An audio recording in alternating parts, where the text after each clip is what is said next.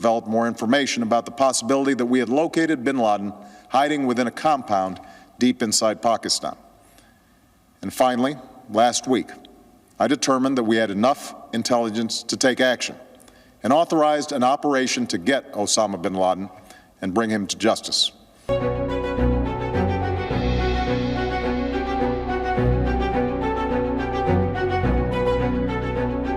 For the Muslim world, the question was stark. Was Pakistan clueless or complicit? Either answer damaged credibility. Within months, trust evaporated. Western allies cut aid. Arab states grew cautious. The image of a nuclear-armed, unstable Pakistan began to overshadow the narrative of an Islamic champion. Meanwhile, the Gulf world was changing. Saudi Arabia and the UAE were shifting from ideological politics to pragmatic power economics. They looked east to Asia for trade, not to Islamabad for leadership. أنا أعتقد أن أوروبا الجديدة هي الشرق الأوسط.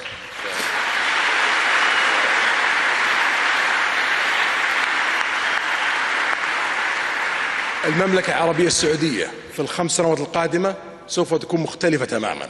البحرين سوف تكون مختلفة تماما. الكويت حتى قطر على خلافنا معاهم لديهم اقتصاد قوي سوف تكون مختلفة تماما بعد 5 سنوات. الإمارات، عمان، لبنان، الأردن، مصر، العراق والفرص التي لديها. إذا نجحنا في ال5 سنوات القادمة سوف تلتحق فينا دول أكثر وسوف تكون النهضة القادمة في العالم في 30 سنة القادمة في الشرق الأوسط إن شاء الله. هذه حرب السعوديين، هذه حربي اللي أخوضها شخصيا، ولا أريد أن أفارق الحياة إلا وأرى الشرق الأوسط في مقدمة مصاف في العالم، وأعتقد أن هذا الهدف سوف يتحقق 100%. الله يعطيك طول العمر يا سيدي. At home, political volatility compounded the problem. Civilian-military rifts, populist leaders clashing with generals, and rhetoric flattering extremists all worried foreign capitals.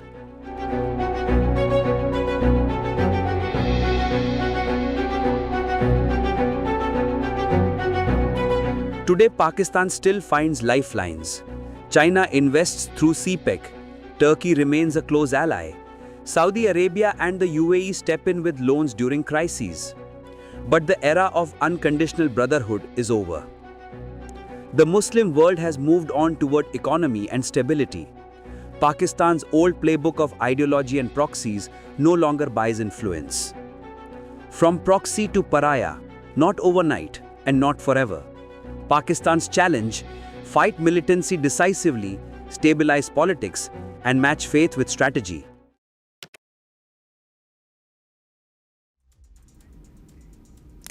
And Israelis and Palestinians celebrated as a major hostage and prisoner exchange on Monday marked a significant step towards ending 2 years of war in Gaza. Now, Israeli Prime Minister Benjamin Netanyahu hailed the return of the hostages from Gaza, calling it a momentous day and crediting US President Donald Trump's leadership to securing their release and brokering a ceasefire with Hamas. The emotional moment comes after 2 years of devastating conflict that left tens of thousands dead and the region deeply scarred. Here's a report.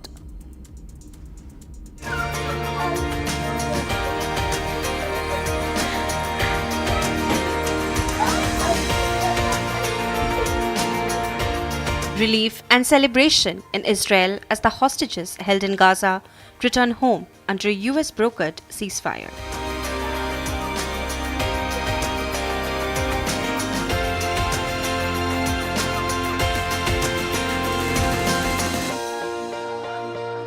Calling it a day of great joy, Prime Minister Benjamin Netanyahu addressed the Knesset, thanking President Trump for his leadership in bringing peace and freedom. This is a momentous day, a day of great joy, as the remaining hostages come home. My wife Sarah and I have met with the hostage families many times. There were no words to describe their agony, only tears of bottomless sorrow and unimaginable pain. At the beginning of the war, I promised to bring all the hostages home. Today, with the indispensable help, the determined and focused help, the unremitting help of President Trump and his team, and with the incredible sacrifice and courage of the soldiers of Israel, we are fulfilling that promise. Netanyahu hailed what he called the indomitable spirit of the Israeli people, saying it is their strength that ensures the nation's survival and future peace. The people give strength to our soldiers, and the people give strength to me and to my colleagues. The Jewish people have risen from the ashes time and again, but when we formed the State of Israel and the Army of Israel, we pledged never again would be defenseless against our enemies. And that resolute strength not only assures our survival, it assures our future, it assures peace. Netanyahu praised President Trump's diplomatic push, saying his leadership has brought new hope for peace across the Middle East. We welcome you here to thank you for your pivotal leadership in putting forward a proposal that got the backing of almost the entire world. A proposal that brings all our hostages home.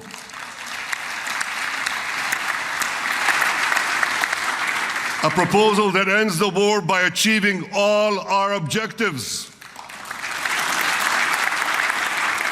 A proposal that opens the door to an historic expansion of peace in our region and beyond our region. Mr. President, you are committed to this peace. I am committed to this peace. And together, Mr. President, we will achieve this peace. Netanyahu also highlighted Trump's historic recognition of Jerusalem as Israel's capital, a moment he said forever cemented their alliance. Under your leadership, we can forge new peace treaties with Arab countries in the region and Muslim countries beyond the region. Abraham's children will work together to build a better future, a future that will unite civilization against barbarism, light against darkness, and hope against despair. And my friends, I believe that with President Trump's leadership, this will happen a lot faster than people think. The Prime Minister expressed hope for future peace treaties across the Arab and Muslim world, describing a vision of unity against extremism. Israel did what it had to do. With indomitable courage, we set out to defend our people, to defeat our enemies, and to release our hostages. Our heroic soldiers fought like lions. They fought on the front lines of civilization and barbarism. Israel achieved amazing victories over Hamas and the entire Iran terror axis. Sinwar, Dev, Khania, Nasrallah, Assad, they're all gone. Reflecting on the war's painful toll, Netanyahu defended Israel's military campaign, saying it was a fight for the nation's survival. As the ceasefire takes hold, Israel's long and bloody conflict gives way, at least for now, to the fragile promise of peace.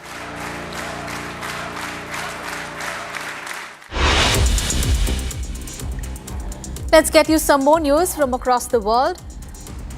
UK Prime Minister Keir Starmer said on Monday that the UK will play a full part in discussions over Gaza's future as world leaders met for a summit in Egypt.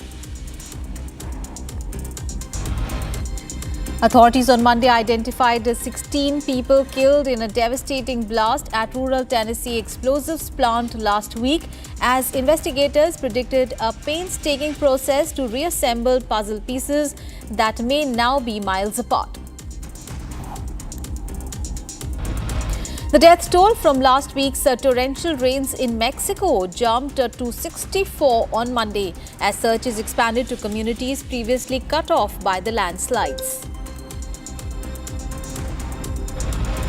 Aerial images showed the devastation left by a fire which ripped through a neighborhood of Peru's capital, Lima.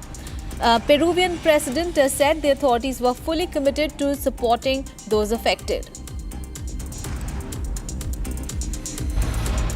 Belgium's Air Force welcomed its first 3 F-35 fighter jets on Monday at the Flornes Air Base in the south of Belgium, and they were welcomed by King Philip of Belgium. The Air Force is replacing and retiring its fleet of F-16 fighter jets that are nearly 40 years old.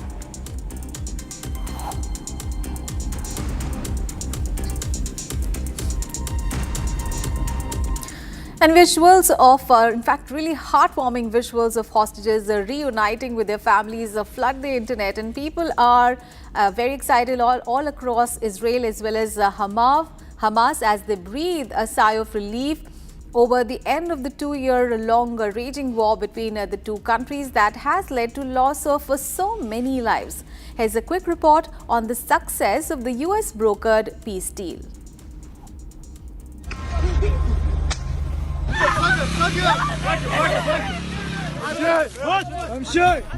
The last released Israeli hostages embraces their families in a tearful reunion on Monday. The hostages were held captive in Gaza for 2 long years before this peace deal arrived amid the two nations' state of socio-political unrest.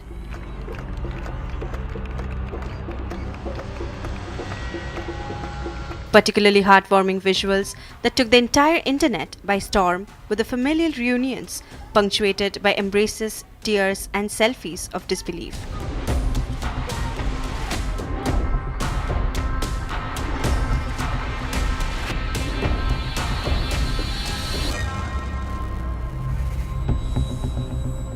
The mother of one released hostage is seen running up to him, enveloping him in an emotional embrace.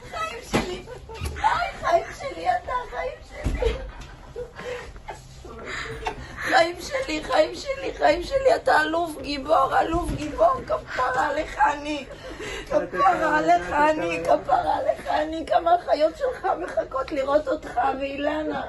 Yet another moment that melted hearts was the familial reunion of Eitan Moore and his parents, soon getting his family on video call as well, cheering the reunion on. The family of a guy also made for a beautiful visual, with his family stuttering in disbelief as to seeing his much-anticipated return.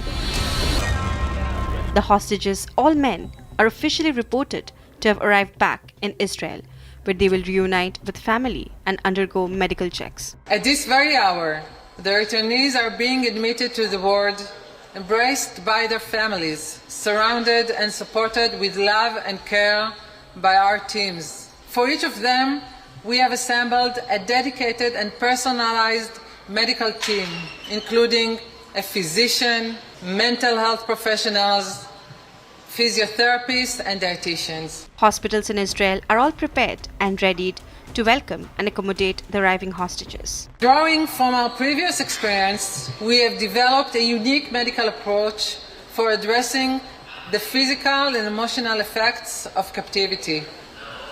This approach emphasizes multidisciplinary care, emotional strength, rehabilitation, and helping each returnee rebuild their health and their life. The bodies of the remaining 28 dead hostages are also expected to be handed over as part of the deal, although the exact timing remained unclear. The releases come as President Donald Trump was in Israel to celebrate the US brokered ceasefire and hostage deal between Israel and Hamas, an agreement that he declared had effectively ended the war and opened the door to building a durable peace in the Middle East.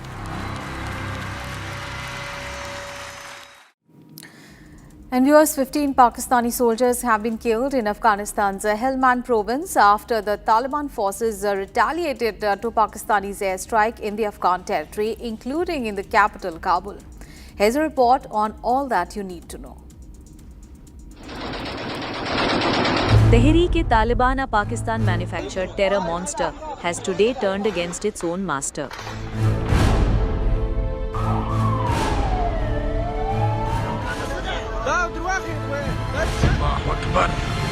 On the night of 11th October 2025, the Afghan Taliban smoked several Pakistani military posts. The terror group claimed to have attacked 16 posts across multiple provinces of Pakistan under its Al-Khandaq operations. The Taliban destroyed Pak's Durand Line security. The group killed 58 Pak soldiers and held 5 as captive.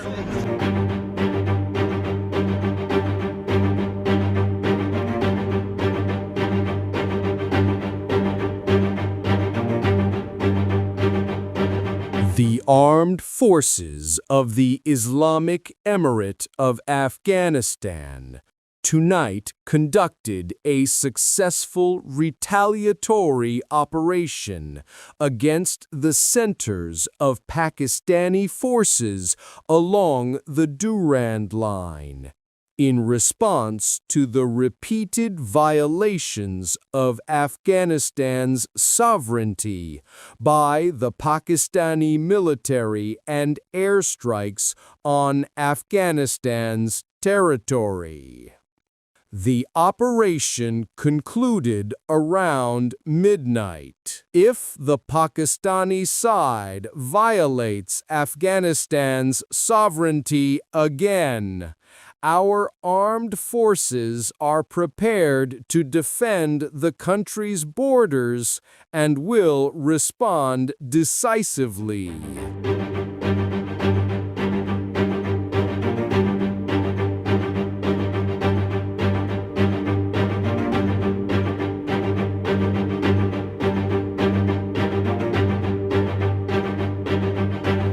हम जैसे हिंदुस्तान के साथ अच्छा ताल्लुकात चाहता है, पाकिस्तान के साथ भी अच्छा ताल्लुकात चाहता है, लेकिन ये ताल्लुकात दोनों तरफ से हो सकता है, एक तरफ से तो नहीं हो सकता है। इसलिए हमारा ख्वाहिश ये है कि ऐसा गलती को तकरार नहीं करना चाहिए। अफ़गानियों का हौसले नहीं आजमाया, उसको ज़्यादा छेड़ना अगर लोग करता है तो वो एक बार अंग्रेज़ से पूछे, फिर सोवियत यूनियन से पूछे, फिर अमेरिका से पूछे, फिर नाटो से पूछे, ताकि वो आपको थोड़ा सा समझाए कि भाई अफ़गानिस्तान के साथ ऐसा खेल करना ये अच्छा नहीं है। Once Pak's extreme loyalist,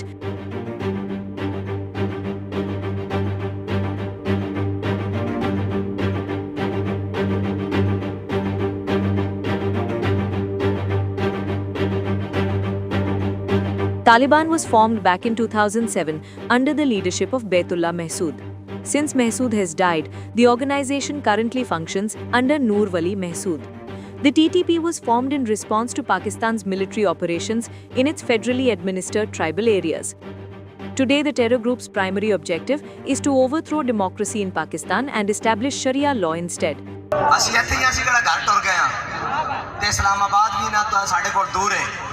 ਤੁਸੀਂ ਇੱਥੇ ਬੜੇ ਜੋਸ਼ ਜਜ਼ਬੇ ਨਾਲ ਇੱਥੇ ਬਹਿਣਾ ਅਸੀਂ ਤੁਹਾਡੇ ਨਾਲ ਤੇ ਇਨਸ਼ਾਅੱਲਾ ਜਦੋਂ ਐਲਾਨ ਹੋਏਗਾ ਕਿ ਅਗਾ ਜਾਣਾ ਤੇ ਫਿਰ ਖੰਦਕਾਂ ਕੀ ਤੇ ਕੰਟੇਨਰ ਕੀ ਤੇ To achieve this, the group has carried out deadly attacks on Pakistan's security forces, politicians and civilians, destabilizing large parts of the country's northwest.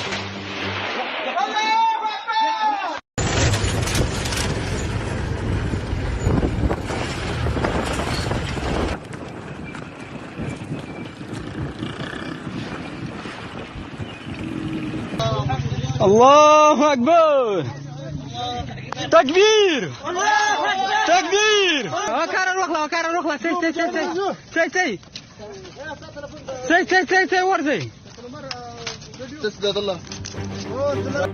According to the UN report, TTP has increased attacks on Pakistan ever since it has returned to power in Afghanistan.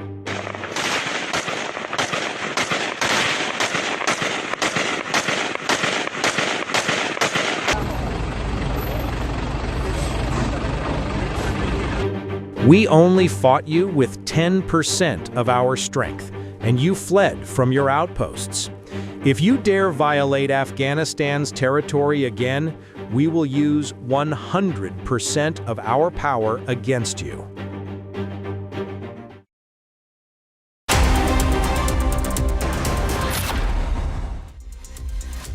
Both of your elections, the biggest issues were the economy and immigration. Now you're getting credit from Democrats and Republicans for this Middle East peace deal. Where does it fit Where do you think it fits into your legacy?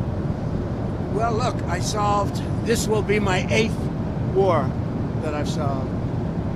And I hear there's a war now going between Pakistan and Afghanistan. I said, I'll have to wait till I get back. You know, I'm doing another one because I'm good at solving wars. I'm good at making peace. And it's an honor to do it. I saved millions of lives. Millions of lives. Now, in all fairness to the Nobel Committee, it was for 2024. And this was picked for 2024. But there are those that say you could make an exception because a lot of things happened during 25 that are done and complete and great. But I did this not for Nobel. I did this for saving lives. I mean, we've saved millions of lives. Think about India, Pakistan. Think about some of the wars that were going on for years. We had one going for 31, one going for 32, one going for 37. From Asia's largest news headquarters, setting the agenda for Bharat.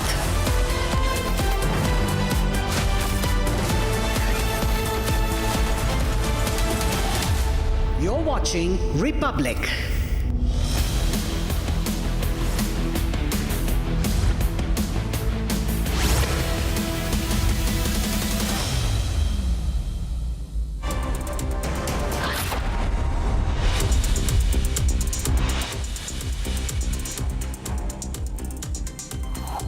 And the top headlines coming in. Trump co-chaired the Gaza Peace Summit in Egypt, where over 20 world leaders gathered to end the war in Gaza and usher in a new era of regional stability.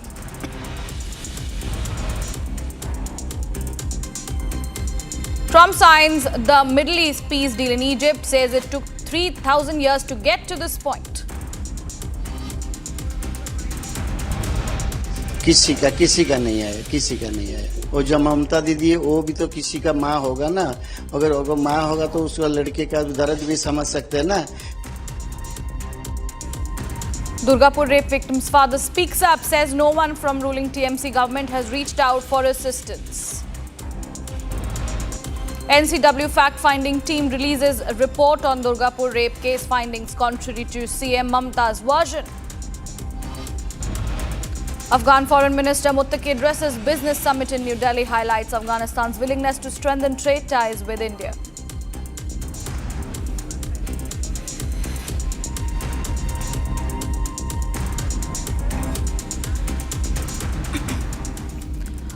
Welcome back, viewers. Thank you for staying with us. Our top focus: outrages growing across West Bengal over the shocking gang rape of a second-year MBBS student at Durgapur Medical College. The investigation has gathered pace with 2 more arrests, even as the political temperatures continue to rise. Here's the full story. Take a look. The investigation into the shocking gang rape of a second-year MBBS student at Durgapur Medical College has intensified. 2 more individuals were arrested on Monday in connection with the case, bringing the total number of accused to 5. A Durgapur court has granted 9 days of police custody for the 2 newly arrested suspects as the probe continues to unfold. Meanwhile, the incident has sparked widespread outrage. In a show of solidarity with the victim and her family, BJP workers held protests across West Bengal, accusing the ruling Trinamool Congress of fostering lawlessness in the state. Leader of the opposition and BJP MLA Shubhendu Adhikari launched a scathing attack on Mamata Banerjee government, alleging that the TMC administration is shielding rapists. सरकार खुद ही rapist है, rapist का protector है ममता बनर्जी का सरकार. जो Nasiruddin arrest हुआ है वो दुर्गापुर म्युनिसिपल कॉर्पोरेशन का कैजुअल एम्प्लॉय भी है और तृणमूल का युवा नेता है. टीएमसी खुद ने रेप का साथ जुड़ा हुआ है, वो कैसे प्रोटेक्शन करेगा?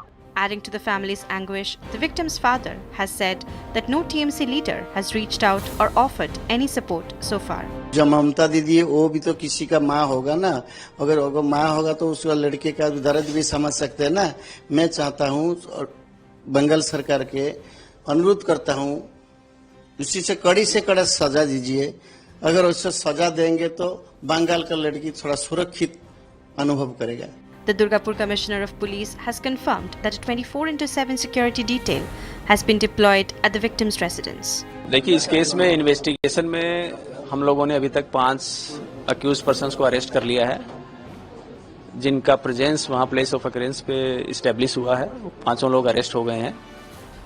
इसके अलावा इन्वेस्टिगेशन सही दिशा में चल रहा है. कल भी हमारे यहाँ जो डीसीपी हैं उनकी खुद की बात हुई है उनके साथ में. उनको फिर से आश्वस्त किया गया है, उनको बोला गया है कि जो भी आपको पर्सनल गार्ड या दूसरा कोई भी किसी भी तरह की सेफ्टी एंड सिक्योरिटी की जरूरत है वो हम लोग प्रोवाइड करेंगे. In a further show of political condemnation, the Odisha BJP Mahila Morcha president visited the victim's family and slammed Mamata Banerjee's recent remarks on the case. She is talking gibberish and talking whatever that does not make sense, like girls should not go out in the evening. So she is the chief minister. Law and order is under her control, and if something bad happens in the state, she should take the responsibility and accountability of whatever has happened. The TMC has come under sharp criticism, not just for the incident itself, but also for what many are calling deeply insensitive and dismissive statements by its leaders. Bengal में महिलाएं का सुरक्षा दूसरा प्रांत से अच्छा है. आरजीकर कितने 1 साल हो गया आरजीकर का घटना, और एक ठो घटना हुआ, दोनों ही दुर्भाग्यजनक है. As the nation watches in horror, the incident and the dismissive tone around it raises one painful and urgent question. How many more such cases will it take before our states prioritize the safety of women and children with the seriousness it demands, through stronger law enforcement, swift justice, and real political accountability? Moving on, viewers, the celebrity hairstylist Javed Habib is facing serious allegations of running a cryptocurrency scam through his company. The police have arrested the police have registered 33 FIRs against them in Uttar Pradesh's Sambal for allegedly duping over 100 investors and also he has been given 1 week ultimatum to appear and provide proper documents. Here's the report. Take a look for more details. From styling hair for Bollywood stars to now standing accused in a multi-crore scam, celebrity hairstylist Javed Habib is in a serious legal soup. Habib is accused in a multi-crore cryptocurrency fraud case with 33 separate cases that have already been registered against him, and the probe is only intensifying. Javed Habib is known across India for his salon empire, and celebrity clientele is in the spotlight for all wrong reasons. Habib has been allegedly involved in a massive cryptocurrency scam worth crores. He has been formally summoned to appear before the investigating officer within a week. However, Habib has told authorities he is unwell and that he is unable to appear. The documents submitted on his behalf have failed to satisfy the police. Javed Habib came to Sambal 2.5 years ago at the pretext of taking 5 to 7 crore rupees from the investors. More than 100 individuals invested 5 to 7 lakh rupees per person. They were promised that 50 to 70% returns will be given in a year's time, but 2.5 years passed and they did not receive a single penny. After that, these individuals approached police. We conducted an inquiry and found that there was enough evidence to register an FIR. 33 FIRs have been registered so far against Javed Habib's son, and there is a gentleman called Saifullah. They all three have been staying away from police. They have not cooperated so far. None of them have come to police. We have given them notices to appear in person as well. Their lawyer has approached us, but Javed Habib has not come to Sambal. He was supposed to come here yesterday. More cases could be registered in coming days, and police are suspecting an even wider network of fraud. If Javed Habib does not face questioning in the coming week, police have shown readiness to conduct raids to recover more evidence. Because the Congress party, which has been throwing around allegations of vote chori against others, now finds itself facing the same charge. In Telangana, the ruling Congress government is being accused of vote chori by the BRS. Party President K.T. Ramarao has even put forward what he calls strong evidence to back the claim. Let's take a look. As the Congress flung allegations of vote chori at the BJP, the Bharat Rashtriya Samiti Party or BRS has found evidence of the Congress committing vote chori in Telangana. K.T. Ramarao, working president of the BRS, on Wednesday accused the Congress government of electoral malpractice in the Jubilee Hills constituency. KTR brought evidence, telling the media that they found the same person with several voter cards, an unimaginable number of people living in the same non-existent house, and bulk additions with no explanations. Mr. Rahul Gandhi keeps accusing of that the CEC and Election Commission of India has indeed become an instrument in the hands of BJP. Now, we are saying that the local Congress party here, Congress government here, in collusion with the local officers, grassroots level officers, has indulged in several malpractices. We hope that the CEC will respond, immediately seek a report from the CEO here and ask for a thorough investigation, and heads should roll. Whoever has done this, whoever has indulged in this should be punished, and this should be taken up seriously. I request the media as well. Please don't take my word. मैं आपको पूरा सबूत दे रहा हूँ. आप जाइए, घर-घर जाइए. आप भी तहकीकात करिए, इन्वेस्टिगेट करिए. अगर हम जो कह रहे हैं वो सच है, तो ज़रूर हिंदुस्तान को दिखाइए कि क्या हो रहा है यहाँ पे. और उम्मीद करते हैं, despite all this, we will still win with a big majority. We are not saying that this is going to affect our victory, but at the same time, elections should be free and fair. Agar if the voter list itself is not fair, then there is no question that elections will be free and fair. Republic went to the building where 43 people were registered to the same address. Ahead of Jubilee Hills bypoll in Telangana, the BRS party, the opposition party in Telangana, has alleged that the Congress has registered 43 voters as eligible voters in the voter list are having the same house address. So the BRS party is demanding a probe into this particular vote chori that they are claiming it to be, and they are saying that when Rahul Gandhi is making his agenda as a vote chori in Bihar, the same should be applicable in Telangana as well when there's elections ahead. In an exclusive interview with Republic, BRS leader Dr. Kishan Mane provided further clarity on the allegations put on the Congress. Has a vote in Bongir, and Kranti Kumar Nangunuri, same parent name Yadaya, has got his vote registered in Jubilee Hills. Is this not vote chori? The Congress government has been exposed that while Rahul Gandhi preaches but does not practice, that the Congress government here is indulging in vote chori, and we demand a fair and transparent investigation and detailed explanation on this. As the evidence-backed accusations of the BRS makes headlines, Congress seems to be guilty of the same crime they keep accusing others of.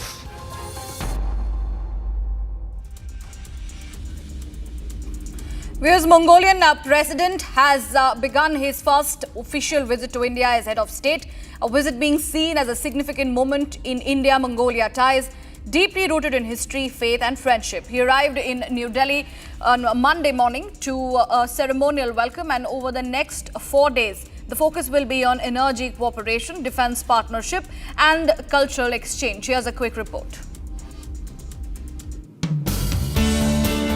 Mongolian President Khureilsuk Ukhna touched down in Delhi on Monday, beginning a 4-day state visit at the invitation of President Draupadi Murmu. President Ukhna was received at the airport by Minister of State for Civil Aviation and Cooperation, Muralidhar Mohol. He was accorded a ceremonial welcome, complete with a guard of honor, marking the start of a packed diplomatic agenda. The Ministry of External Affairs said that the visit reinforces India's and Mongolia's deep civilizational bonds and long-standing cultural friendship. The Mongolian leader arrives with a high-level delegation, including cabinet ministers, MPs, business leaders and cultural representatives. During his stay, President Ukhna will also hold wide-ranging talks with Prime Minister Modi, reviewing cooperation in energy, defense, trade, and people-to-people ties. President Murmu is also set to host a state banquet in his honor, while Vice President C.P. Radhakrishnan, Defence Minister Rajnath Singh, and EAM Chair Shankar will also be visiting the dignitary. This is President Ukna's first visit to India as Mongolia's head of state, a visit seen as a reaffirmation of the shared democratic and spiritual values that bind the two nations. As New Delhi rolls out the red carpet, the focus is on strengthening an ancient partnership for a modern world, one that blends cultural roots with strategic and diplomatic collaboration.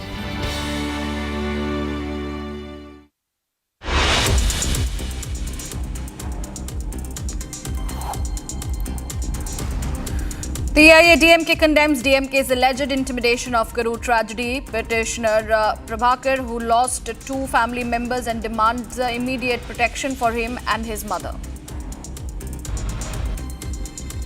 Odisha Chief Minister Mohan Charan Amaji, along with the BJP MP Sambit Patra, offered prayers at Lord Jagannath Temple in Puri.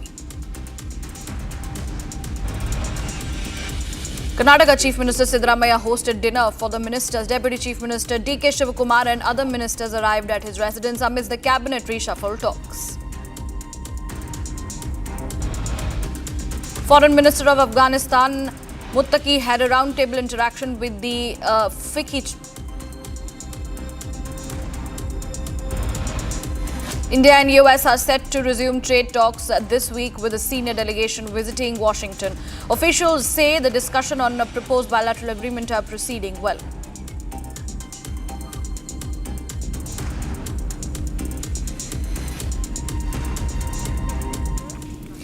Viewers, a tragic incident has been reported from Telangana, where a 3-month-old infant has died shortly after being administered the polio drops.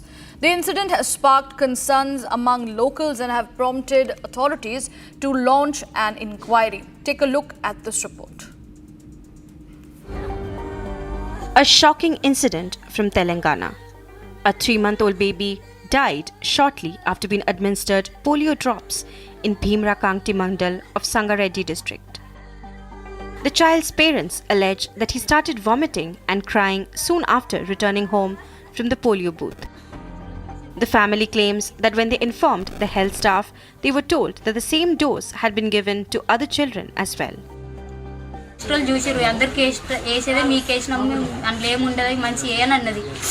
ఇంకా ఏడుపు ఎక్కువనే పెదవులన్నీ ఎండుకపోతున్నాయి, తాగుతలేడు, అసలు పాలు తాగుతలేడు, అవన్నీ ఎండుకపోతున్నాయి. మళ్ళీ ఇంటికి వచ్చినాము, ఈయన వెనుక ముందు ఆలోచిస్తున్నాడు. ఇక ఏం చేయాలో మాకేం అర్థం కాలేదు sir. The local health department has reportedly begun an inquiry into the incident to ascertain the exact cause of death. The incident has raised questions over vaccination safety protocols and on-ground medical response. Investigations are currently underway to determine whether the death was linked to the polio dose. And shifting our focus, viewers, the NCW has released a report on the Durgapur rape by the fact-finding team. The NCW findings are contrary to the Chief Minister's version. And in fact, as per the report, it said that the victim left campus at around 8 p.m. The report also says that the state's grave admin failure, no road patrolling despite initiative. In fact, the Bengal police have been called out over the lapse, and they have also mentioned in the report that the site of incident wasn't cordoned off.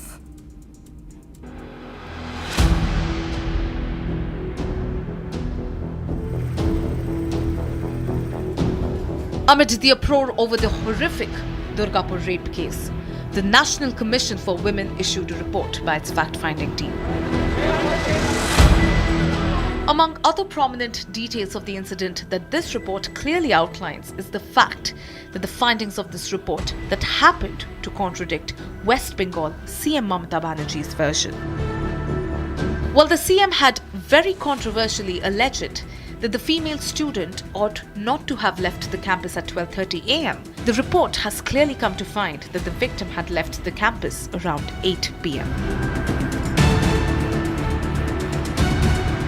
This contradiction in the timing of the victim's outing comes amid the West Bengal CM being on the receiving end of online outrage over her regressive remarks on quote-unquote girls not being allowed to come out at such times. सरकार खुद ही rapist है, rapist का protector है ममता बनर्जी का सरकार। जो Nasiruddin arrest हुआ है वो दुर्गापुर म्युनिसिपल कॉर्पोरेशन का कैजुअल एम्प्लॉय भी है और तृणमूल का युवा नेता है। टीएमसी खुद ने रेप का साथ जुड़ा हुआ है, वो कैसे प्रोटेक्शन करेगा? Amid real-time health updates of the victim and the support and aid that the Commission shall provide for her, the report also blames the state government for its alarming systematic failure in ensuring safety and accountability within institutional and administrative structures. The institute in itself was also called out for utter lack of adequate security infrastructure that needed to prevent and combat such situations. The report also found the lack of police patrolling at the area along which the incident occurred, despite the area being commonly known for antisocial and criminal activities. The government's Ratri Shati project was also found as non-functional around the area, which ironically was set up predominantly to avoid such incidents.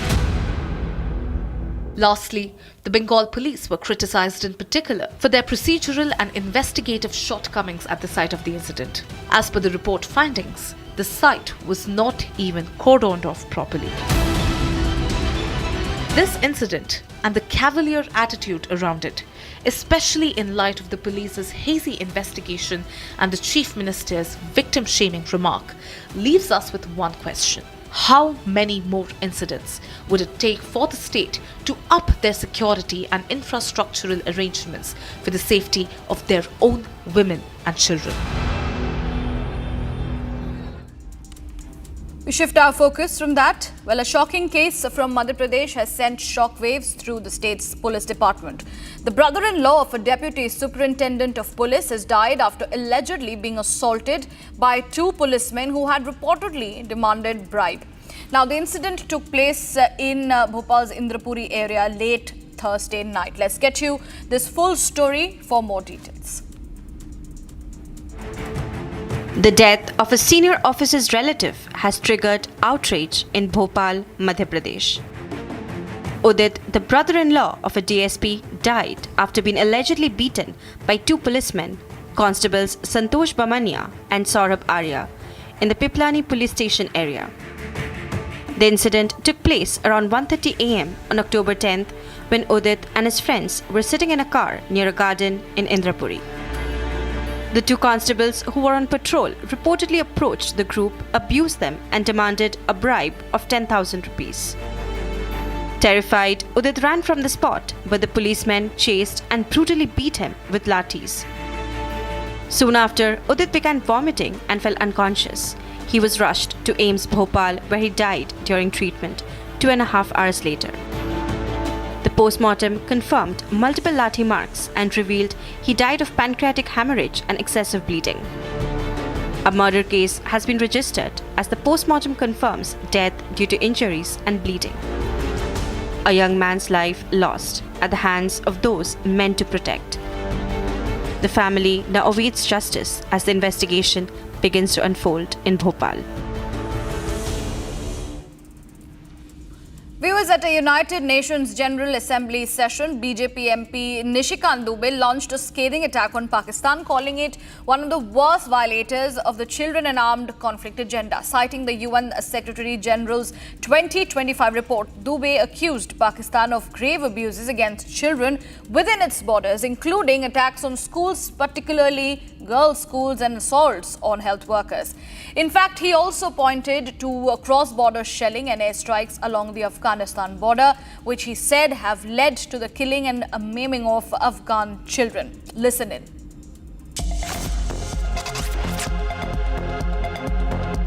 महोदय, मेरा शिष्टमंडल बाल अधिकारों के विषयों पर अपनी प्रस्तुतियों के लिए जनादेश धारकों का धन्यवाद करता है, जिन्होंने भारत की महत्ता को स्वीकारा है। दूसरी ओर पड़ोसी पाकिस्तान इसके विपरीत उदाहरण प्रस्तुत करता है। यह एक ऐसा देश है जो CAA एजेंडे का सबसे गंभीर उल्लंघन करने वालों में से एक है। हम उनकी सीमाओं के भीतर बच्चों के साथ हो रहे गंभीर दुर्व्यवहारों से दुनिया का ध्यान हटाने के लिए उनके प्रयासों की कड़ी निंदा करते हैं। जैसा कि CAAC पर महासचिव द्वारा 2025 में जारी रिपोर्ट और साथ साथ चल रहे सीमा पार आतंकवाद से भी स्पष्ट होता है कि अपनी सीमाओं से परे इस रिपोर्ट में पाकिस्तान द्वारा स्कूलों विशेषकर बालिका विद्यालयों में स्वास्थ्य कर्मियों पर किए हमलों का विस्तृत ब्यौरा प्रस्तुत किया गया है और अफगानिस्तान सीमा की उन घटनाओं के बारे में बताया गया है जहां पाकिस्तान द्वारा सीमा पार से की गई गोलीबारी और हवाई हमले सीधे तौर पर अफगान बच्चों की हत्या और अपहंगता के लिए जिम्मेदार हैं। Coming up on the other side after the break, Trump signs the Middle East peace deal in Egypt, says it took 3,000 years to get to this point.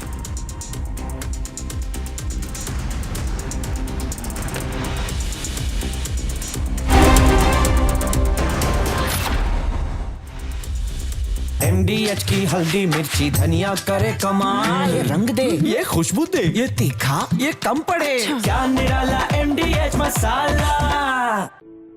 In the India Today Best Universities Survey, India's #1 ranked universities in various streams are JNU Delhi, Amity University, AIMS Delhi, IIT Delhi, and National Law School Bengaluru.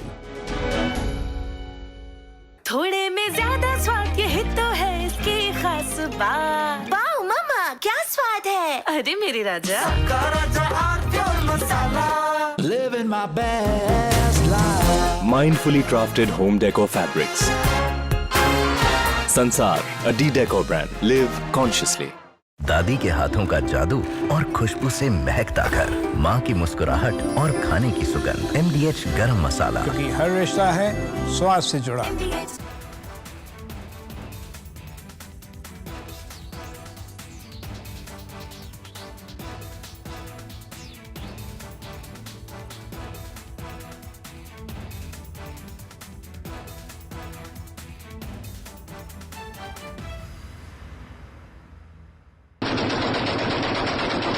Tehreek-e-Taliban, a Pakistan-manufactured terror monster, has today turned against its own master.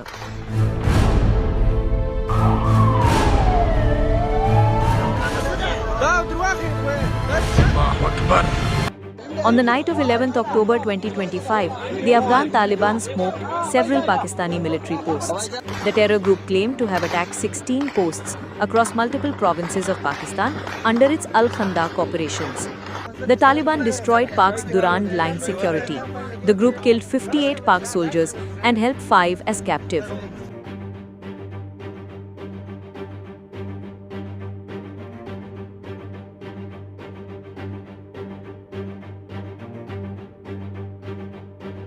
The armed forces of the Islamic Emirate of Afghanistan tonight conducted a successful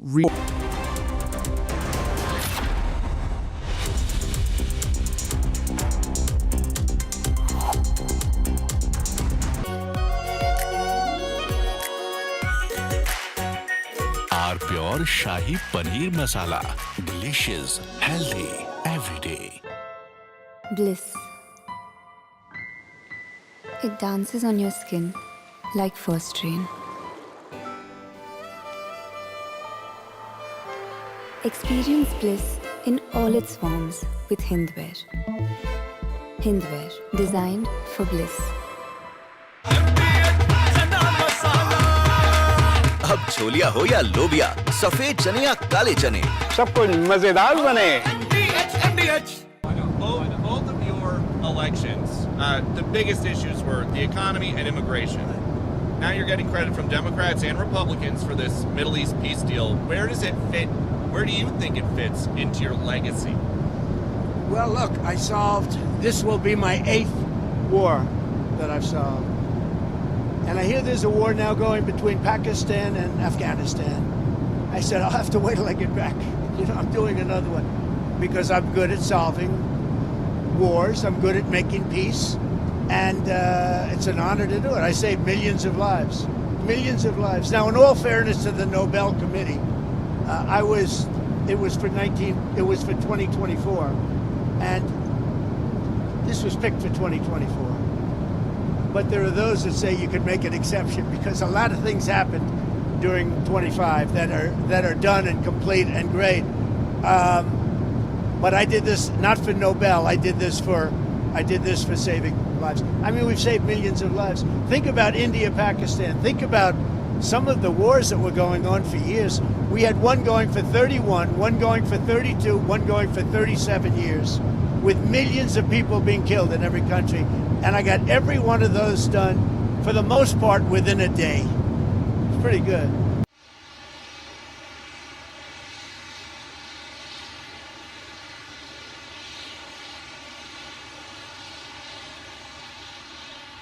On tough statements because we are taking.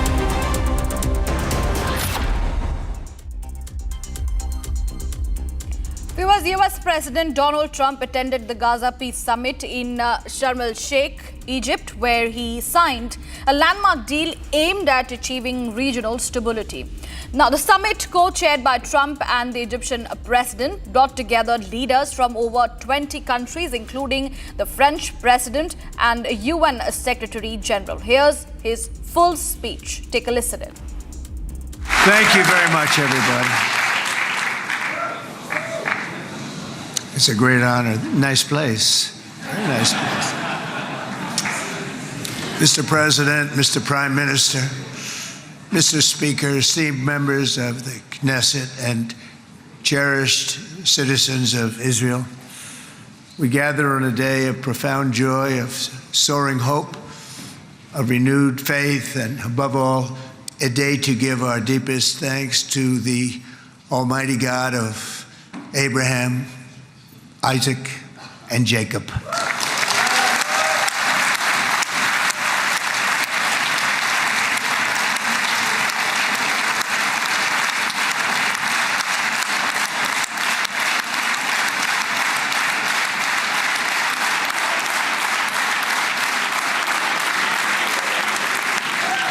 After 2 harrowing years in darkness and captivity, 20 courageous hostages are returning to the glorious embrace of their families, and it is glorious.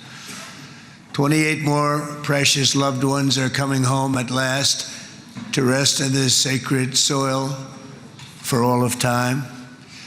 And after so many years of unceasing war and endless danger, today the skies are calm, the guns are silent, the sirens are still, and the sun rises on a holy land that is finally at peace, a land and a region that will live, God willing, in peace for all eternity.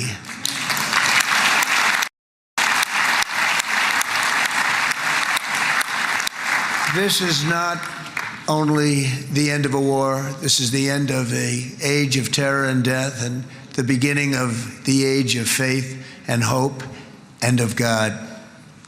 It's the start of a grand concord and lasting harmony for Israel and all the nations of what will soon be a truly magnificent region. I believe that so strongly. This is the historic dawn of a new Middle East. I want to express my gratitude to a man of exceptional courage and patriotism, whose partnership did so much to make this momentous day possible. You know who I'm talking about. There's only one, Prime Minister Benjamin Netanyahu. Bibi, please stand up.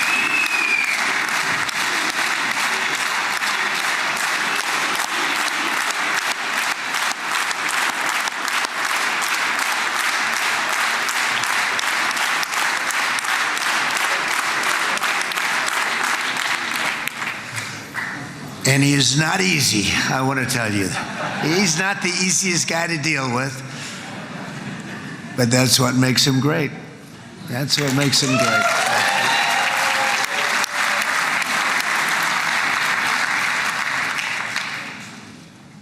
Thank you very much, baby. Great job.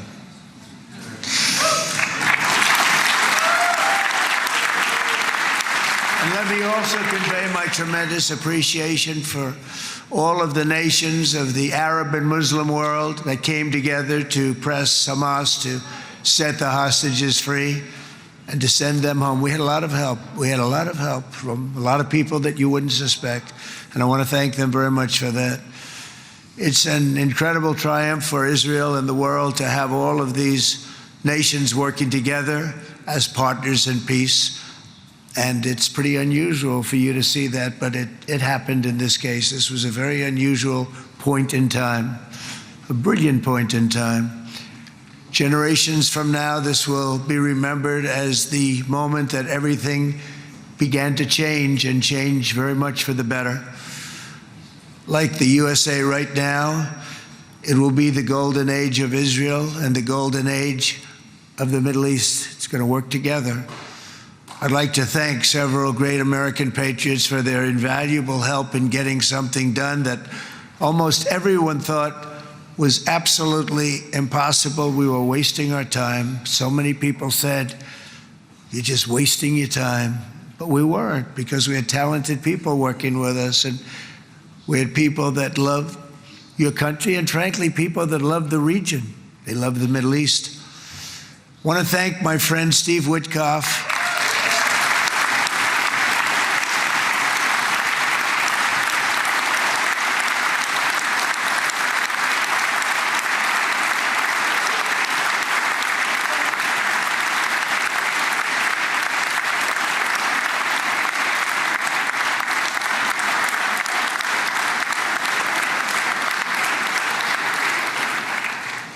You know, Steve was chosen by me.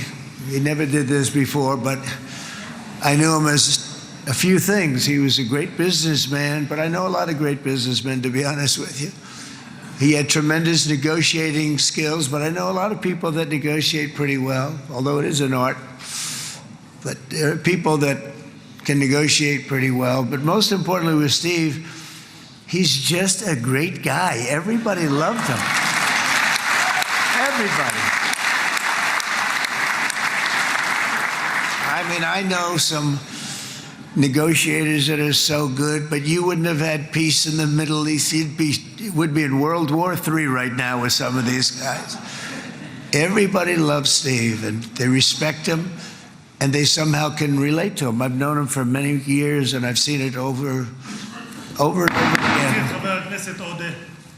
להוציא את חבר הכנסת הזה, להוציא אותו מהאולם, להוציא אותו מיד, החוצה, החוצה, החוצה. להוציא גם את חבר הכנסת כסיף, להוציא את חבר הכנסת כסיף מהאולם, להוציא אותו מיד.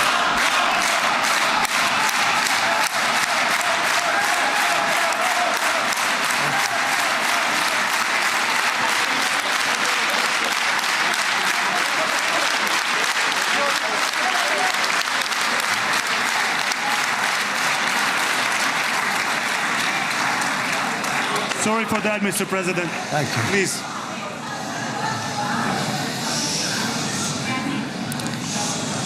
That was very efficient.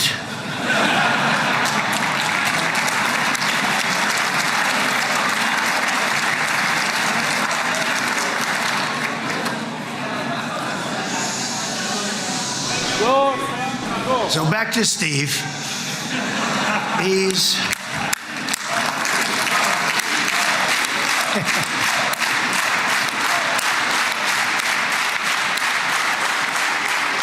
But I tell one story because he was so involved, and then we called in Jared. We need that brain on occasion. We got to get Jared in here. We got to get a certain group of people. But Steve started this all by himself. I call him Henry Kissinger, who doesn't leak.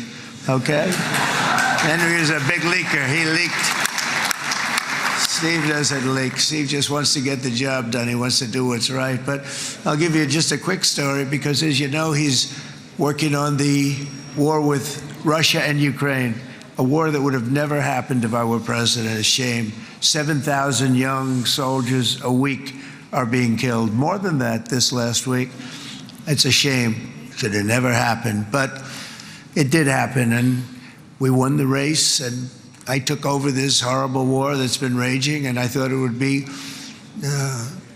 easily settled. I thought it was a hell of a lot easier than doing what we just did very successfully with Israel and a lot of other people. But this came first, and we'll get that one. But I set up a meeting for him to meet with President Putin, thinking it would be a 15 or a 20-minute meeting. Steve had no idea about Russia, had no idea about Putin too much, didn't know too much about politics, wasn't that interested. He was really good at real estate, but he had that quality that I was looking for, and I didn't see it around in too many ways. And I set up the meeting with Putin, and I called. I said, is Steve finished yet? That was about a half an hour into the meeting. No, sir, he's not. He's still inside. This is in Moscow. I said, well, how's he doing? I don't know, sir. He's still inside. I called up an hour later. Let me speak to Steve. Sir, he's still with Putin. He's with President Putin. I said, wow, it's a long meeting, 1 hour. I called up an hour later, he was still with Putin. 3 hours later, he was still with Putin. 4 hours later, he started to get the word that he was going to be coming out soon. And in 5 hours, he came out. I said, what the hell were you talking about for 5 hours? And he says, just a lot of interesting things. We're talking about a lot of interesting things, including what he went in there for, but you can't talk about it for 5. You can talk about it for a certain period of time, and you know what you're getting. But that's a talent. That's a talent where you can do that. Most people I'd send in, number one, they wouldn't be accepted. Number two, if they were, the meeting would last 5 minutes. And that's what happens with Steve. Everybody loves him. They love him on this side. They love him on the other side. And he really is. He's a great negotiator because he's a great guy. So thank you very much, Steve. Very much.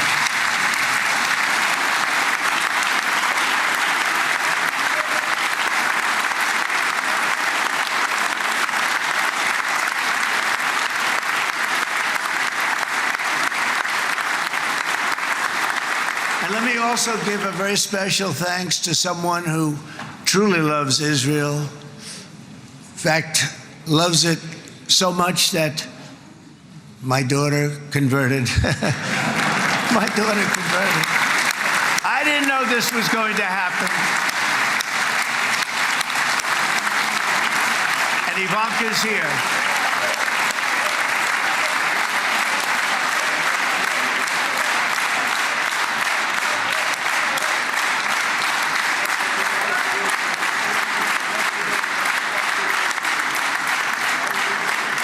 And Bibi, you do know this was not in the cards for me. You understand that. And she is so happy, and they are so happy. At least I think they're happy. If they're not, we have a big story, right? No, they have a great marriage, and they get along great. They're best friends. They have a very special relationship. But Jared has been so helpful. He really did something very special. He established the Abraham Accords with a group of very wonderful people. I like calling it the Avraham Accords because people that, right? Avraham. It's so cool. It's so much sort of nicer, you know? The Abraham versus the Avraham.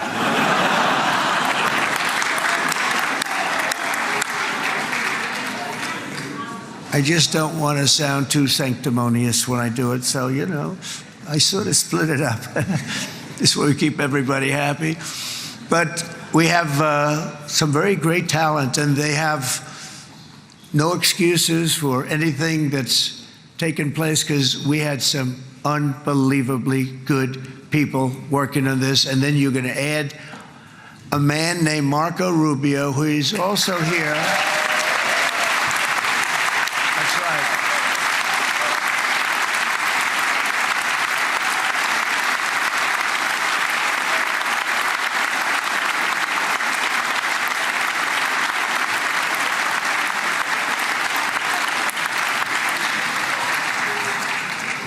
And I have a prediction that Marco will go down, I mean this, as the greatest Secretary of State in the history of the United States. I believe that. I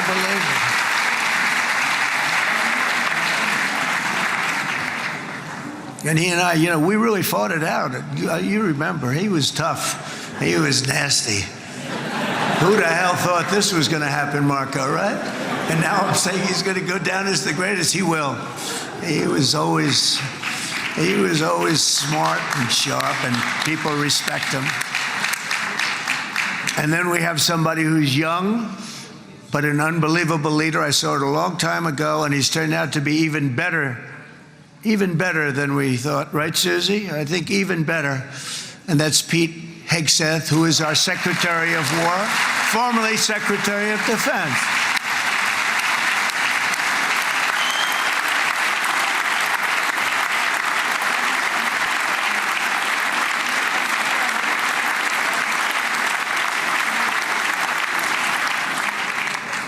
And as you know, we decisively won World War I.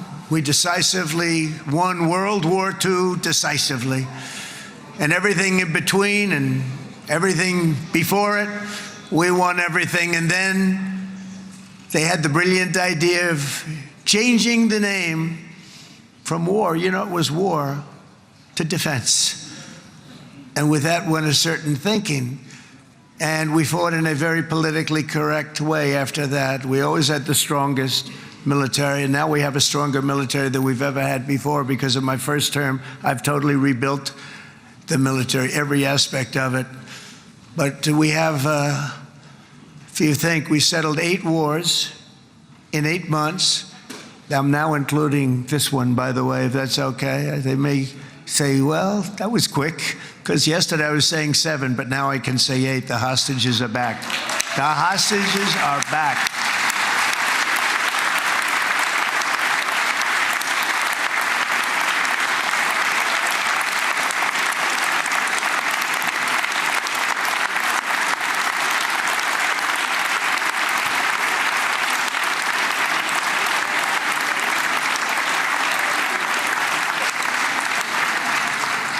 It is a good feeling. Isn't that nice to say? You know, I just said the hostage. First time I said the hostages are back. It feels so good to say it. But when you settle 8 wars in 8 months, that means you don't like war. Everyone thought I was going to be brutal. In fact, I remember Hillary Clinton during a debate, she said, look at him, he's going to go to war with everybody.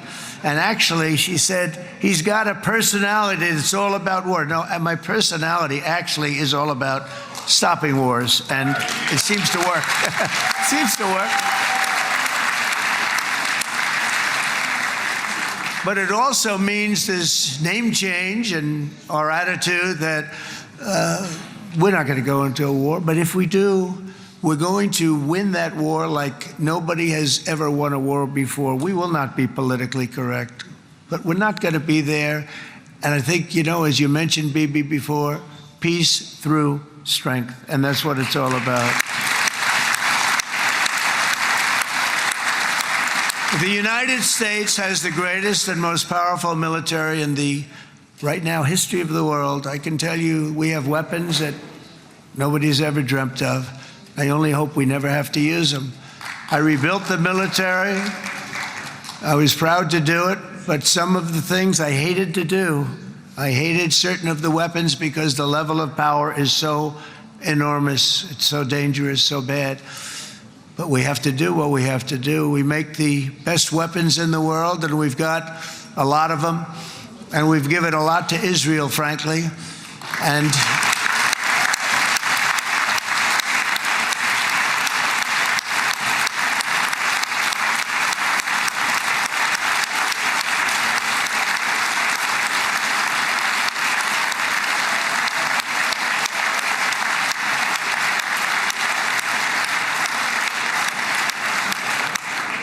I mean, Bibi would call me so many times, can you get me this weapon, that weapon, that weapon? Some of them I never heard of, Bibi, and I made them. But we'd get them here, wouldn't we? And they are the best. They are the best. But you used them well. It also takes people that know how to use them. And you obviously used them very well. But so many that Israel became strong and powerful, which ultimately led to peace. That's what led to peace. So as we celebrate today, let us remember how this nightmare of depravity and death all began.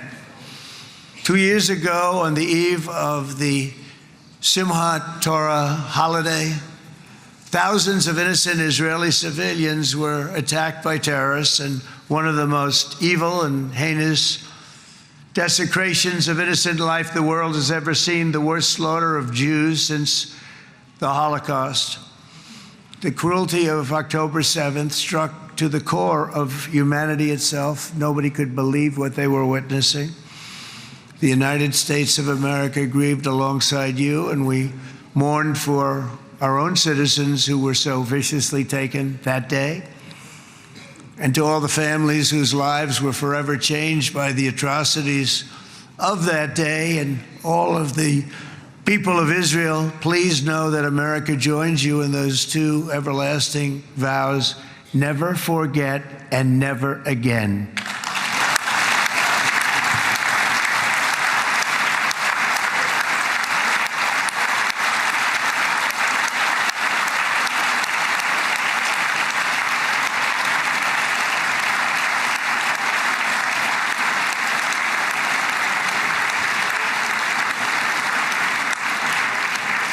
From October 7th until this week, Israel has been a nation at war, enduring burdens that only a proud and faithful people could withstand. It was a very tough period of time. For so many families across this land, it has been years since you've known a single day of true peace. But now at last, not only for Israelis, but also for Palestinians and for many others, the long and painful nightmare is finally over. And as the dust settles, the smoke fades, the debris is removed, and the ashes cleaned from the air, the day that breaks on a region transformed, and a beautiful and much brighter future appears suddenly within your reach. This is now a very exciting time for Israel and for the entire Middle East, because all across the Middle East, the forces of chaos, terror, and ruin that have plagued the region for decades now stand weakened, isolated, and totally defeated. A new coalition of proud and responsible nations is emerging, and because of us, the enemies of all civilization are in retreat. Thanks to the bravery and incredible skill of the Israeli Defense Forces and Operation Rising Lion,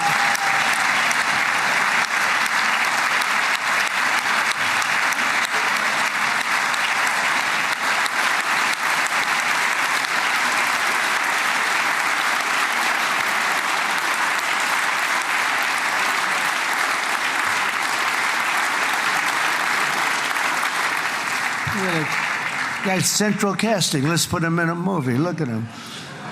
Great job. And my people loved working with you. Loved it. They worked so well together. But many of Iran's top terrorists, including nuclear scientists and commanders, have been extinguished from this earth. And with Operation Midnight Hammer, boy, that's a great name for that, what we did last June. The United States military flew 7 of those beautiful B-2 bombers. They look so beautiful all of a sudden. They were always, I thought they were pretty planes. I had no idea they could do what they did. In fact, we just ordered 28 more of them. A little updated version.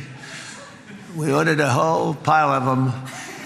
And almost 100 other planes went with them, including fighter jets. And we had 52 tankers, big, beautiful, brand new tankers that were loading them up 4 or 5 times. They've traveled 37 hours back and forth, think of that. But we had tankers all over the sky for all the other planes. We had the F-22s, the F-35s, F-16s. We had a hell of a lot of planes.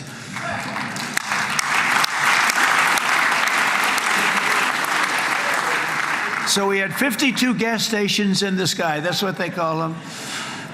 I'll tell you, I wouldn't want to be flying one of them. We have our great General Raisin Cane right here. General, stand up. This guy, what a general.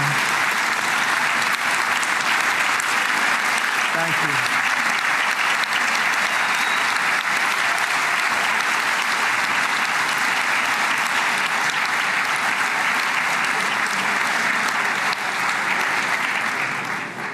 I asked General Kane, I said, we're having problems with ISIS, and I was in Washington, and I asked, how long would it take to defeat ISIS? And my Washington generals told me, 3, 4, maybe 5 years, sir.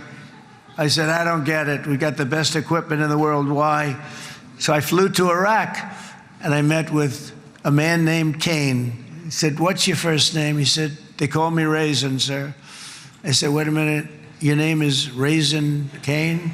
I've been looking for you for a long time. You gotta be kidding. So they told me 3, 4, 5 years to defeat ISIS.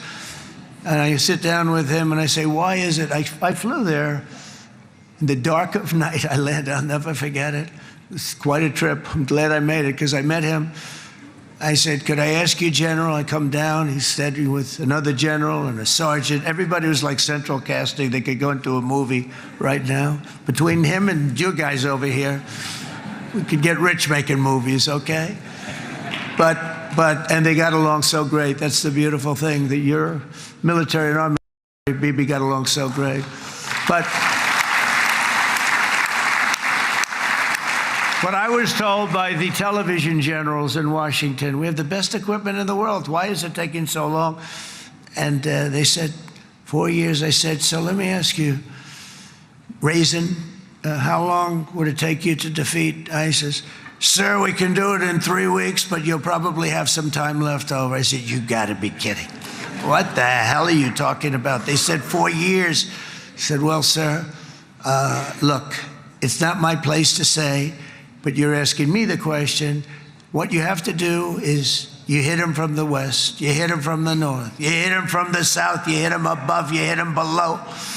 I said, so why didn't they do it? And he didn't want to speak badly of his superiors, which is hard to believe they were his superiors. It should have been the other way around a long time ago, because he's the one that did Operation Hammer. It was flawless. It was flawless. It was absolutely flawless.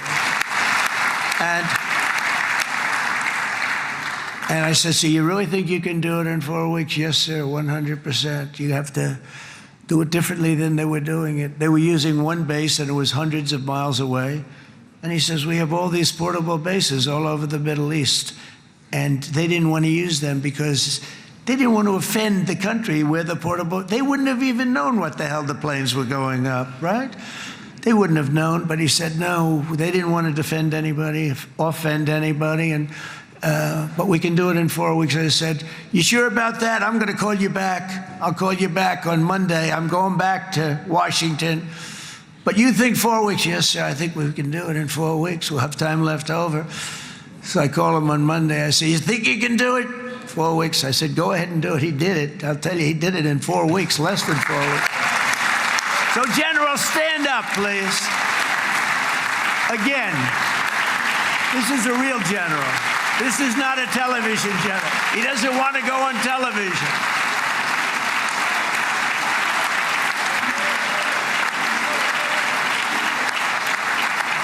He doesn't want to go on television. I said the other guys love being on television.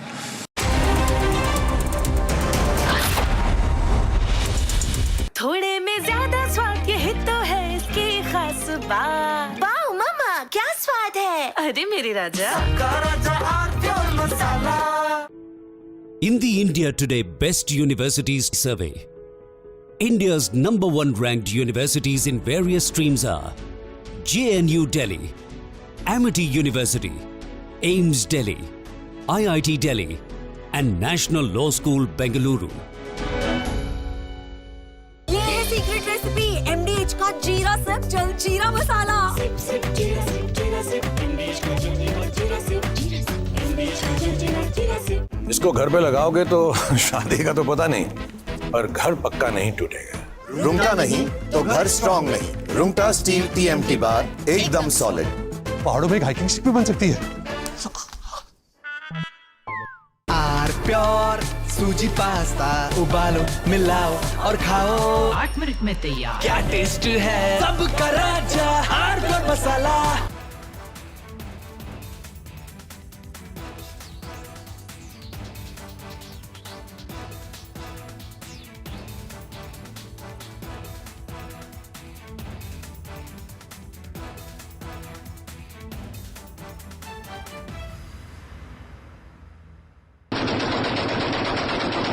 Tehreek-e-Taliban, a Pakistan-manufactured terror monster, has today turned against its own master.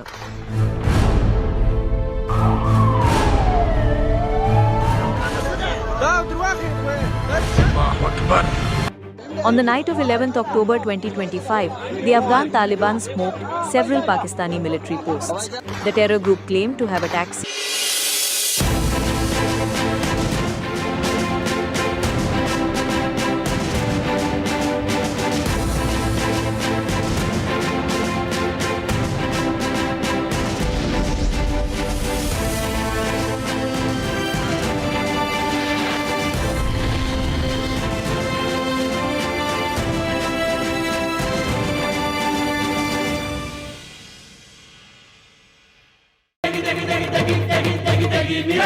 MDH की देगी मिर्च देगी मिर्च का तड़का अंग अंग फड़का MDH की देगी मिर्च Living my best life Mindfully crafted home decor fabrics.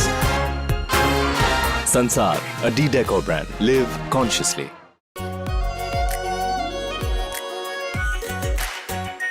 Our pure Shahi Paneer Masala. Delicious, healthy, every day. Bliss. It dances on your skin like first rain. Experience bliss in all its forms with Hindwear. Hindwear, designed for bliss. आधे bowl दही में 4 चम्मच MDH चटनी पुदीना मसाला डाला stir करो पुदीना चटनी तैयार MDH चटनी पुदीना मसाला MDH Both of your elections, the biggest issues were the economy and immigration. Now you're getting credit from Democrats and Republicans for this Middle East peace deal.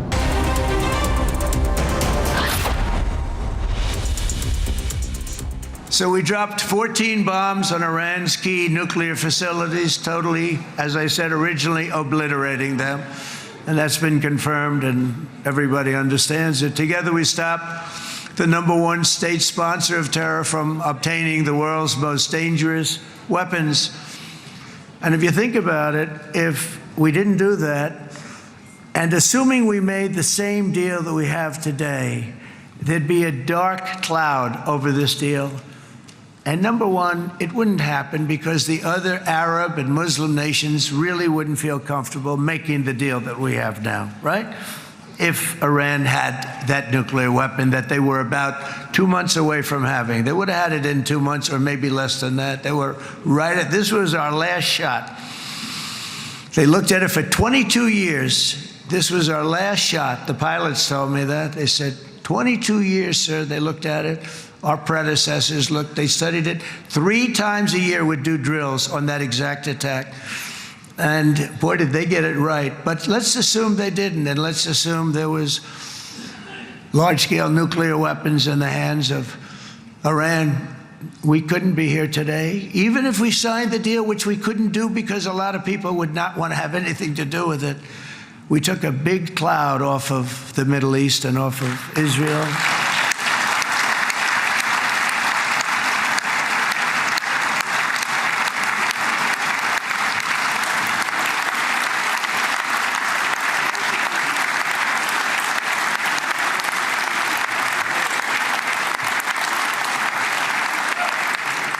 And it was my honor to help. But isn't it true though that can you imagine the same? Let's assume, Bibi, the same documents. We had everything the same, but you had somebody out there that was, in the opinion of everybody, all powerful in the Middle East. They took a big hit, didn't they? Didn't they take a big hit? Boy, oh boy. They got hit from one side, from the other. And you know, it would be great if we could make a peace deal with them. And I think that's maybe, would you be happy with that? Wouldn't it be nice, I think? Because I think they want to. I think they're tired. Somebody said, sir, they're starting their nuclear program again. I said, let me tell you something. They're not starting anything. They want to survive. The last thing they want to do is start digging holes again in mountains that just got blown up and start. They're not doing this. They want to survive, okay? But I think we have a chance. Steve, you, and I think Jared, come on, I'll call you back for another one. We always bring Jared when we want to get that deal closed. We bring Jared, but Steve, you and Jared and the General and Pete and Marco, you'll get that deal done easy. I think that'll be easy. But first we have to get Russia done. We got to get that one done. If you don't mind, Steve, let's focus on Russia first, all right? We'll get it done. In Lebanon, the dagger of Hezbollah, long aimed at Israel's throat, has been totally shattered. My administration is actively supporting the new president of Lebanon in his mission to permanently disarm Hezbollah's terror brigades. He's doing very well. And build a thriving state at peace with its neighbors. And you're very much in favor of that, I know. And it's good things are happening there, really good things. And with this week's ceasefire, we've achieved the most challenging breakthrough of them all. The most challenging breakthrough maybe ever. I mean, I've never seen anything like it. I've been involved in a lot of success. I have never seen anything like what's going on today all over the world. People are dancing in the streets, not just in Israel. They're dancing in the streets of countries that would have never danced in the street about what's happening today. They're dancing in those streets.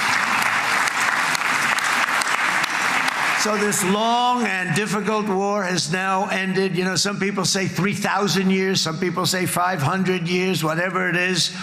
It's the granddaddy of them all.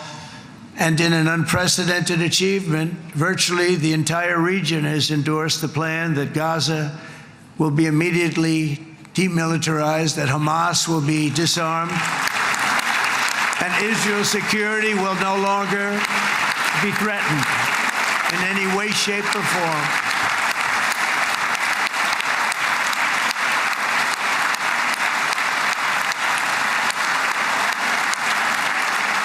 So Israel, with our help, has won all that they can by force of arms. You've won. I mean, you've won.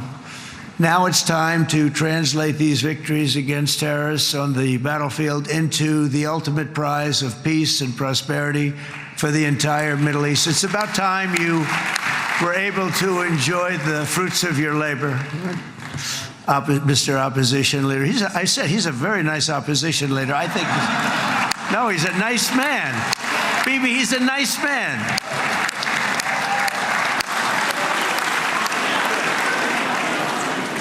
He knows what he's doing, right? No, he's a very nice guy. Well, see, now you can be a little bit nicer, Bibi, because you're not at war anymore, Bibi.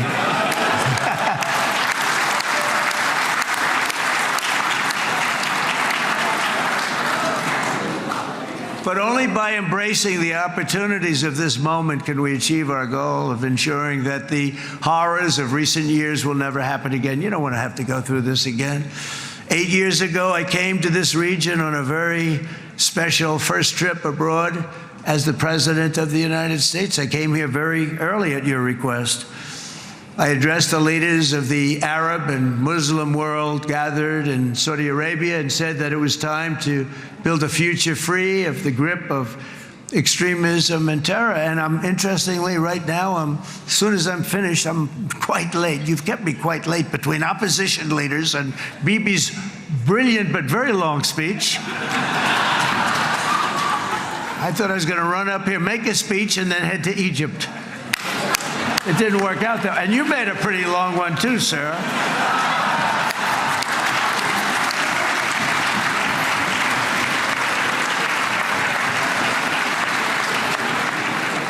But I liked what you all said. It could be worse. Supposing on top of it, I didn't like what you said. That would be no good, Ron, would it?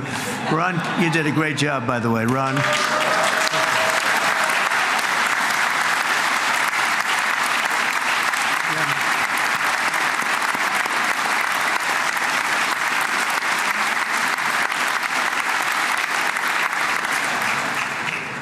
So I'm going to be meeting, actually, in a little while, I'm going to be meeting with the most powerful, the richest nations really in the world, although now with the tariffs, the United States is by far the richest nation in the world, as you probably have been reading.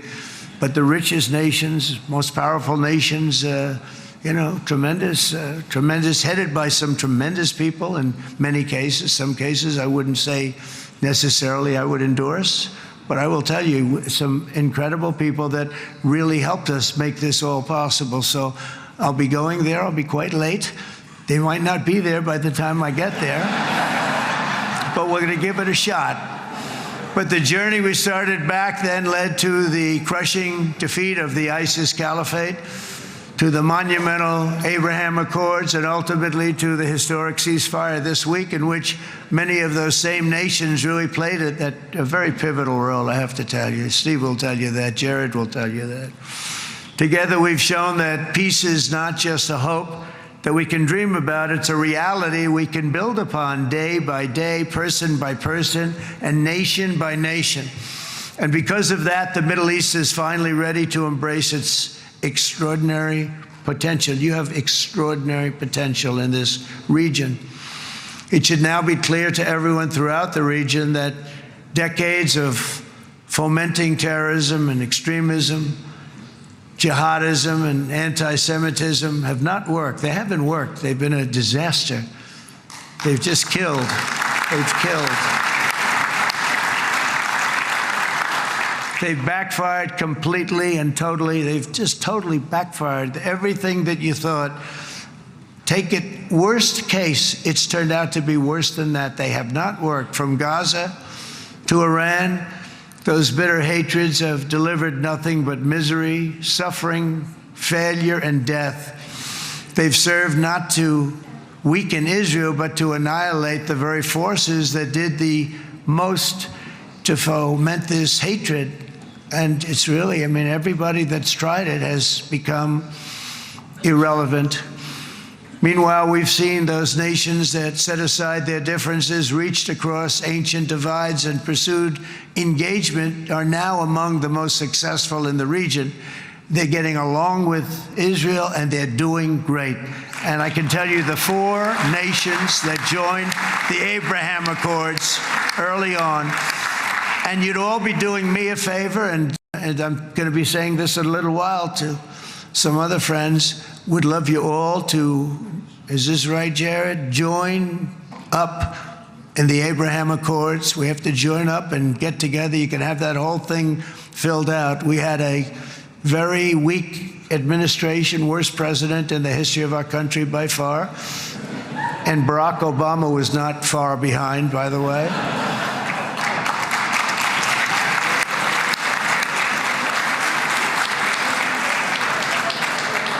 And they did nothing with this incredible document, the Abraham Accords, but now you can fill them up. Now you have peace, you have people that really like Israel. I'll tell you what, and they like Israel a lot more today than they did even 5 weeks ago. Like, you've made a lot of, you've come back. You've come back strong, because it was getting to be a little nasty out there in the world, and ultimately the world wins. You can't beat the world. Oh, I would say to Bibi, it's now time. And he understood it better than anybody, because ultimately, you know, the world's a very big place. And I've said a lot. I said, this piece of land is very small. It's unbelievable what you've done with that tiny, you look at a map even of just, not the world, the Middle East, and you have this little dot. And think of what you've done. It's incredible. It's incredible.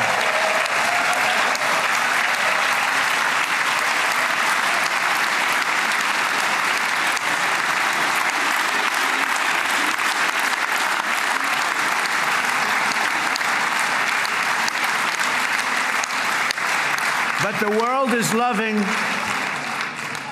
is loving Israel again. And I said to Bibi, you know, the world is big and it's strong. And Ron, ultimately, the world wins. And we don't have to worry about that now. But there was getting to be a period of time over the last few months, you know, the world wanted peace and Israel wanted peace. Everybody did. Everybody did. And what a victory it's been, right? What a victory it's been. If you would have gone on for 3, 4 more years, keep fighting, it was getting bad. It was getting heated. The timing of this is brilliant. And I said, Bibi, you're going to be remembered for this far more than if you kept this thing going, kill.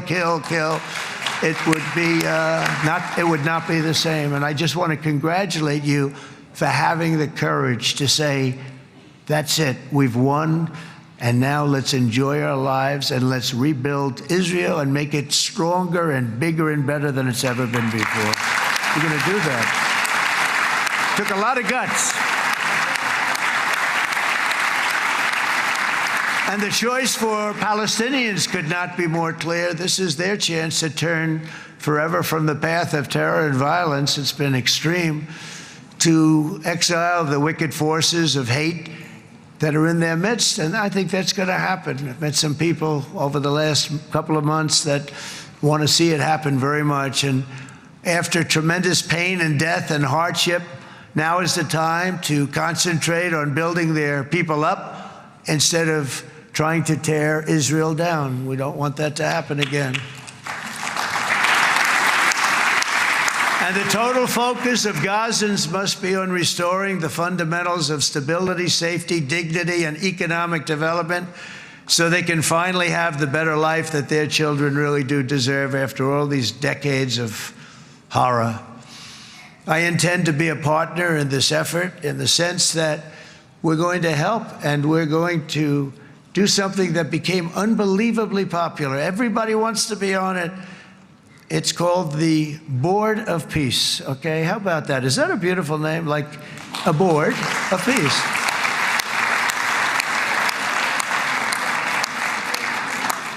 The only bad thing from my standpoint, every single nation involved has asked me to be the chair, and I'll tell you, I'm very busy. I didn't count on that, but you know what? If we do it, we'll do it right, and we have unbelievable power and wealth, because you're going to need wealth. You're going to need wealth to rebuild things, and they have wealth like few people have wealth. I want to thank the Arab and Muslim nations for their commitment that they've made to support a safe rebuilding of Gaza and beyond. I have many Arab countries, very wealthy countries, that came up and said, we'll put up tremendous amounts of money to get rebuild Gaza, and I think that's going to happen. The power, they want dignity, they want to come forward, and they want to say, and I want to say who they are, because what they're doing is going to be, I think, something that you're going to be very impressed with, Bibi, and you need that. You need the kind of economic power that they have, and they want to see it work, and they want to see it be safe, and they want to see it be good for Israel, too. And as much money as it will be, and it's a lot, as you can see, it's a lot. For these countries, it's relatively little relative to their worth. It's really a lot of money like most people could never even conceive, but for these countries, it's not that much, especially because it ensures success and stability in the Middle East, which is what they want to see. So many of them will be with us in Egypt in a little while, I think. I'm not sure. They may be gone. They may have taken their Boeing 747s and left. I said, what kind of a plane do you fly? 747. I said, that's a large plane. No, they may have. Steve, do you think they've left on their their brand new Boeing 747s? Or, I don't know. We're going to find out soon. It's going to be a big story. There'll be 2 people left. And they'll be the 2 poorest ones.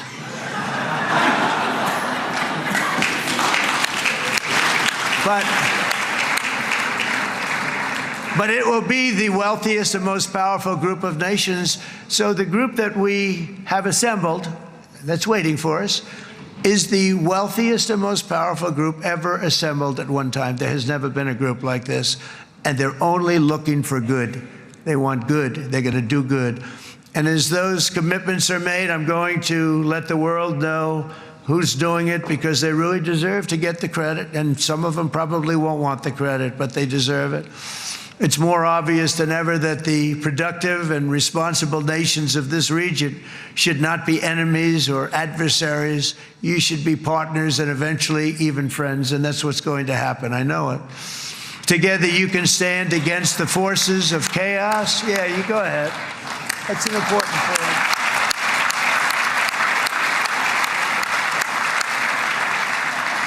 Because you can stand against the forces of chaos that threatened all of your interests, and it's always a big threat, and unleash incredible prosperity and opportunity for all the people of these lands, and that's what's going to happen. You're going to unleash numbers and success, the likes of which Israel has never been able to think of, because you're so firm, and you should be, and you've done the right thing in defending yourself. You're not going to have to worry so much about it. You've won, and now you can build, and you can do things that you never even thought possible. When you put that genius into doing something else, it's going to be something it's going to be a miracle. The miracle in the desert, it's going to be amazing. And it already is in a true sense. But it'll be wonderful when you can spend time thinking about other than war and defense and offense also. To that end, it's my firm hope and dream, frankly, that together the Abraham Accords will turn out to be everything that we thought they would. Those 4 countries were very, very brave in doing it. They did it at a very early point, and every single one of them benefits unbelievably financially. And if you noticed, even in this bad period that we just went through, they all remained a member of the Abraham Accords. They've done unbelievably well. And you know who you are, and I want to thank you. And they've stayed because of loyalty, but they've also stayed because it was really good business. They've made a lot of money being members, and you're going to all, I hope that every one of the countries that we're seeking, Jared, I hope they join quickly. No games, no nothing. Just join, get it. It's going to be a great peacemaker. It's really going to bring it together beyond anybody's wildest dream. So instead of building fortresses to keep enemies at bay, the nations of this region should be building infrastructure to weave your commerce closer together, because you've got to compete with the big world out there in commerce now. It's a different kind of competition. Instead of making weapons and missiles, the wealth of this region should flow to schools and medicine, industry, and frankly, the new hot thing, artificial intelligence. It's a lot of intelligence you're going to have to be throwing off to pay back these sums of money that they're doing. But that's really the hot one. And I might say that the United States, a year ago, was a dead country. I say it to people. I heard it first from the King of Saudi Arabia. I then heard it from UAE. I heard it from Qatar. I heard it from many other countries. A year ago, the United States of America was a dead country. Now it's the hottest country anywhere in the world. It is the hottest. There's no question about it.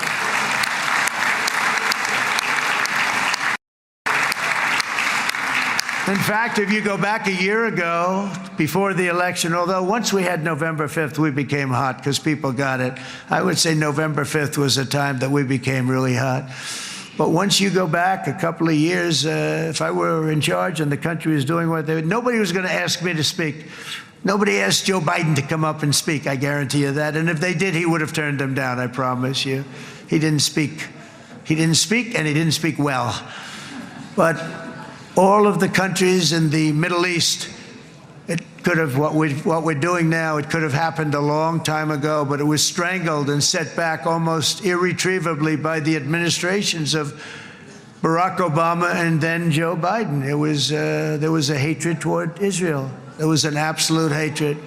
The setbacks really started when President Obama signed the Iran nuclear deal.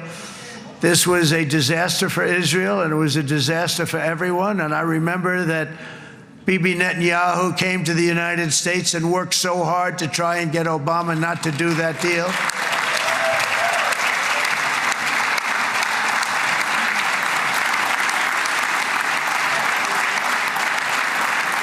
He worked so hard. But it was like talking to a wall. I remember him telling me it was like talking to a wall. They wanted to go with Iran. They chose Iran, frankly, over a lot of other good nations, but specifically Israel. And that was the beginning of a very bad period of time. You had Obama go out, and the Iran nuclear deal turned out to be a disaster. And by the way, I terminated the Iran nuclear deal, and I was very proud to do it.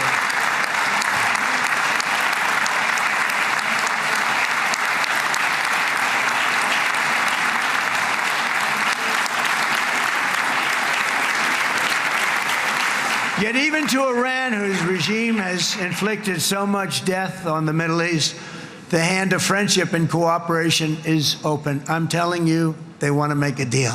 That's all I do in my life. I make deals. I'm good at it. I've always been good at it. And I know when they want. Even if they said, we don't want to make a deal, I can tell you they want to make a deal. All right, they do. They want to make a deal, and we're going to see if we can do something, because this is crazy what's happening, and we're not going to have this anymore. Neither the United States nor Israel bear the people of Iran any hostility. We merely want to live in peace. We don't want any looming threats over our heads, and we don't want to even think in terms of nuclear destruction. It's not going to happen, never will happen. There's nothing that would do more good for this part of the world than for Iran's leaders to renounce terror, stop threatening their neighbors, quit funding their militant proxies, and finally recognize Israel's right to existence. They have to do that. They have to do that. And to Iran, and as you know, this is not said out of weakness. There's no weakness. But I'm going to say this, that we are ready when you are, and it will be the best decision that Iran has ever made. And it's going to happen. It's going to happen. And they're good people. I know a lot of Iranians in the United States. They're good people, smart, hardworking people. They don't want to see what's happened to their country.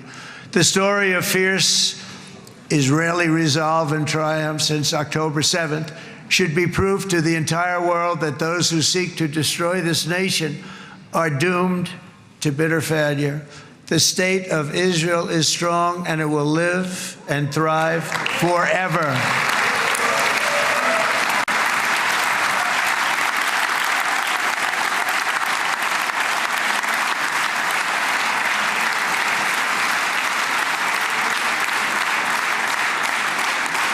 And that is why Israel will always remain a vital ally of the United States of America. Israelis share our values, field one of the world's most powerful militaries. You really do. You have an amazing, what a job you've done. And have one of the most innovative economies on earth. Those are just a few of the reasons why I'm proud to be the best friend that Israel has ever had. And they all say it in the White House. They all say it. I guess it's true because everybody says it, baby. You said it today. Thank you. But as president, I terminated the disastrous Iran nuclear deal, and ultimately I terminated Iran's nuclear program with things called B-2 bombers. It was swift, and it was accurate, and it was a military beauty. I authorized the spending of billions of dollars, which went to Israel's defense, as you know. And after years of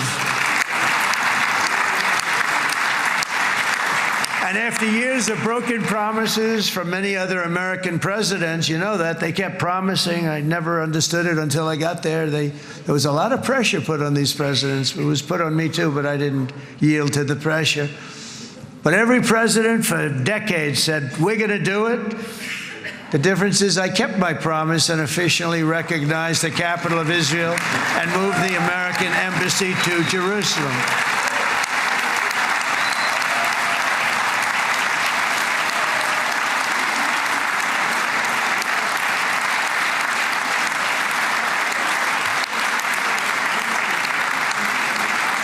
Isn't that right, Miriam?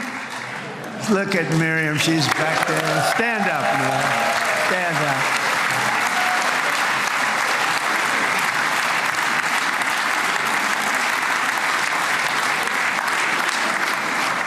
Miriam and Sheldon, would come into the office. They'd call me. He'd call me. I think they had more trips to the White House than anybody else I could think of. Look at her sitting there so innocently. She's got $60 billion in the bank, $60 billion. And I think she's saying no more. And she loves Israel, but she loves it, and they would come in, and her husband was a very aggressive man, but I loved him. He was a very aggressive, very supportive of me. And he'd call up, can I come over and see you?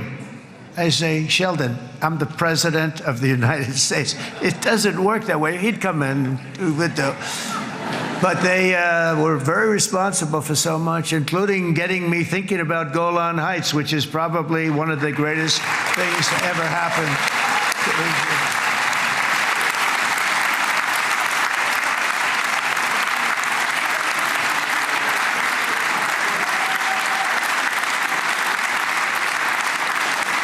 Stand up, please. She really is. I mean, she loves this country.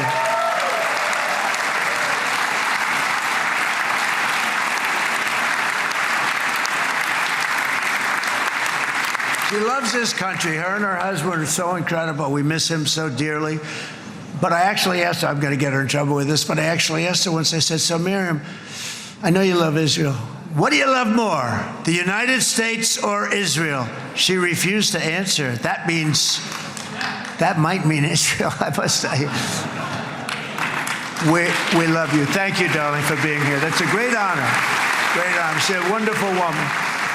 She is a great woman. I've always stood for the people of this community, and I always will. I'll always be with you. I'm always going to be with you. I guess maybe something could happen to change my mind. Somebody that's really stupid gets into office and wants to do really bad things, but that's about it. We don't think we're going to have that happen. I hope we're not going to have that happen. And this man is a good man right here. These two men are good men right here.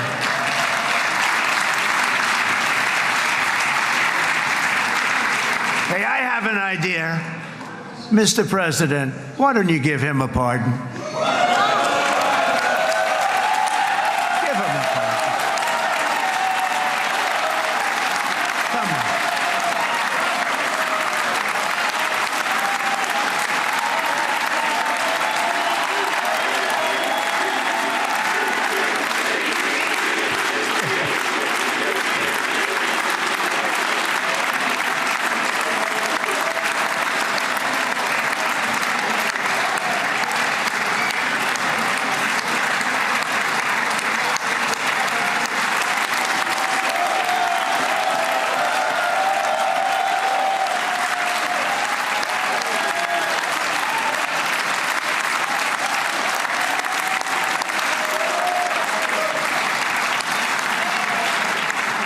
By the way, that was not in the speech, as you probably know.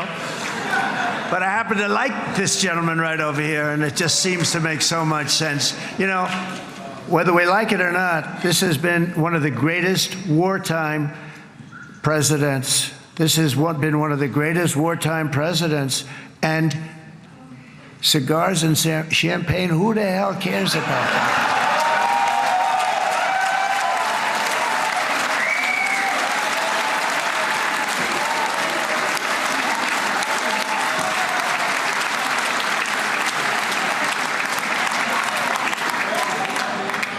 All right, enough controversy for the day, right?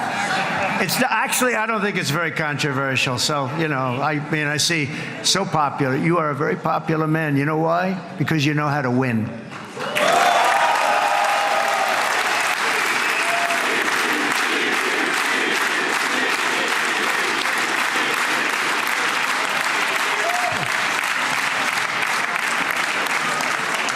Over the past 2 years, I've met many of the families of the Israelis taken hostage and those that were taken hostage. Unbelievable. I've looked into their eyes. I've seen the worst nightmares of their suffering, but I've also seen something else, the beautiful love of the people, the love of people, frankly, that hold things together, the love that gives you the courage to carry on through thousands of years of persecution and repression and to emerge with the heart of David. It's the heart of David. It's that love that's defeated the enemies of civilization, built this incredible country, and this unbelievable economy and forged one of the great democracies of the world. That is why it's a true honor to stand here today and address this assembly in your ancient and eternal now capital, Jerusalem. I'm proud to have helped in that regard. This city and this nation stand as living proof that a much brighter future for this entire region is truly within our grasp. For thousands of years, Jerusalem has been a home to Christians, Jews, Muslims, and people of all ethnicities and creeds. This is the holy center of the world's three great Abrahamic faiths. I like that too. Adorned, it's the first time I've seen that word in a while. Adorned with their sacred sites and alive with their pilgrims and visitors from every corner of the globe. But here between the Western Wall, the Temple Mount, and the hill called Calvary, people of every faith and background live, work, pray, serve, and raise their families side by side, and they do it with love. This example is just one of the modern miracles that Israel has given to the world. And just in closing, the leaders in this chamber know better than anyone else the challenges of this harmony, and it's been easily won. No, it hasn't. It has not been. It's been so tough, but it has been, some say, a miracle. What you've done is a miracle. Look at your size. Look at your chances when it all started.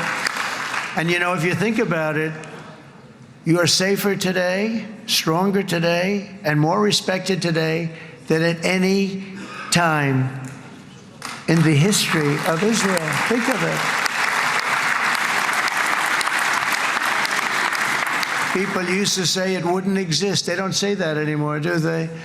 Yet if safety, security, and coexistence can thrive here in the winding alleys and ancient paths of Jerusalem, then surely peace and respect can flourish among the nations of the broader Middle East. The God who once dwelled among his people in this city still calls us, in the words of Scripture, the turn from evil and do good, to seek peace and pursue it. So he still whispers truth into the hills and knolls and valleys of his magnificent creation, and he still writes hope into the hearts of his children all over the world. And that is why even after 3,000 years of pain and conflict, the people of Israel have never given up from the threats of Zionism, from all sorts of threats. You want the promise of Zion. You want the promise of success and hope and love and God. And the people of America have never lost faith in the promise of a great and blessed future for all of us.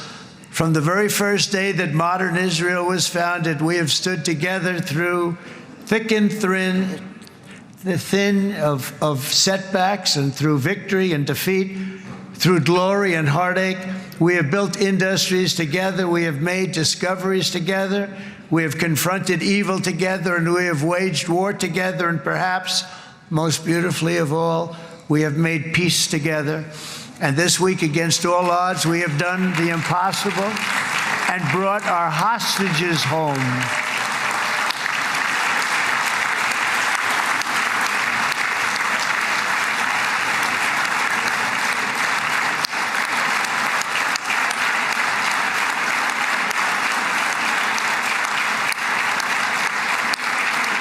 So now we're going to forge a future that is worthy of our heritage. We're going to build a legacy that all the people of this region can be proud of. New bonds of friendship, cooperation, and commerce will join Tel Aviv to Dubai, Haifa to Beirut, Jerusalem to Damascus, and from Israel to Egypt, from Saudi Arabia to Qatar, from India to Pakistan, from Indonesia to Iraq, from Syria to Bahrain, Turkey to Jordan, the United Arab Emirates to Oman, and Armenia to Azerbaijan, another war that I just settled. We are going to have hope, harmony, opportunity, and happiness here in the spiritual and geographic center of the entire world. That's what you are. Israel, America, and all of the nations of the Middle East will soon be safer, stronger, greater, and more prosperous than ever before.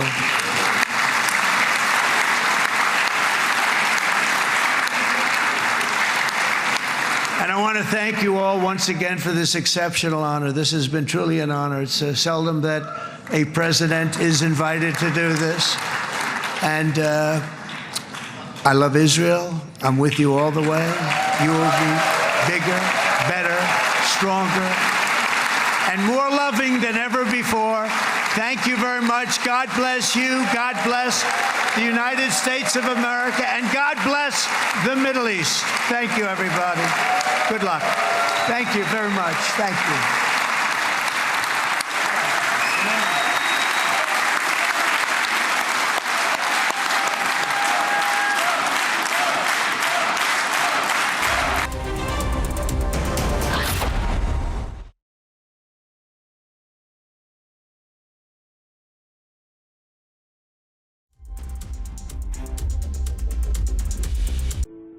In the India Today Best Universities Survey, India's #1 ranked universities in various streams are JNU Delhi, Amity University, AIMS Delhi, IIT Delhi, and National Law School Bengaluru.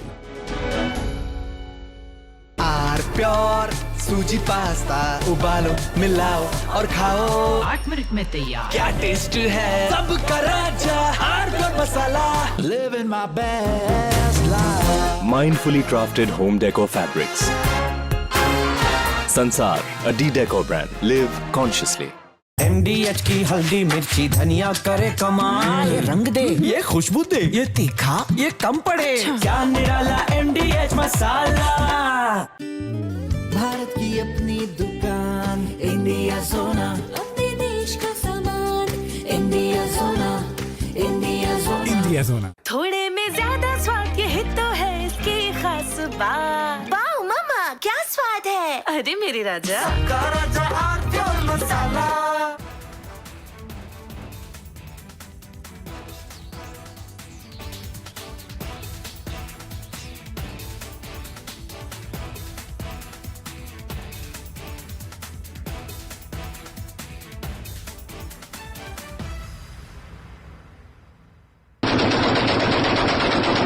Tehreek-e-Taliban, a Pakistan-manufactured terror monster, has today turned against its own master.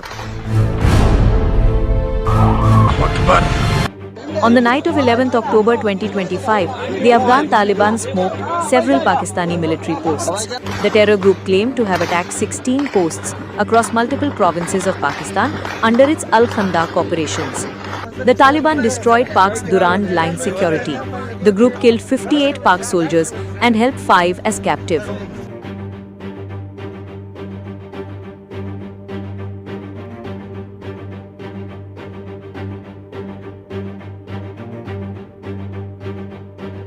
The armed forces of the Islamic Emirate of Afghanistan tonight conducted a successful retaliatory operation against the centers of Pakistani forces along the Durand Line, in response to the repeated violations of Afghanistan's sovereignty by the Pakistani military and airstrikes on Afghanistan's territory.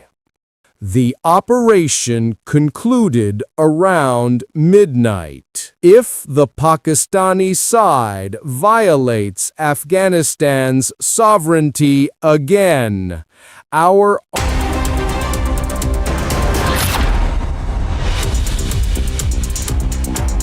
15 Pakistani soldiers have been killed in Afghanistan's Helmand province after the Taliban forces retaliated to Pakistani airstrikes in Afghan territory, including the capital Kabul. Here's a report on all that you need to know. Tehreek-e-Taliban, a Pakistan-manufactured terror monster, has today turned against its own master.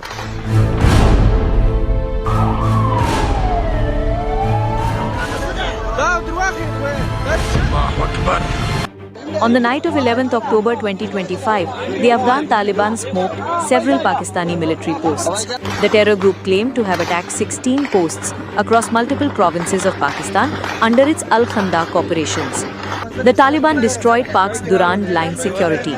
The group killed 58 Pak soldiers and held 5 as captive.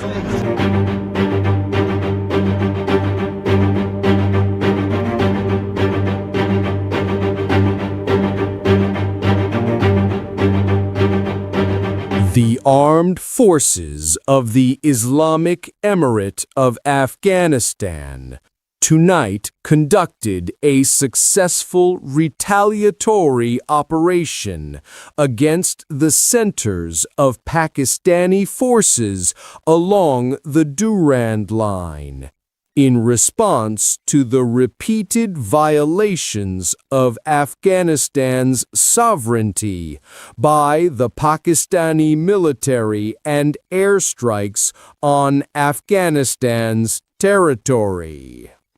The operation concluded around midnight. If the Pakistani side violates Afghanistan's sovereignty again, our armed forces are prepared to defend the country's borders and will respond decisively.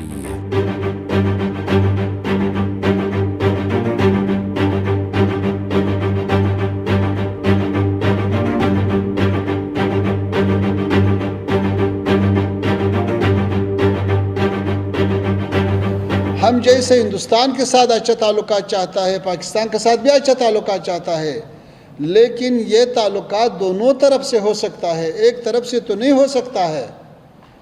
इसलिए हमारा ख्वाहिश ये है कि ऐसे गलती को तकरार नहीं करना चाहिए। अफ़गानियों का हौसले नहीं आजमाया, उसको ज़्यादा छेड़ना अगर लोग करता है तो वो एक बार अंग्रेज़ से पूछे, फिर सोवियत यूनियन से पूछे, फिर अमेरिका से पूछे, फिर नाटो से पूछे, ताकि वो आपको थोड़ा सा समझाए कि भाई अफ़गानिस्तान के साथ ऐसा खेल करना ये अच्छा नहीं है। Once Pak's extreme loyalist,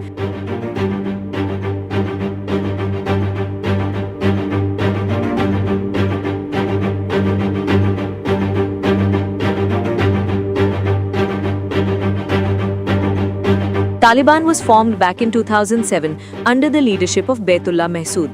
Since Mahsood has died, the organization currently functions under Noor Wali Mahsood. The TTP was formed in response to Pakistan's military operations in its federally administered tribal areas. Today, the terror group's primary objective is to overthrow democracy in Pakistan and establish Sharia law instead.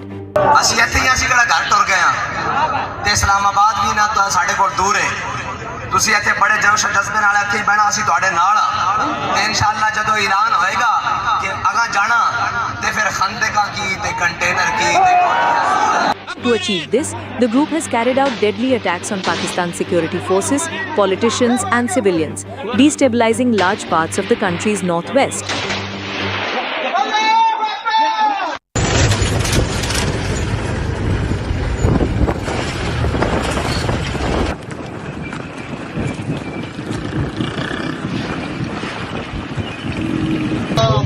Allahu Akbar! Takbir! Takbir!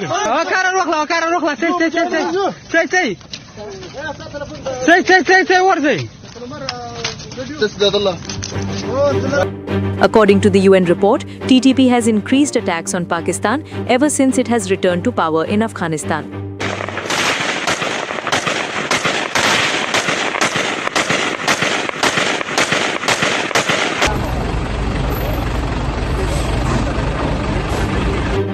We only fought you with 10% of our strength, and you fled from your outposts. If you dare violate Afghanistan's territory again, we will use 100% of our power against you.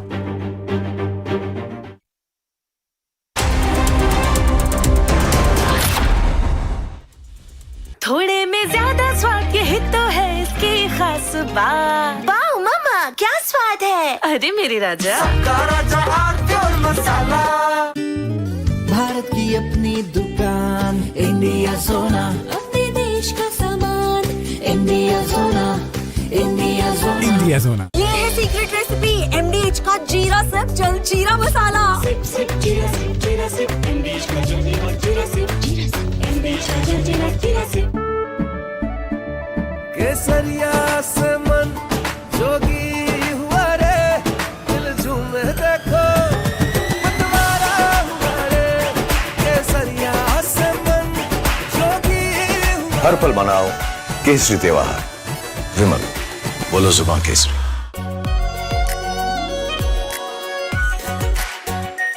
Are pure shahi paneer masala, delicious, healthy every day. Both of your elections, the biggest issues were the economy and immigration.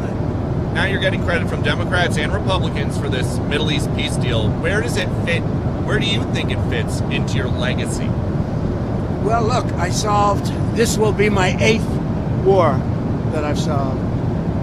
And I hear there's a war now going between Pakistan and Afghanistan. I said, I'll have to wait till I get back. I'm doing another one because I'm good at solving wars. I'm good at making peace. And it's an honor to do it. I saved millions of lives. Millions of lives. Now, in all fairness to the Nobel Committee, it was for 2024. And this was picked for 2024. But there are those that say you could make an exception because a lot of things happened during 25 that are done and complete and great. But I did this not for Nobel. I did this for saving lives. I mean, we've saved millions of lives. Think about India, Pakistan. Think about some of the wars that were going on for years. We had one going for 31, one going for 32, one going for 37 years, with millions of people being killed in every country. And I got every one of those done, for the most part, within a day. It's pretty good.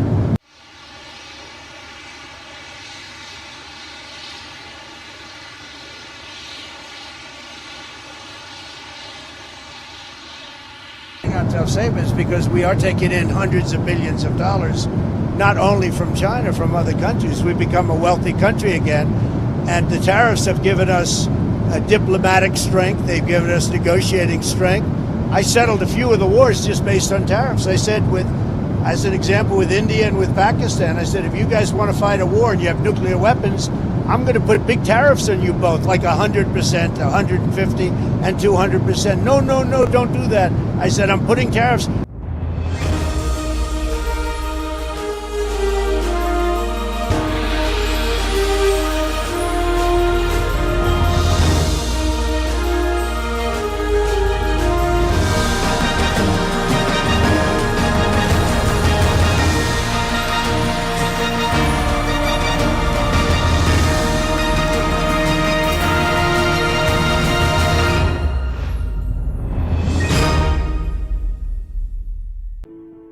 In the India Today Best Universities Survey, India's #1 ranked universities in various streams are JNU Delhi, Amity University, AIMS Delhi, IIT Delhi, and National Law School Bengaluru.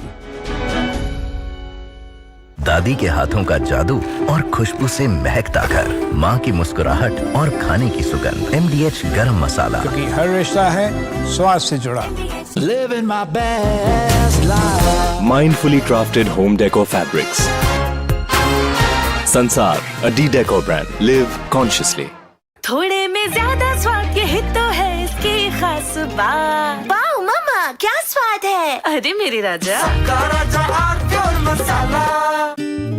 Bharat की अपनी दुकान, India सोना, अपने देश का सामान, India सोना, India सोना, इंडिया सोना।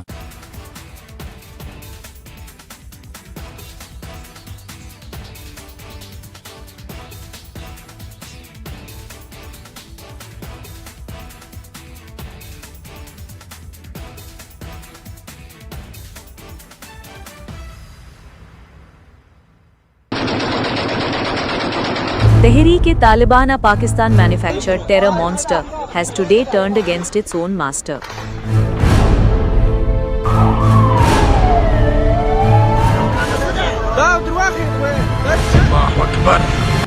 On the night of 11th October 2025, the Afghan Taliban smoked several Pakistani military posts. The terror group claimed to have attacked 16 posts across multiple provinces of Pakistan under its Al-Khandaq operations. The Taliban destroyed Pak's Durand Line security. The group killed 58 Pak soldiers and held 5 as captive.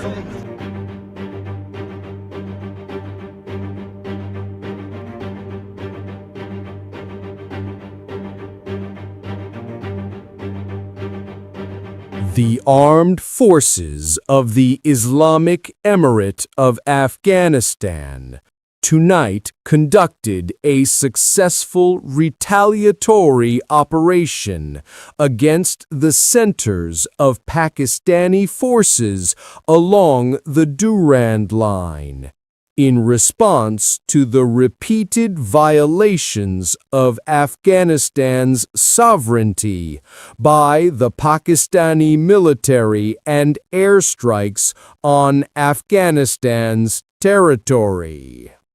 The operation concluded around midnight. If the Pakistani side violates Afghanistan's sovereignty again, our armed forces are prepared to defend the country's borders and will respond decisively.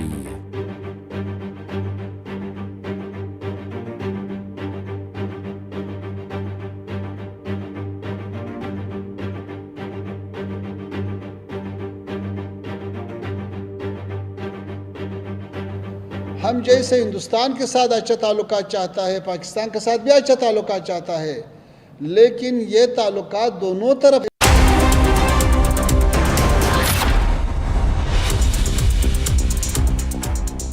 In a United Nations General Assembly session, BJP MP Nishikant Dubey launched a scathing attack on Pakistan, calling it one of the worst violators of the Children and Armed Conflict agenda. Citing the UN Secretary General's 2025 report, Dubey accused Pakistan of grave abuses against children. Take a look at this report.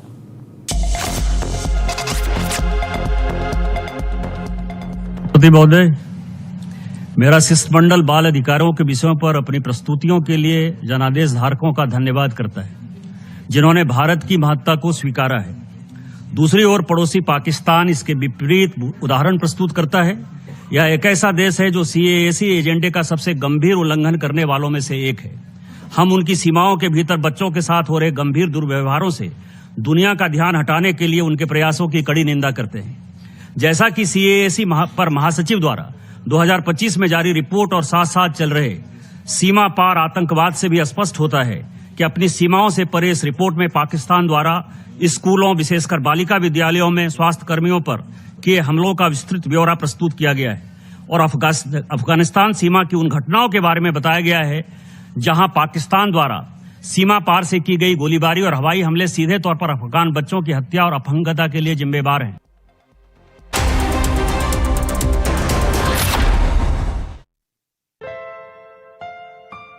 Bliss weaves the magic of warmth into a cold day.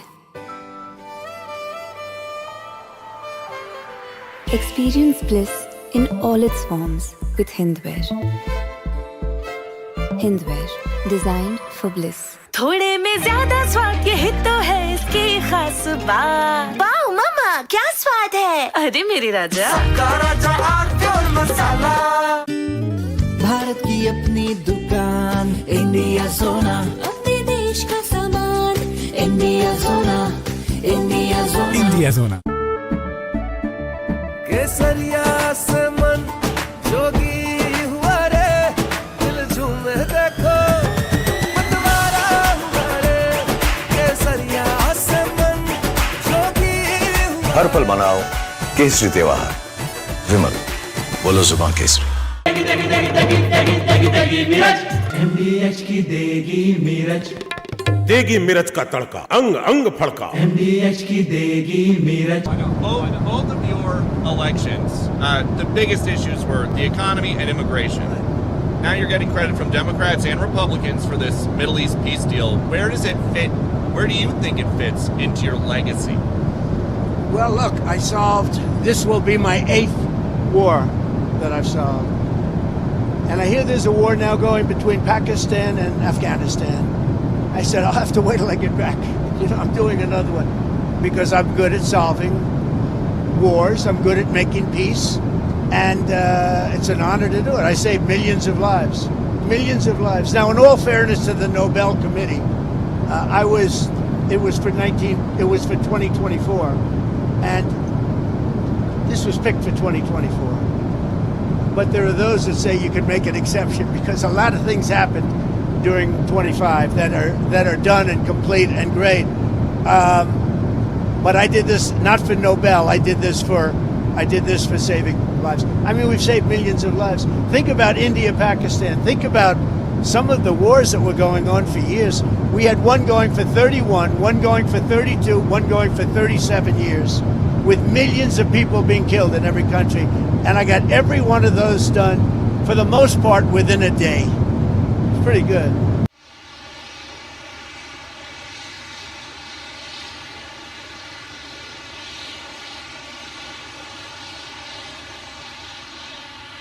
Tough savings because we are taking in hundreds of billions of dollars, not only from China, from other countries. We've become a wealthy country again, and the tariffs have given us a diplomatic strength. They've given us negotiating strength. I settled a few of the wars just from Asia's largest news headquarters, setting the agenda for Bharat.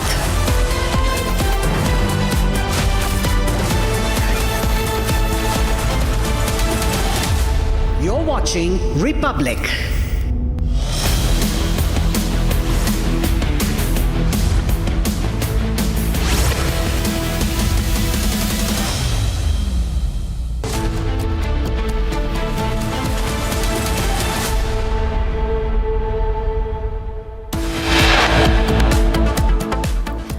After NCW, now college contradicts Mamata Banerjee's claims on Durgapur rape case.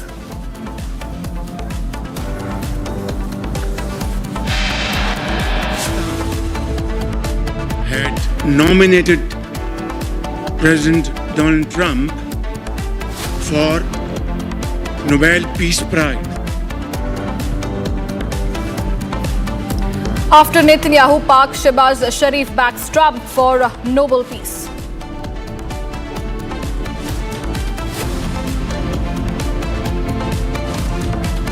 A great country with a very good friend of mine at the top, and he's just done a fantastic job. With Pakistan's Sharif behind him, Trump calls Prime Minister Modi a very good friend. I think that Pakistan and India are going to live very nicely together, right? That's not a very, they are. And they're two great, I tell you, leaders, great leaders as far as I'm concerned. Trump praises good friend Modi in Egypt, gestures to Shehbaz Sharif behind him.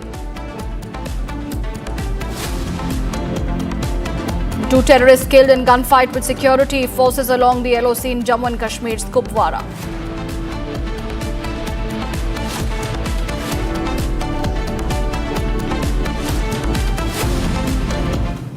A top focus this hour, two terrorists have been killed in North Kashmir's Himachal sector. It was a group who tried to infiltrate this side, and the alert troopers responded on time after observing suspicious activity along the line of control yesterday late evening.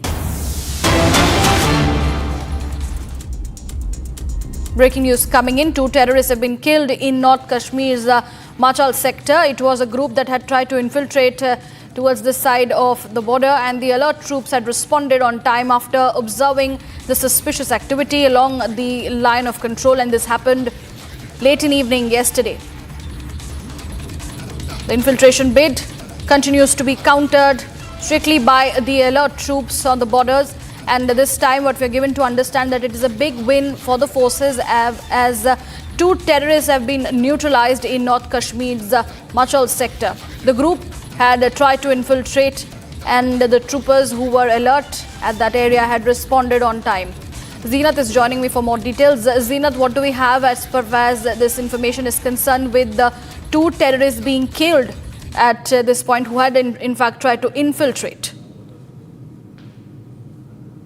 Was a suspicious movement that was observed by the Indian Army along with the other joint security forces, those who were posted along the line of control. This is Kumkadi sector in North Kashmir's Kupwara, where this alert troops neutralized the 2 terrorists who were trying to sneak in. And the confirmation for the killing has also now come from the IGP Kashmir, V.K. Bridi, who has confirmed that the 2 dead bodies have been recovered from the spot. In fact, the massive combing operation still is underway to see that if at all there are more terrorists, a number who have managed to sneak in. So combing operations still going on, although the communication network along the line of control, we don't usually see any network, so it takes time to get the information. But as we are saying that winter is approaching and the passes will be covered in with snow in a couple of days from now. So there have been statements from the IGP Kashmir to BCSF to army that this is the exact time when the terrorists from the Pakistan, with the help of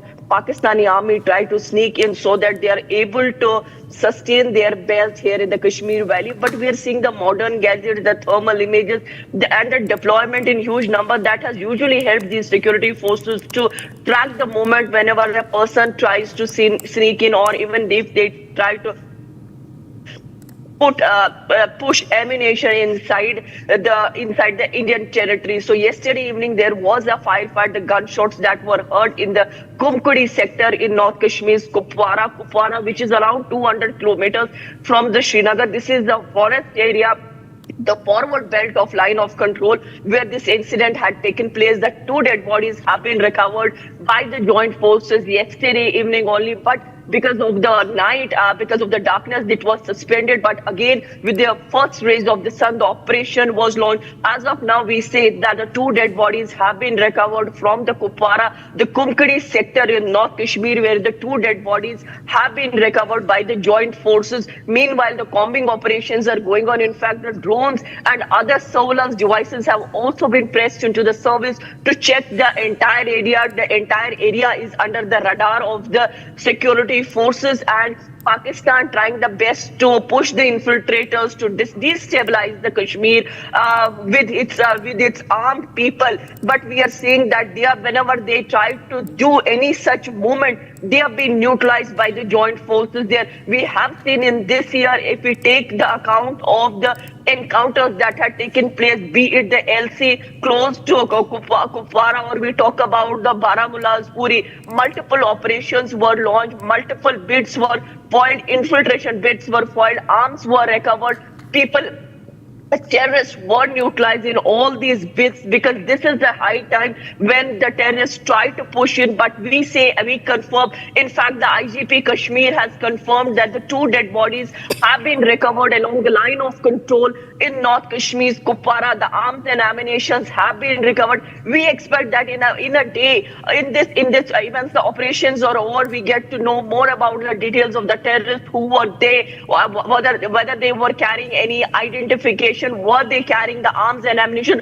or we have been seeing the narco terrorism, the drug trafficking is also a bigger challenge for the people or for the security forces on the ground, whether they were carrying any drugs. That only will be confirmed once the entire operation concludes. But we say that it is the infiltration bid that has been foiled by the army along with the Jammu and Kashmir police, the Kupwara police, the SOG was part of the operation. And in this operation, the 2 terrorists have been neutralized, whose dead body is been recovered and is lying with the Jammu and Kashmir police as far as the FIR and the other procedures of the of the incident are concerned, we see that this is another bid that has been foiled as multiple operations in the last, if we talk about the last week, the operations were launched, whether it was the Mathil Uri or Mathil or the Uri in Baramulla, because this is the LC, because LC is never defined. So wherever you have the forward post, the Jawans who are posted,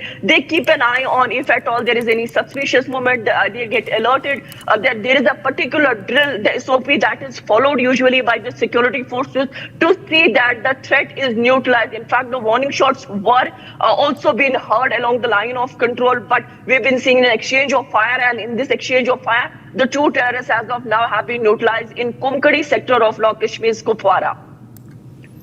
Right, Zeenat, also at this point in time, what we understand that the winter months have slowly kicked in, and there has to be a particular winter strategy that the forces follow given the foggy conditions, and the situation there makes it a little challenging in order to thwart these infiltration attempts by the terrorists that come in. What is the strategy looking like for the forces this time? As you said that we are stepping into winter, although this is an autumn season, but if you see the topography and the geography of the upper regions, the higher regions, there the snow has already covered the passes. The majority of the passes have been covered due to the recent snowfall in the last 1 month at multiple places along the line of control. We have witnessed winter snow. So that has already covered. But wherever the terrorists find usually a gap where you don't have the heavy snowfall and the passes are still visible, they take advantages of such passes to sneak in. As you see, recently there was a statement from the BSF ADG, who was also just 2 days before he has talked about the infiltration attempts that the Pakistani terrorists try to do, the kind of alertness that is there is a proper plan usually with the security forces for the winters as far as the LC is concerned. And LC, you don't see the forward post without any security personnel. 24/7 round the clock, there is a surveillance, the men are deployed, the men, machinery. In fact, these posts now are connected with a surveillance room. So that is one of the warlike room where you see the kind of apparatus, the kind of infrastructure, the kind of thermal images that you get to see, that even if a fly is in the air, you get a clear picture. So that really has helped to avoid also untoward incidents, but has helped the joint forces in neutralizing the threat whenever the terrorists try to sneak in. So forward posts, as we tell you, that those are the modernized ones that have definitely helped the joint forces, because if you see the LC is not only dominated by the army, you have BSF as well when it comes to the second line of action. Then there is a J&K police, because the local force you have to take into account whenever there's an encounter or any suspicious movement. So that is why I said that this is a joint operation, because operation along the line of control can never be by any force independently. You have to take the second force on board. Maybe there is an intent that has come to a particular security agency, but when it comes to the neutralization or the combing operation, the other formalities that are usually followed after the incident, you have to take all the agencies on board. So when we see the winter strategy, the placement of the troops, the numbers get increased, the machinery gets increased, the surveillance gets increased, because this is the time when you have the foggy-like situation, and it's usually the dark clouds, the visibility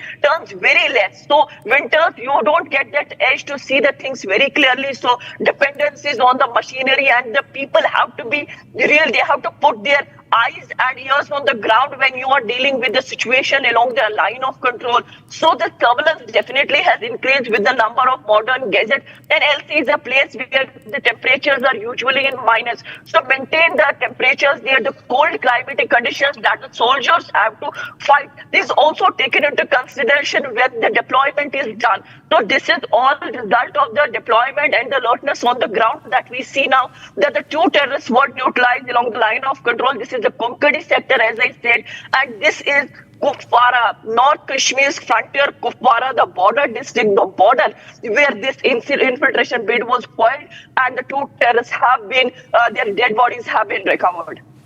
That's right. Zeenat, appreciate you joining us and bringing those detailed information as far as the forces being ready to somewhere go ahead and prepare for the strategy. But we shift our focus and get you more details.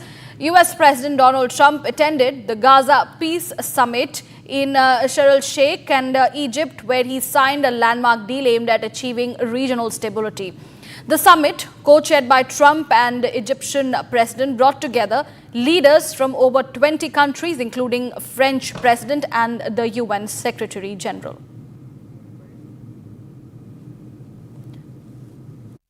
Prime Minister Sharif of Pakistan, and also I have to say my favorite field marshal from Pakistan, who's not here, but the Prime Minister is here, and you're going to give his regards. Where are you? There you go. Thank you very much. In fact, the Pakistan Prime Minister Shehbaz Sharif lauded US President Donald Trump, a man of peace and a leader the world needed the most at this point, even as he backed the US President for the Nobel Peace Prize. Pakistan had nominated President Donald Trump for Nobel Peace Prize for his outstanding, extraordinary contributions to first stop war between India and Pakistan and then achieve ceasefire along with his very wonderful team. And today, again, I would like to nominate this great president for Nobel Peace Prize, because I genuinely feel that he is the most genuine and most wonderful candidate for Peace Prize. Viewers, during the Peace Summit in Egypt, Donald Trump once again praised India Prime Minister Narendra Modi, and this happened in attendance of Shehbaz Sharif. And Trump also held in faith that India and Pakistan can live very, very nicely together. Take a listen in. India is a great country with a very good friend of mine at the top, and he's just done a fantastic job. And I think that Pakistan and India are going to live very nicely together, right? That's not a very, they are. And they're two great, I tell you, leaders, great leaders as far as I'm concerned. And viewers, as we had, of course, gotten those developments, US President Donald Trump also made his way to the Israeli parliament on Monday after the Israeli hostages made their way back to their families. In fact, the address included several claims by Trump, as he once again claimed that he had ended 8 wars throughout his presidency. Take a look.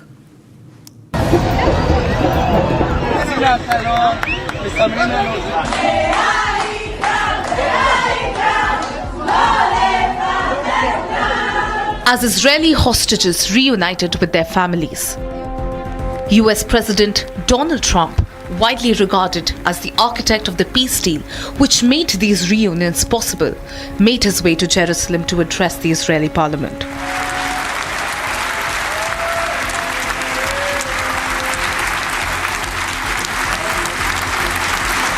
With the historic peace deal between Israel and Hamas now in place, Trump announced the dawn of a new age for the Middle East. This is not only the end of a war, this is the end of an age of terror and death, and the beginning of the age of faith and hope and of God. It's the start of a grand concord and lasting harmony for Israel and all the nations of what will soon be a truly magnificent region. I believe that so strongly. This is the historic dawn of a new Middle East. I want to express my gratitude to a man of exceptional courage and patriotism, whose partnership did so much to make this momentous day possible. You know who I'm talking about. There's only one, Prime Minister Benjamin Netanyahu. Bibi, please stand up.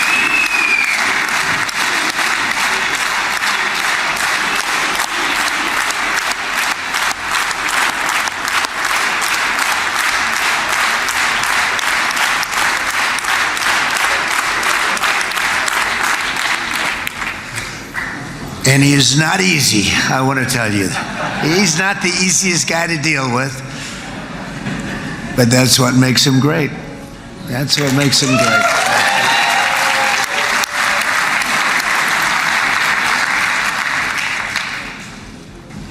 Thank you very much, baby. While celebrations of the peace took place, Trump was sure to thank Arab nations for their part in the deal. Let me also convey my tremendous appreciation for all of the nations of the Arab and Muslim world that came together to press Hamas to set the hostages free and to send them home. We had a lot of help. We had a lot of help from a lot of people that you wouldn't suspect, and I want to thank them very much for that. It's an incredible triumph for Israel and the world to have all of these nations working together as partners in peace. And it's pretty unusual for you to see that, but it happened in this case. This was a very unusual point in time, a brilliant point in time. Generations from now, this will be remembered as the moment that everything began to change, and change very much for the better. Like the USA right now, it will be the golden age of Israel and the golden age of the Middle East. It's going to work together.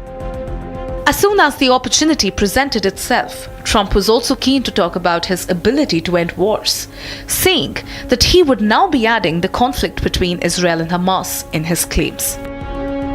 But we have, if you think, we settled 8 wars in 8 months. I'm now including this one, by the way, if that's okay. They may say, well, that was quick, because yesterday I was saying 7, but now I can say 8. The hostages are back. The hostages are back.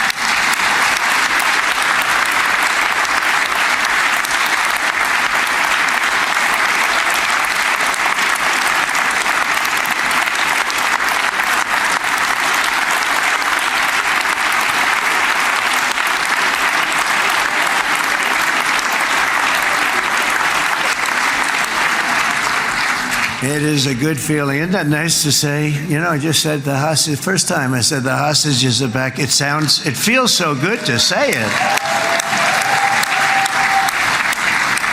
But when you settle 8 wars in 8 months, that means you don't like war. Everyone thought I was going to be brutal. In fact, I remember Hillary Clinton during a debate, she said, look at him, he's going to go to war with everybody.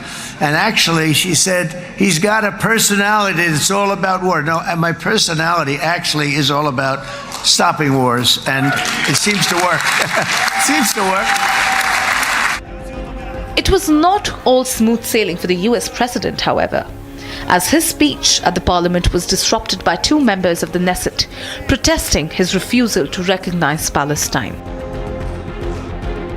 Not stopping at Israel, Trump also asked Iran to stop funding its terrorist proxies, calling for peace in the Middle East.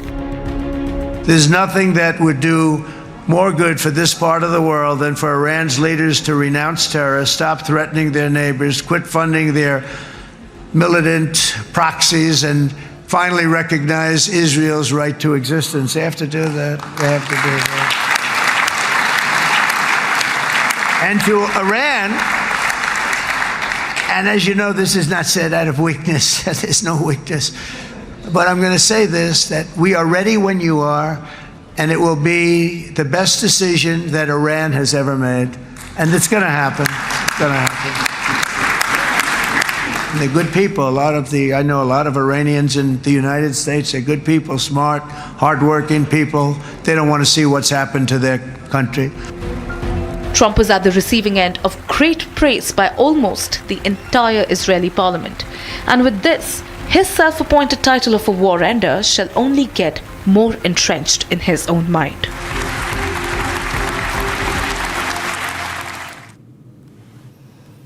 And viewers, India has called Pakistan a fountainhead of terror, violence and extremism. And this statement was made by Indian MP N.K. Premachandran at the global stage during the UN meeting. And also he called upon Pakistan to stop the human rights violations in the Pakistan-occupied Kashmir. Take a listen in. In this context, it is regrettable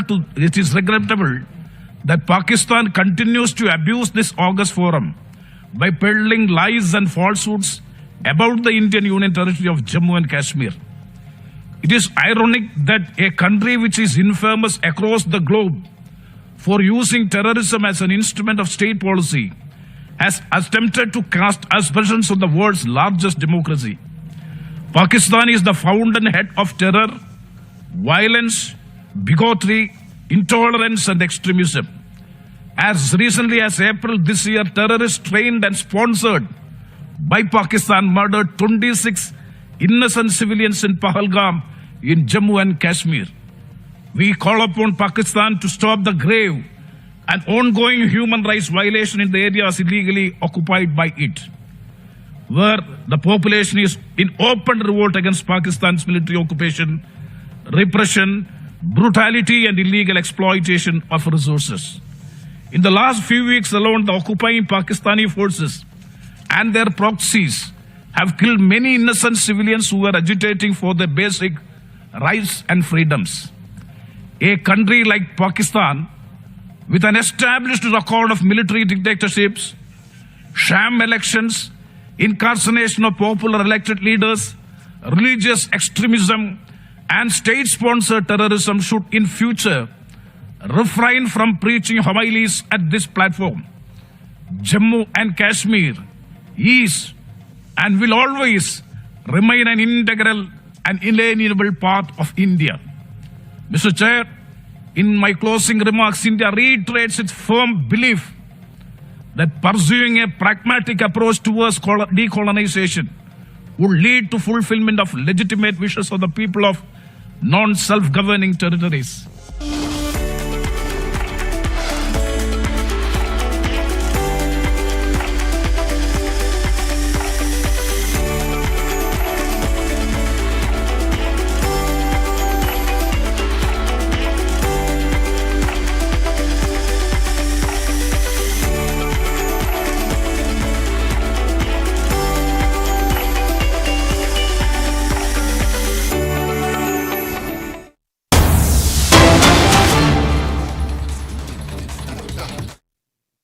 Together under the single flag of peace.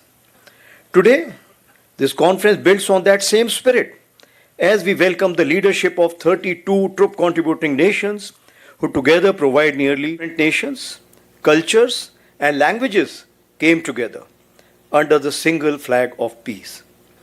Today, this conference builds on that same spirit as we welcome the leadership of 32 troop contributing nations who together provide nearly 2/3 of all peacekeepers deployed worldwide. Truly, it's an assembly that reflects both pride and purpose. India, as one of the largest contributors to peacekeeping, has sent approximately 300,000 men and women across 51 missions out of the total 71 peacekeeping missions of the United Nations. These include our early deployments in Korea, that is 1950, Congo, 1960, to the current deployment of 9 out of 11 ongoing missions. While our troops have served with unflinching resolve, we have also gained invaluable experience which we are always willing to share with everyone. The Center for United Nations Peacekeeping in New Delhi, upgraded as a National Center of Excellence, has hosted many of your officers to engage on peacekeeping functions, thus fostering shared understanding and building interoperability. Hosting this conference in India is not only a privilege, but also a reaffirmation of our shared determination to strengthen cooperation and carry forward the noble mission of global peace. It also reflects Indian ethos of Vasudhaiv Kutumbakam, the word is one family, and that of Vishwa Bandhu, India as a friend to all. So friends, peacekeeping today faces challenges of unprecedented scale and complexity. The global order is almost an inflection point, marked by over 56 active conflicts and the involvement of nearly 90 nations. The infusion of disruptive technologies, the growing influence of non-state actors, hybrid warfare, and the scourge of disinformation have blurred the traditional boundaries of conflict. Shifting geopolitical currents strain the spirit of consensus that underpins cohesive United Nations action.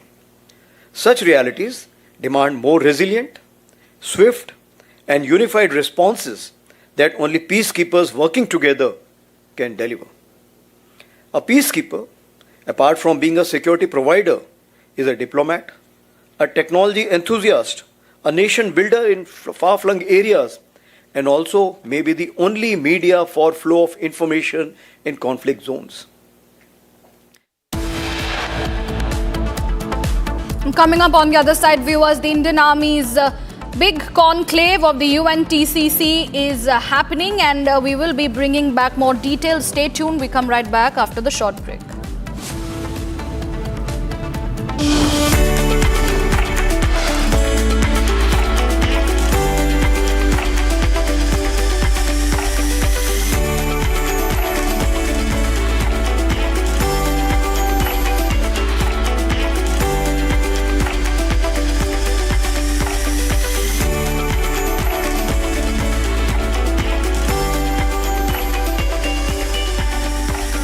Powered by Century Ply Club Prime. Raho befikar. अब छोलिया हो या लोबिया, सफेद चने या काले चने, सब कुछ मजेदार बने। In the India Today Best Universities Survey, India's #1 ranked universities in various streams are JNU Delhi, Amity University, AIMS Delhi, IIT Delhi, and National Law School Bengaluru. थोड़े में ज्यादा स्वाद यही तो है इसकी खास बात। वाओ मामा क्या स्वाद है? अरे मेरे राजा। Living my best life. Mindfully crafted home decor fabrics. Sansar, a D-Decor brand. Live consciously. ये है सीक्रेट रेसिपी MDH का जीरा सिप जल जीरा मसाला। सिप सिप जीरा सिप MDH का जल जीरा सिप MDH का जल जीरा SIP.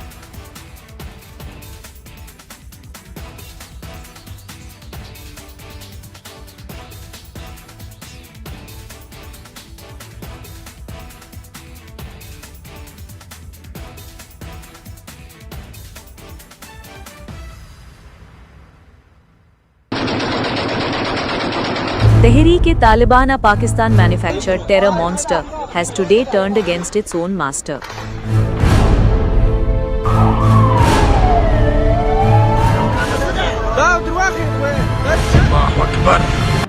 On the night of 11th October 2025, the Afghan Taliban smoked several Pakistani military posts.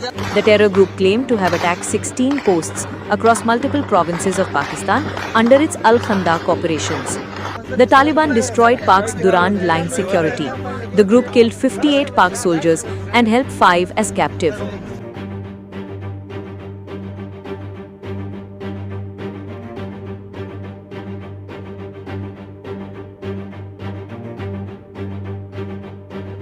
The armed forces of the Islamic Emirate of Afghanistan tonight conducted a successful retaliatory operation against the centers a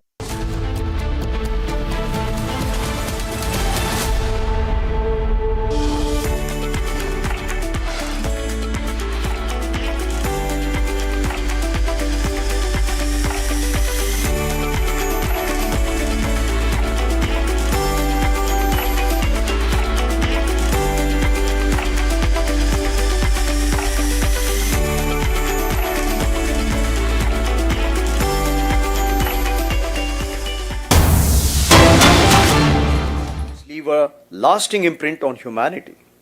Let's reaffirm our shared resolve that the peace must prevail over conflict and compassion must triumph over division. Allow me to conclude by quoting Albert Einstein, "Peace cannot be kept by force, it can only be achieved by understanding." Thank you. Jai Hind. Viewers, that was, of course, the details and the speech coming in from COS. That's the conclave of the armed forces that the army is hosting in New Delhi from 14th to the 16th. and we are going to be bringing you all the details at this point in time. We shift our focus, viewers, to some breaking news coming in on the broadcast. Haryana DGP sent on leave amid the IPS V. Puran Kumar suicide case. The Haryana government has sent the state DGP on leave amid opposition's attack on the BJP dispensation over IPS officer V. Puran Kumar's alleged suicide, and all the demands coming in by Kumar's family for action against the officers accused of harassing him. Late night development came days after the state government had transferred Narendra Vijarnya, the then Rohtak superintendent of police. So more details are coming in as far as the suicide of the IPS Y. Puran Kumar is concerned. The Haryana government has sent the state DGP Shatrujit Kapoor on leave amid the opposition's attack on the BJP dispensation over IPS officer Puran Kumar's alleged suicide and the demands coming in by his family. The family had demanded action against the officers who were accused of harassing Puran Kumar. Let's listen in to the soundbite coming in.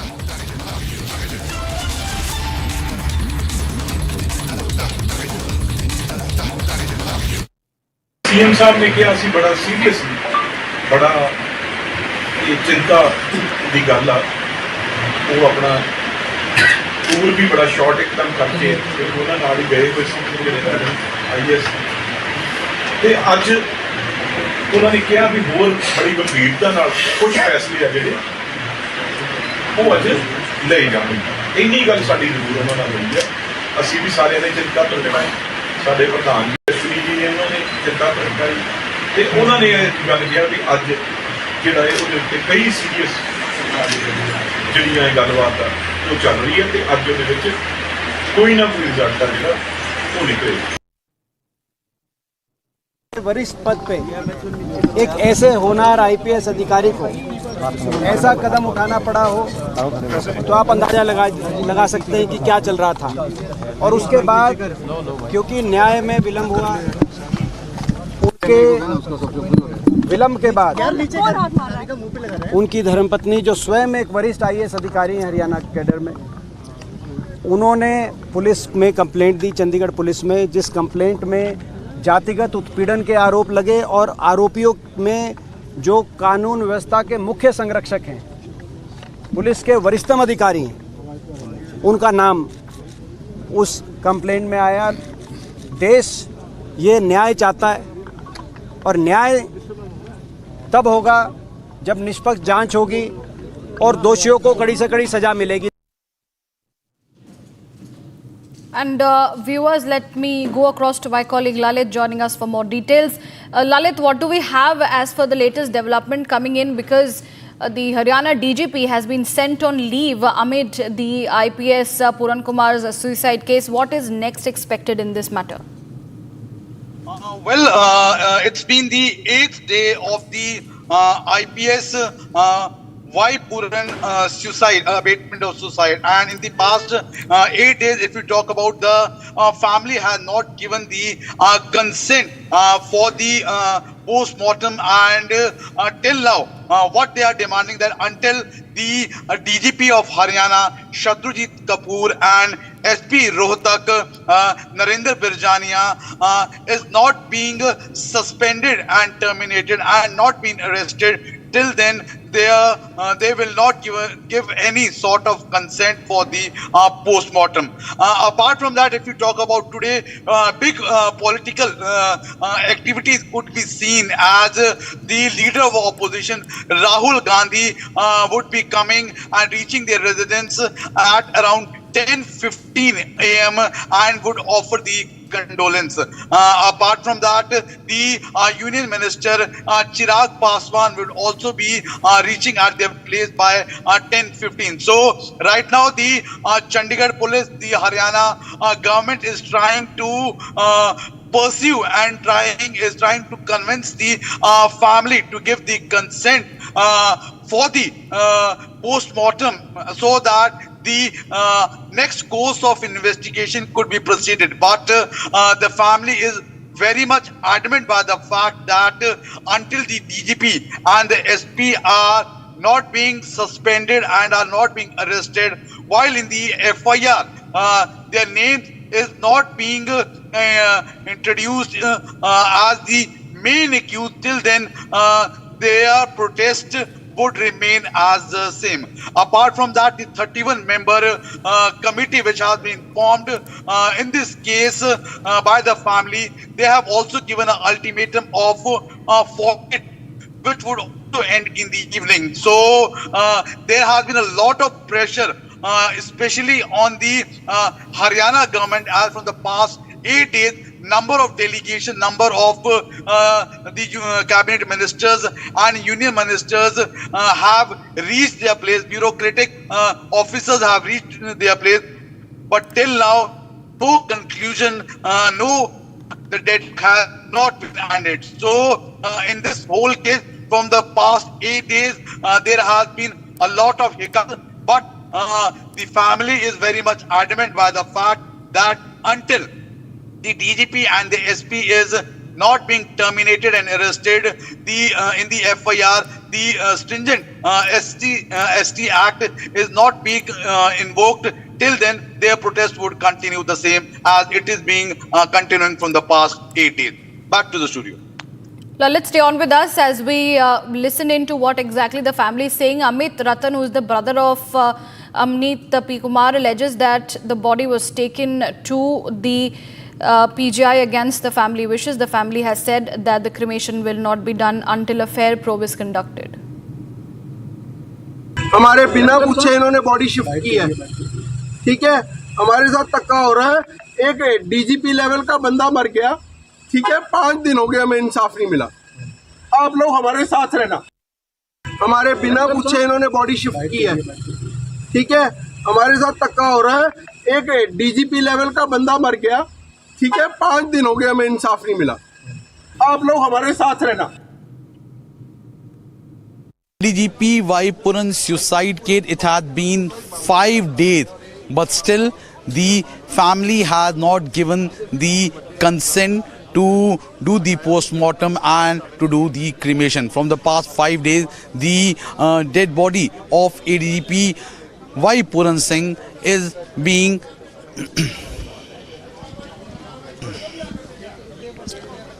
in the ADGP Vaipuran suicide case, it has been 5 days.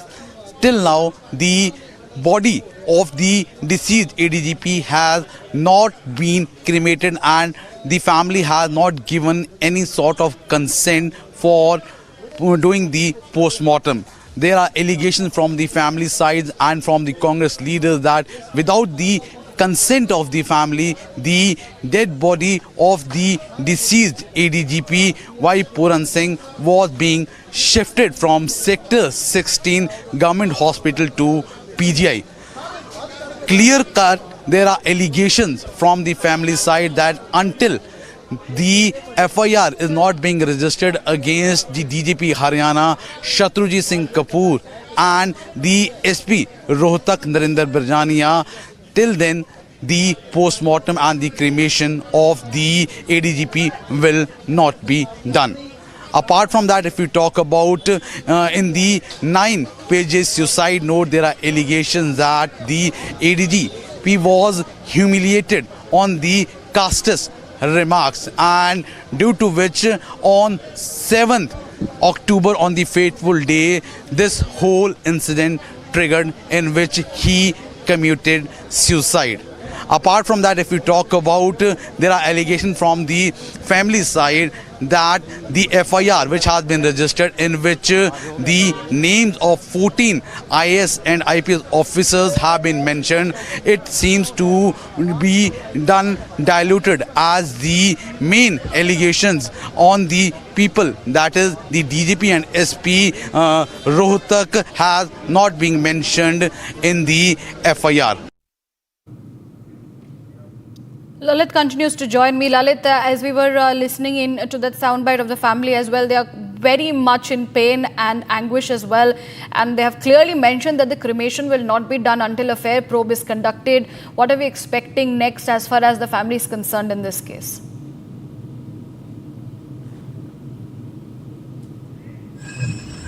हमारे बिना पूछे इन्होंने body shift की है, ठीक है। हमारे साथ धक्का हो रहा है, एक डीजीपी लेवल का बंदा मर गया, ठीक है। 5 दिन हो गए हमें इंसाफ नहीं मिला। आप लोग हमारे साथ रहना।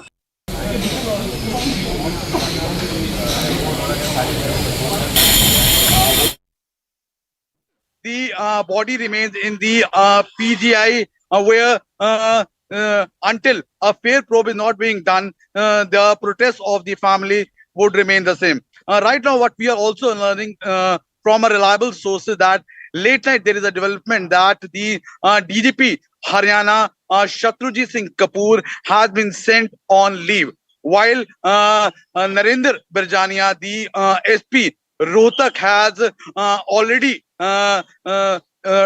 already been transferred around 3 days before, when the family had showed their grievances in this whole matter, that the name of the main two accused, as per the family, which triggered the abatement for suicide by the ADGP Y Puran Singh, as he committed suicide on 7th October in the afternoon around 1:45 p.m. at his residence in Sector 11.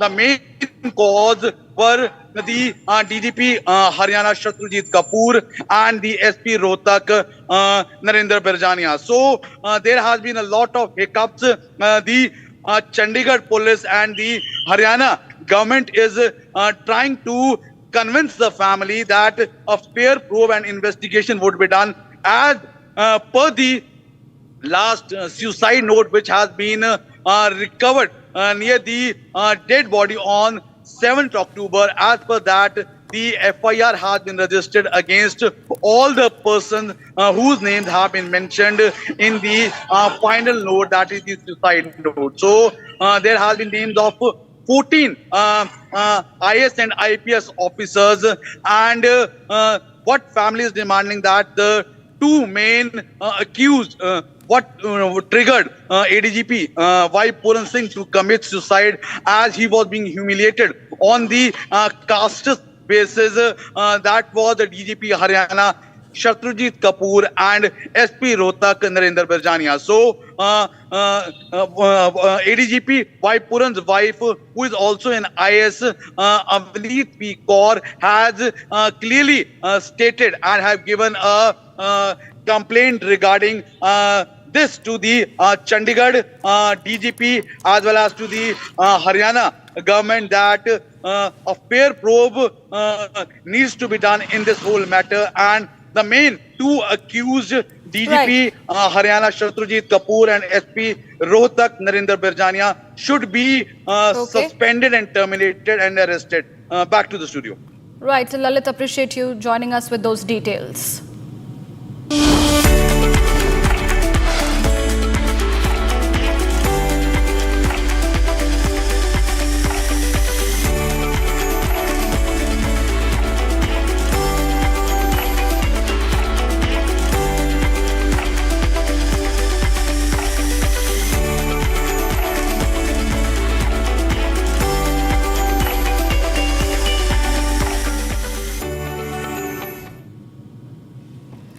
At a United Nations General Assembly session, BJP MP Nishikant Dubey launched a scathing attack on Pakistan, calling it one of the worst violators of children and armed conflict agenda. Citing the UN Secretary General's 2025 report, Dubey condemned Pakistan for grave abuses against children within its borders, including attacks on schools.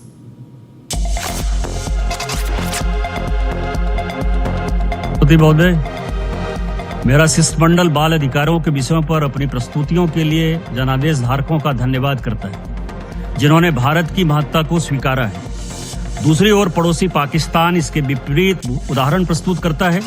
यह एक ऐसा देश है जो CAC एजेंडे का सबसे गंभीर उल्लंघन करने वालों में से एक है। हम उनकी सीमाओं के भीतर बच्चों के साथ हो रहे गंभीर दुर्व्यवहारों से दुनिया का ध्यान हटाने के लिए उनके प्रयासों की कड़ी निंदा करते हैं। जैसा कि CAC पर महासचिव द्वारा 2025 में जारी रिपोर्ट और साथ साथ चल रहे सीमा पार आतंकवाद से भी स्पष्ट होता है कि अपनी सीमाओं से परे इस रिपोर्ट में पाकिस्तान द्वारा स्कूलों, विशेषकर बालिका विद्यालयों में स्वास्थ्य कर्मियों पर किए हमलों का विस्तृत ब्यौरा प्रस्तुत किया गया है और अफगानिस्तान सीमा की उन घटनाओं के बारे में बताया गया है जहां पाकिस्तान द्वारा सीमा पार से की गई गोलीबारी और हवाई हमले सीधे तौर पर अफगान बच्चों की हत्या और अपहंगता के लिए जिम्मेदार हैं। We have some breaking news coming in. BJP's IT cell chief Amit Malviya has slammed West Bengal Chief Minister Mamata Banerjee over her comments on the Durgapur City Medical College rape case. Malviya alleges that Mamata made false claims about the incident, specifically regarding the time the victim left the campus. According to the medical college, the victim left the campus at around 7:58 p.m., contradicting Banerjee's claim that she was out at 12:30 a.m. Malviya accuses Banerjee of victim shaming and attempting to defend her Muslim vote bank rather than ensuring justice for the victim. He has demanded empathy, truth and accountability from the state government as well. Kishale, my colleague, is joining me on the phone line for more details. Kishale, back-to-back developments are coming in that are somewhere cornering Mamata Banerjee for her statements that she has made. Earlier it was the NCW report that has contradicted Mamata's claims, and now what we are seeing that BJP has also slammed Mamata Banerjee for her comments of victim shaming. Well, exactly. Mamata Banerjee made an outrageous comment that why did the girl go out of the campus at 12:30 in the night? But now Amit Malviya claims that that particular time line that Mamata Banerjee had put up is completely wrong. The report suggests that the girl went out at 7:58 and the incident happened around 8:30 in the evening. So Mamata Banerjee claiming that the girl went out in the forest out of the campus at 12:30 in the night is completely false, is what Amit Malviya is saying. Yesterday, the parents of the girl, especially the father, also claimed the same thing, that the girl did not go out at 12:30 in the night. It was evening that the girl went out and faced this whole horrific incident of gang rape. Therefore, it's very clear that Mamata Banerjee is trying to hide her failures, hide the failure of her administration and law and order of West Bengal by posing a false timeline of the incident and by saying that it's 12:30 that the girl went out in the night and that is the reason that she had to face gang rape. Right, Kishal, I appreciate you joining us with those updates. And let's also now take our viewers through a bit details that we have been tracking in. Viewers, the outrage is growing across West Bengal over the shocking gang rape of the second-year MBBS student at Durgapur Medical College. The investigation has gathered pace with 2 more arrests, even as the political temperatures continue to rise. Take a look at this full story. The investigation into the shocking gang rape of a second-year MBBS student at Durgapur Medical College has intensified. 2 more individuals were arrested on Monday in connection with the case, bringing the total number of accused to 5. A Durgapur court has granted 9 days of police custody for the 2 newly arrested suspects as the probe continues to unfold. Meanwhile, the incident has sparked widespread outrage. In a show of solidarity with the victim and her family, BJP workers held protests across West Bengal, accusing the ruling Trinamool Congress of fostering lawlessness in the state. Leader of the opposition and BJP MLA Shubhendu Adhikari launched a scathing attack on Mamata Banerjee government, alleging that the TMC administration is shielding rapists. सरकार खुद ही rapist है, rapist का protector है ममता बनर्जी का सरकार। जो Nasiruddin arrest हुआ है वो दुर्गापुर म्युनिसिपल कॉर्पोरेशन का कैजुअल एम्प्लॉय भी है और तृणमूल का युवा नेता है। टीएमसी खुद ने रेप का साथ जुड़ा हुआ है, वो कैसे प्रोटेक्शन करेगा? Adding to the family's anguish, the victim's father has said that no TMC leader has reached out or offered any support so far. जब ममता दीदी वो भी तो किसी का माँ होगा ना, अगर माँ होगा तो उसका लड़के का दर्द भी समझ सकते हैं ना। मैं चाहता हूँ और बंगाल सरकार के अनुरोध करता हूँ उसी से कड़ी सजा दीजिए। अगर उससे सजा देंगे तो बंगाल का लड़की थोड़ा सुरक्षित अनुभव करेगा। The Durgapur Commissioner of Police has confirmed that a 24/7 security detail has been deployed at the victim's residence. देखिए, इस केस में इन्वेस्टिगेशन में हम लोगों ने अभी तक 5 अक्यूज पर्सन्स को अरेस्ट कर लिया है, जिनका प्रेजेंस वहाँ प्लेस ऑफ अकरेंस पे इस्टेब्लिश हुआ है। 5 लोग अरेस्ट हो गए हैं इसके अलावा इन्वेस्टिगेशन सही दिशा में चल रहा है। कल भी हमारे यहाँ जो डीसीपी हैं उनकी खुद की बात हुई है उनके साथ में, उनको फिर से आश्वस्त किया गया है, उनको बोला गया है कि जो भी आपको पर्सनल गार्ड या दूसरा कोई भी किसी भी तरह की सेफ्टी एंड सिक्योरिटी की जरूरत है वो हम लोग प्रोवाइड करेंगे। In a further show of political condemnation, the Odisha BJP Mahila Morcha president visited the victim's family and slammed Mamata Banerjee's recent remarks on the case. She is talking gibberish and talking whatever that does not make sense, like girls should not go out in the evening. So she is the chief minister. Law and order is under her control, and if something bad happens in the state, she should take the responsibility and accountability of whatever has happened. The TMC has come under sharp criticism, not just for the incident itself, but also for what many are calling deeply insensitive and dismissive statements by its leaders. Bengal में महिलाएं का सुरक्षा दूसरा प्रांत से अच्छा है। आरजीकर कितने 1 साल हो गया आरजीकर का घटना, और एक ठो घटना हुआ, दोनों ही दुर्भाग्यजनक है। As the nation watches in horror, the incident and the dismissive tone around it raises one painful and urgent question. How many more such cases will it take before our states prioritize the safety of women and children with the seriousness it demands, through stronger law enforcement, swift justice, and real political accountability?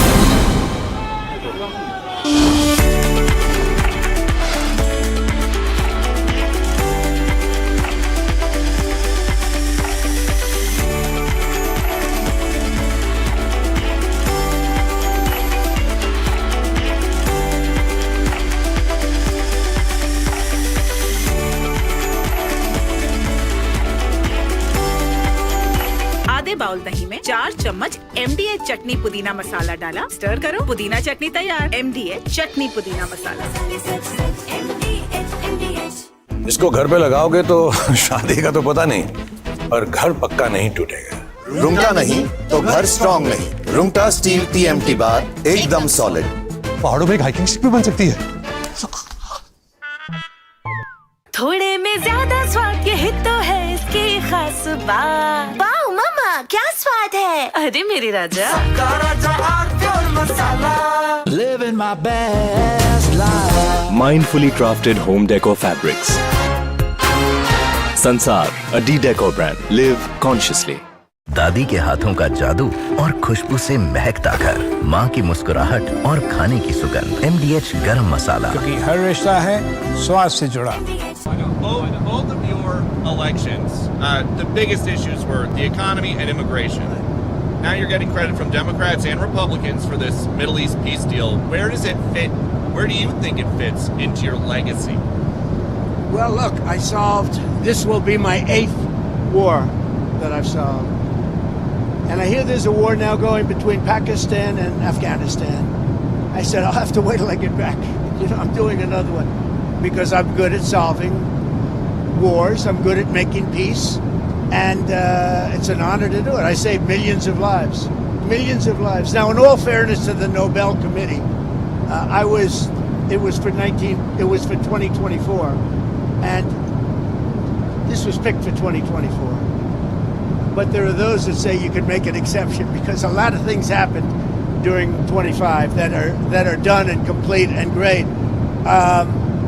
But I did this not for Nobel. I did this for saving lives. I mean, we've saved millions of lives. Think about it.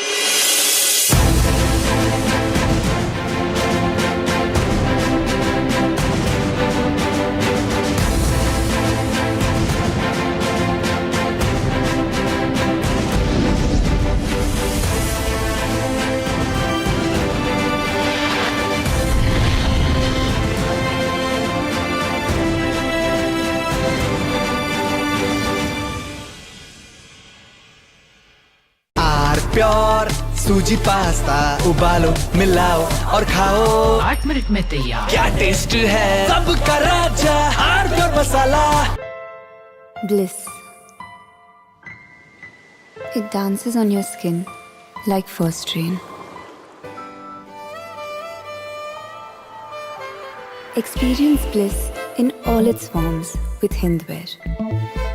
Hindware, designed for bliss. आधे bowl दही में 4 चम्मच MDH चटनी पुदीना मसाला डाला, stir करो, पुदीना चटनी तैयार। MDH चटनी पुदीना मसाला।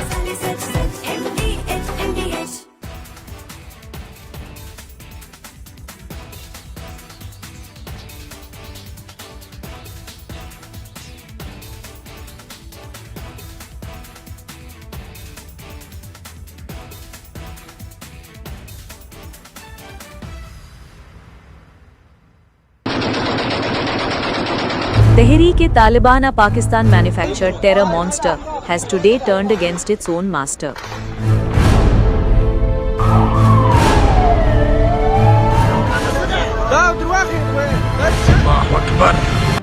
On the night of 11th October 2025, the Afghan Taliban smoked several Pakistani military posts.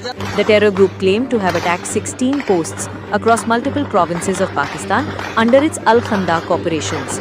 The Taliban destroyed Pak's Durand line security. The group killed 58 Pak soldiers and held 5 as captive.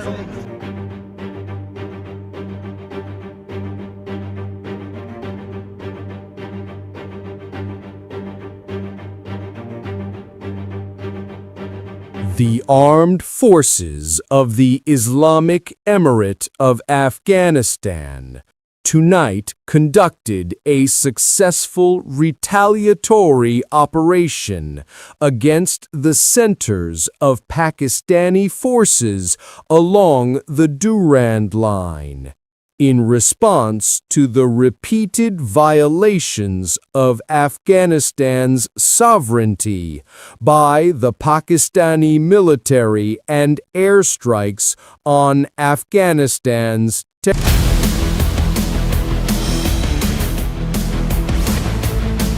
This is Republic Jack Oliver's studio. Stay tuned for all the breaking news and updates. I am Tanisha Vasti. Let's get started.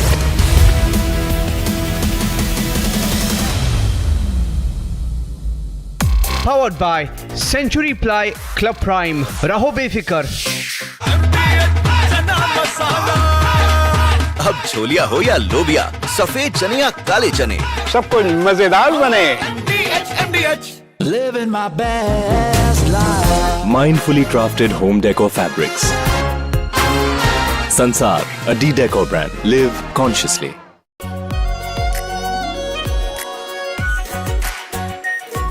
Pure Shahi Paneer Masala. Delicious, healthy, every day. Bharat की अपनी दुकान India सोना, अपने देश का सामान India सोना, India सोना, इंडिया सोना। MDH की हल्दी मिर्ची धनिया करे कमाल, ये रंग दे, ये खुशबू दे, ये तीखा, ये कम पड़े, क्या निराला MDH masala. Both of your elections, the biggest issues were the economy and immigration. Now you're getting credit from Democrats and Republicans for this Middle East peace deal. Where does it fit? Where do you think it fits into your legacy? Well, look, I solved, this will be my 8th war that I've solved. And I hear there's a war now going between Pakistan and Afghanistan. I said, I'll have to wait till I get back. You know, I'm doing another one because I'm good at solving wars. I'm good at making peace. And it's an honor to do it. I saved millions of lives. Millions of lives. Now, in all fairness to the Nobel Committee, it was for 2024. And this was picked for 2024. But there are those that say you could make an exception because a lot of things happened during 25 that are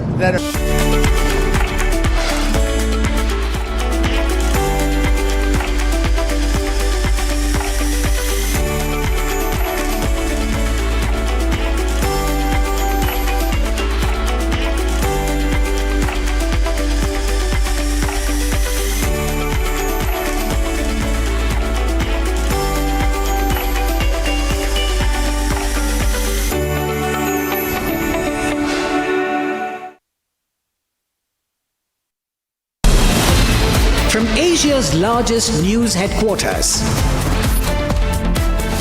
setting the agenda for Bharat.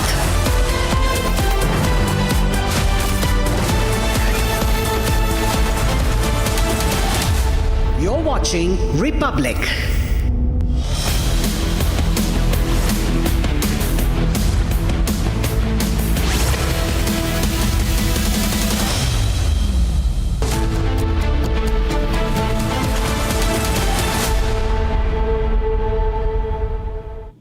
very good morning, viewers. Thanks for tuning into Republic TV. I'm Ashwarya Kapoor. And coming up this week on Republic Media Network is one of India's biggest thought leadership conclave, the Our Bharat Rashtra Sarvopari Sammelan. And the theme this year is Atmanirbhar Shaktishali Bharat. So join us as we bring together voices from politics, culture, defense, spirituality and enterprise, all united by one vision on 15th of October at Republic headquarters from 9:30 a.m. onwards. So be there.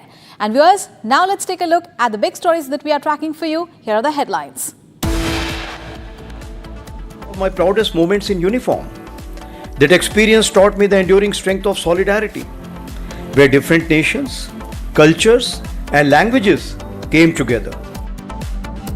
Chief of Army Staff General Upendra Dwivedi at UNTCC Summit. Rajnath Singh and S. Jaishankar to speak later.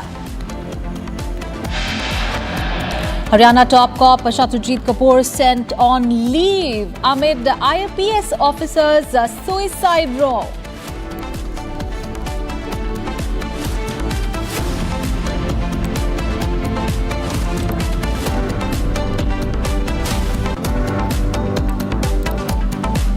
With Pakistan's Sharif behind him, Donald Trump calls Prime Minister Modi very good friend. India is a great country with a very good friend of mine at the top, and he's just done a fantastic job.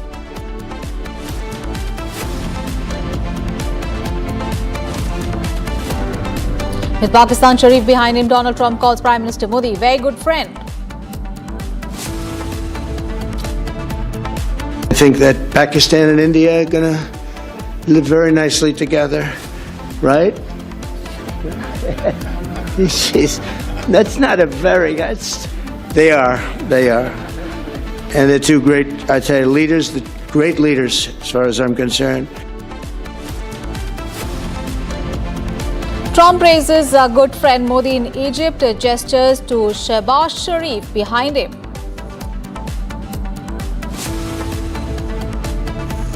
And 2 terrorists killed in gunfight with security forces along line of control in Jammu and Kashmir's Kupwara.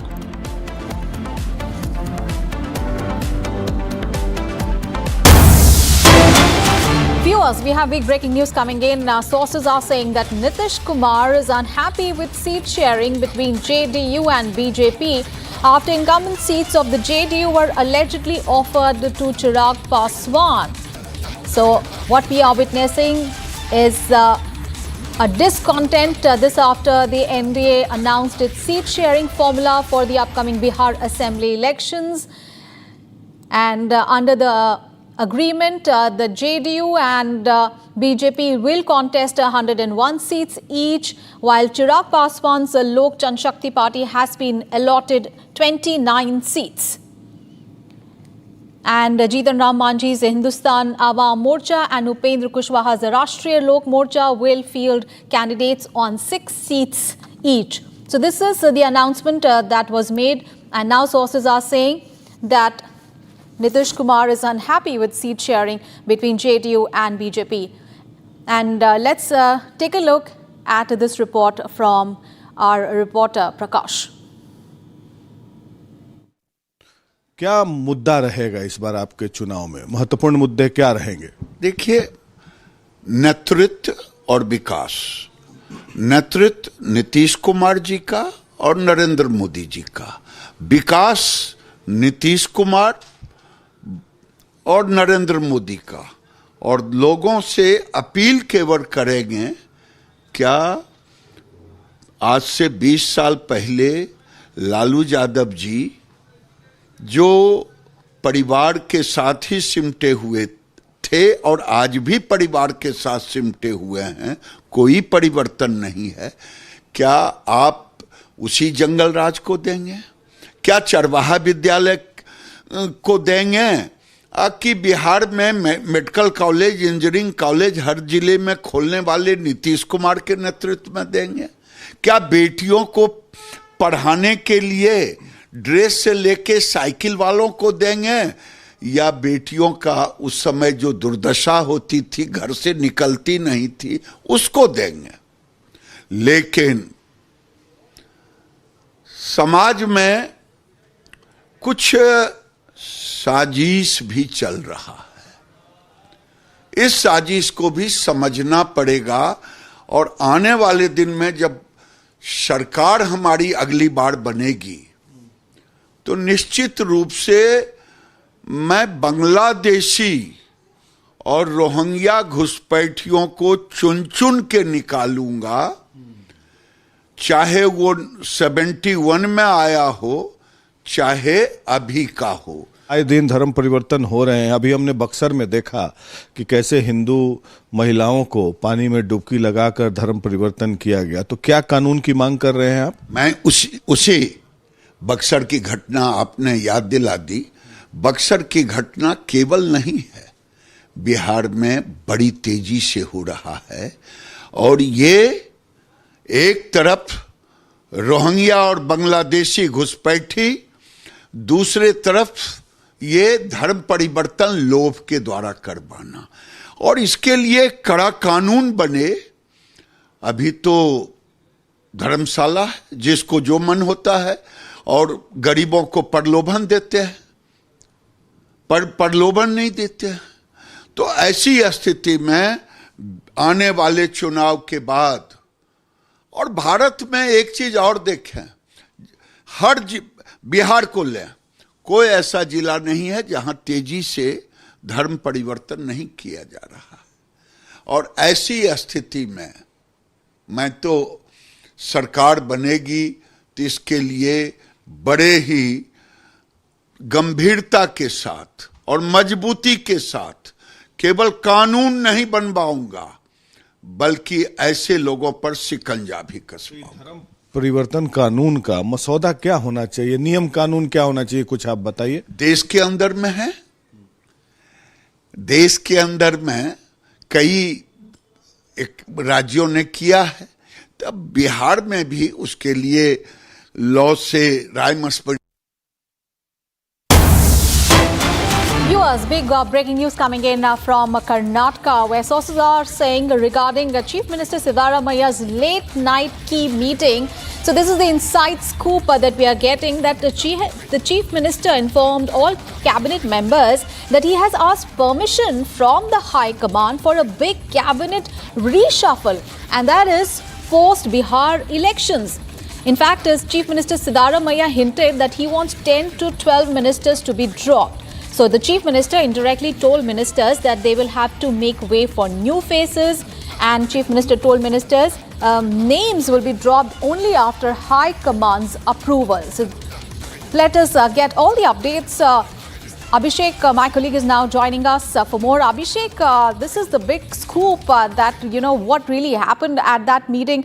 Because, though Deputy Chief Minister Shiva Kumar was there, but he was only there for, very momentarily for a brief time. And this is a big announcement that apparently was made. Any updates on what really happened?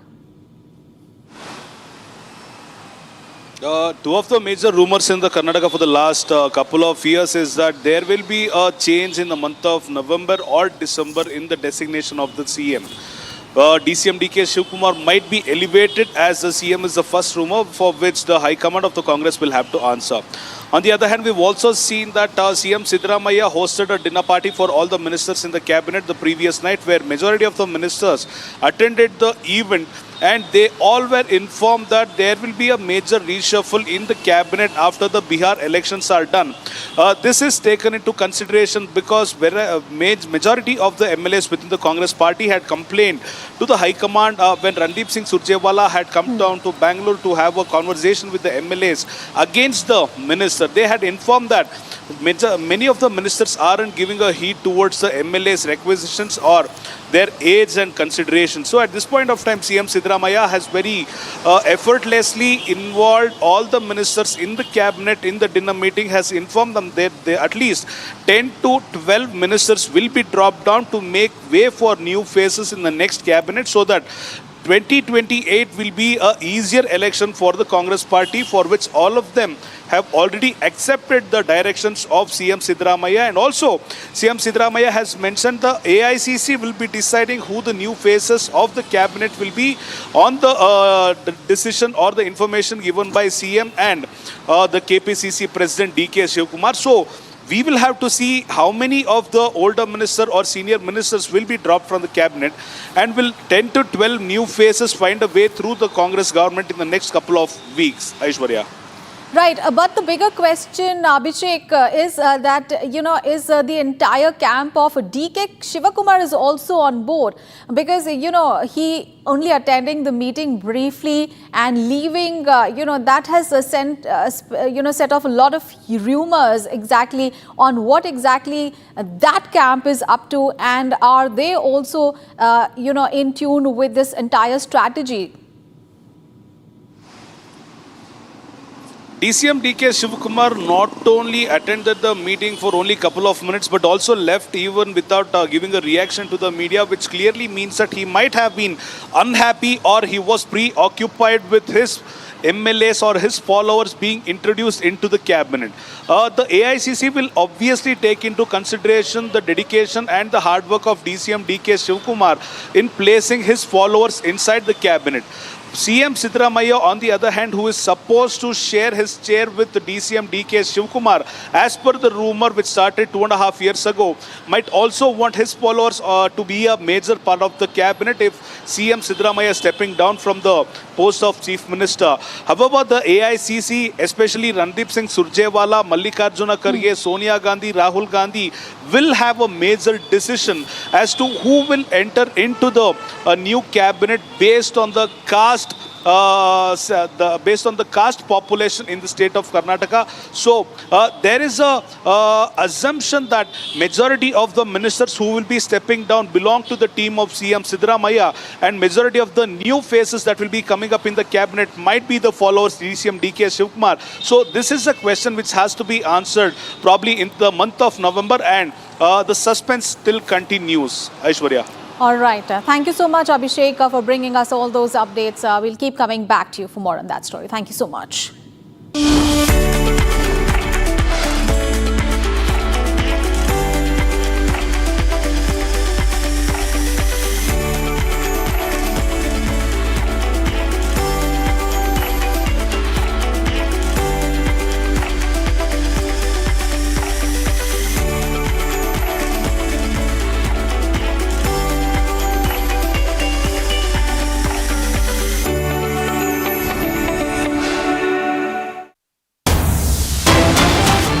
Big breaking news coming in. Chura Singh, Air India's senior vice president and head of the Integrated Operations Control Center, has resigned from his position. And this following his departure, the Tata Group-owned airline appointed Vikram Dayal as the new head of IOCC. Remember, Singh's resignation comes after he faced regulatory action for alleged crew scheduling lapses earlier this year.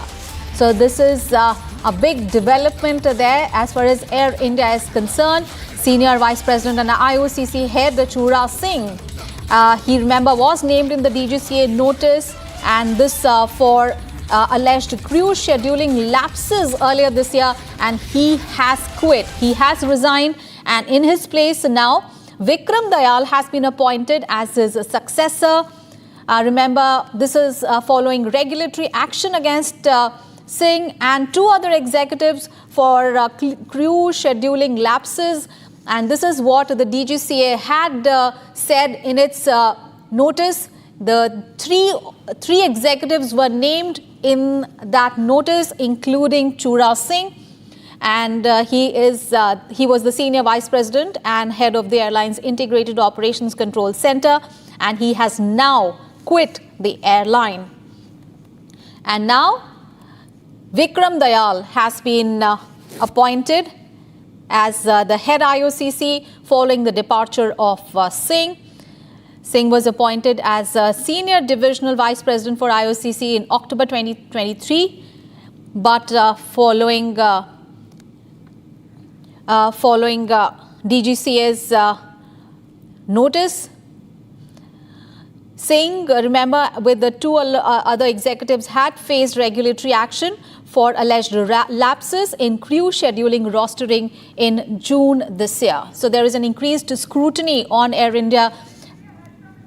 All right, Harsha, my colleague, is now joining us for more details. Harsha, now this is what we are witnessing now. Finally, there are heads that have started to roll. This was in June 2025 that, the DGCA had named these executives, including Chura Singh, and now he has quit. Give us more updates.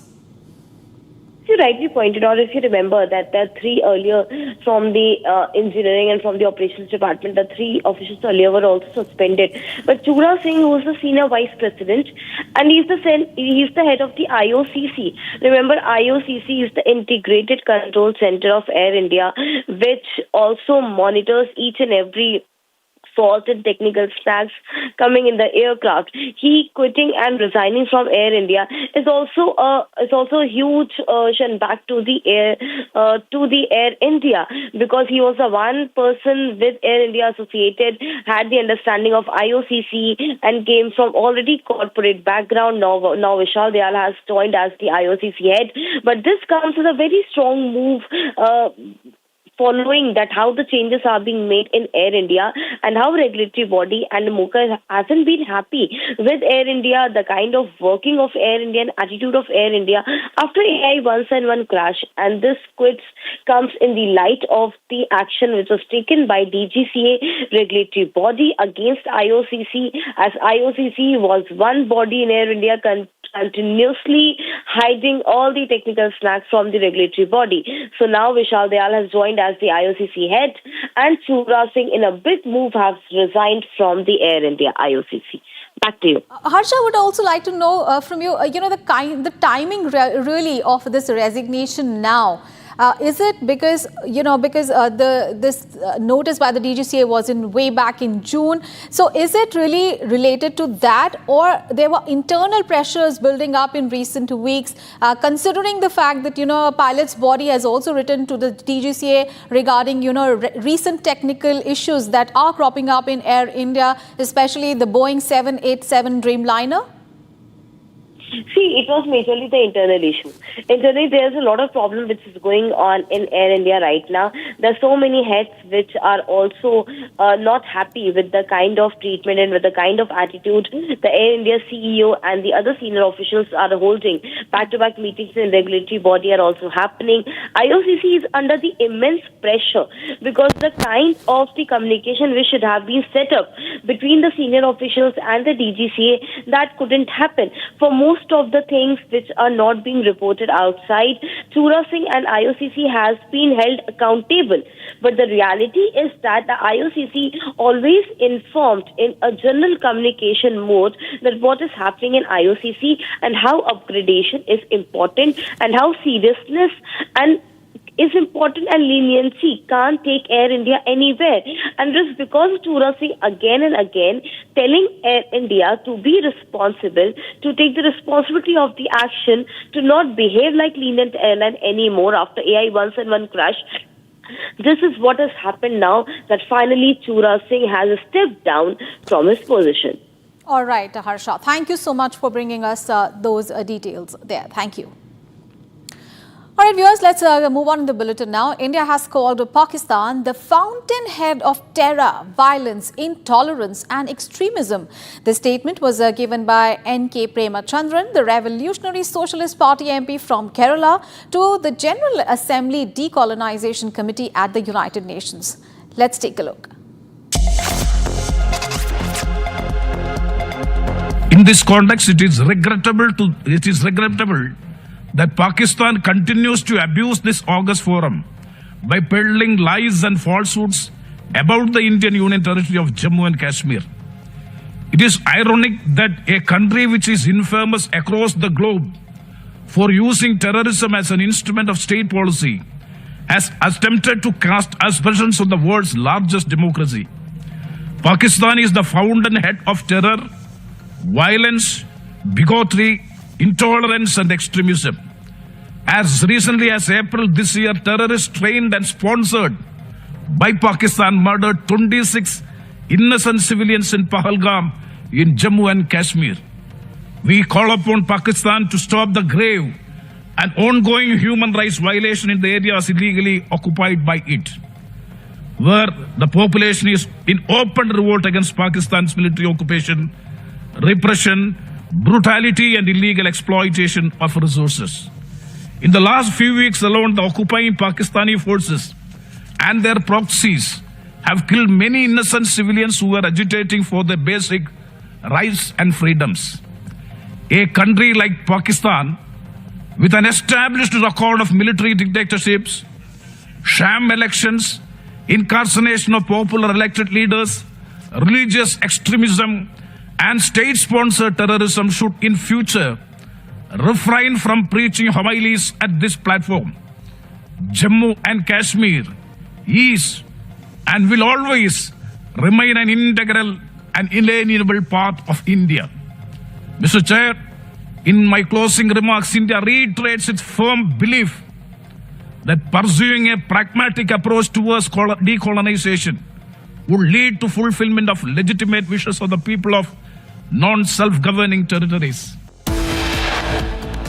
Viewers, we are taking a short break, and coming up ahead, Haryana top cop Shatrujit Kapoor sent on leave amid IPS officer's suicide row. Also coming up ahead, India calls Pakistan fountainhead of terror and extremism at the UN Decolonization Committee. Those are big stories and much more coming up after a short break. Viewers, don't go anywhere.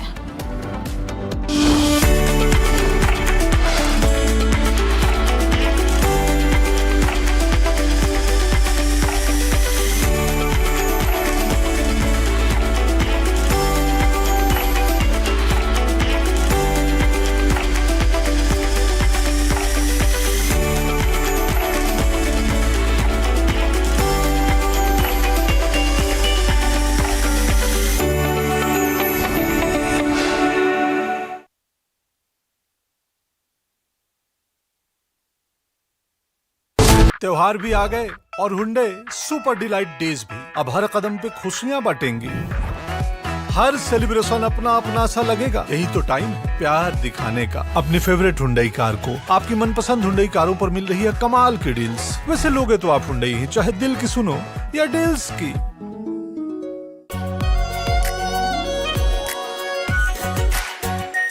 Are pure shahi paneer masala, delicious, healthy every day. Bliss. It dances on your skin like first rain. Experience bliss in all its forms with Hindware. Hindware, designed for bliss. अब छोलिया हो या लोबिया, सफेद चने या काले चने, सब कुछ मजेदार बने।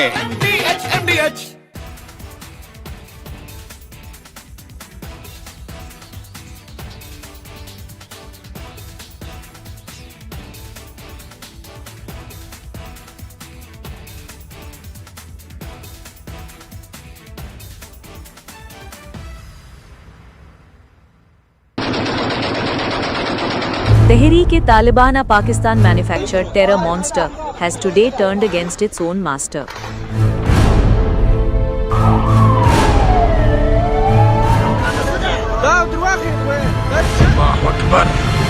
On the night of 11th October 2025, the Afghan Taliban smoked several Pakistani military posts. The terror group claimed to have attacked 16 posts across multiple provinces of Pakistan under its Al-Khandaq operations. The Taliban destroyed Pak's Durand line security. The group killed 58 Pak soldiers and held 5 as captive.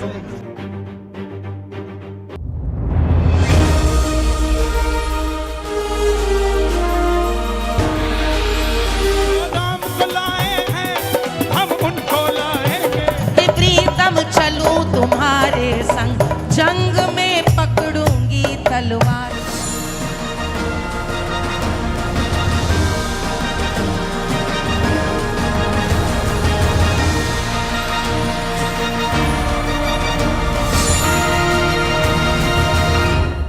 Living my best life. Mindfully crafted home decor fabrics. Sansar, a D-Decor brand. Live consciously. R pure suji pasta उबालो मिलाओ और खाओ 8 minute में तैयार। क्या taste है सबका राजा आर प्योर मसाला। केसरिया से मन जोगी हुआ रे, दिल झूमे देखो मतवारा हुआ रे। केसरिया से मन जोगी हुआ। हर पल मनाओ केसरी त्योहार। विमल, बोलो जुबान केसरी। आधे बाउल दही में 4 चम्मच MDH चटनी पुदीना मसाला डाला, स्टर करो, पुदीना चटनी तैयार। MDH चटनी पुदीना मसाला। Both of your elections, the biggest issues were the economy and immigration. Now you're getting credit from Democrats and Republicans for this Middle East peace deal. Where does it fit? Where do you think it fits into your legacy? Well, look, I solved, this will be my 8th war that I've solved. And I hear there's a war now going between Pakistan and Afghanistan. I said, I'll have to wait till I get back. You know, I'm doing another one because I'm good at solving wars. I'm good at making peace. And it's an honor to do it. I saved millions of lives. Millions of lives. Now, in all fairness to the Nobel Committee, it was for 2024. And this was picked for 2024. But there are those that say you could make an exception because a lot of things happened during 25 that are done and complete and great. But I did this not for Nobel. I did this for saving lives. I mean, we've saved millions of lives. Think about India, Pakistan. Think about some of the wars that were going on for years. We had one going for 31, one going for 32, one going for 37 years, with millions of people being killed in every country. And I got every one of those done, for the most part, within a day. It's pretty good.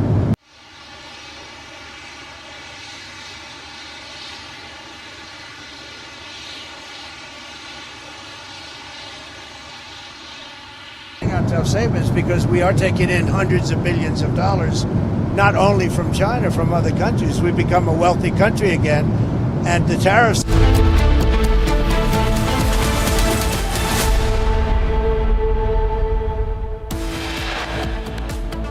My proudest moments in uniform. That experience taught me the enduring strength of solidarity, where different nations, cultures, and languages came together. Chief of Army Staff General Upendra Dwivedi at the UNTCC Summit. Rajnath and Jaishankar to speak later. Haryana top cop Shatrujit Kapoor sent on leave amid IPS officer suicide row. Pakistan is the fountainhead of terror, violence, bigotry, intolerance and extremism. As recently as April this year, terrorists trained and sponsored by Pakistan murdered 26 innocent civilians in Pahalgam in Jammu and Kashmir. India calls Pakistan fountainhead of terror and extremism at UN Decolonization Committee meet. Is a great country with a very good friend of mine at the top, and he's just done a fantastic job. Pakistan's Sharif behind him. Trump calls PM Modi very good friend. Pakistan and India are going to live very nicely together, right? That's not a very, they are. And they're two great, I tell you, leaders, great leaders as far as I'm concerned.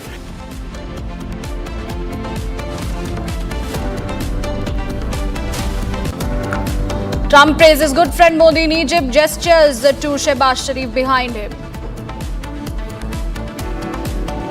2 terrorists killed in gunfight with security forces along LOC in Jammu and Kashmir's Kupwara district.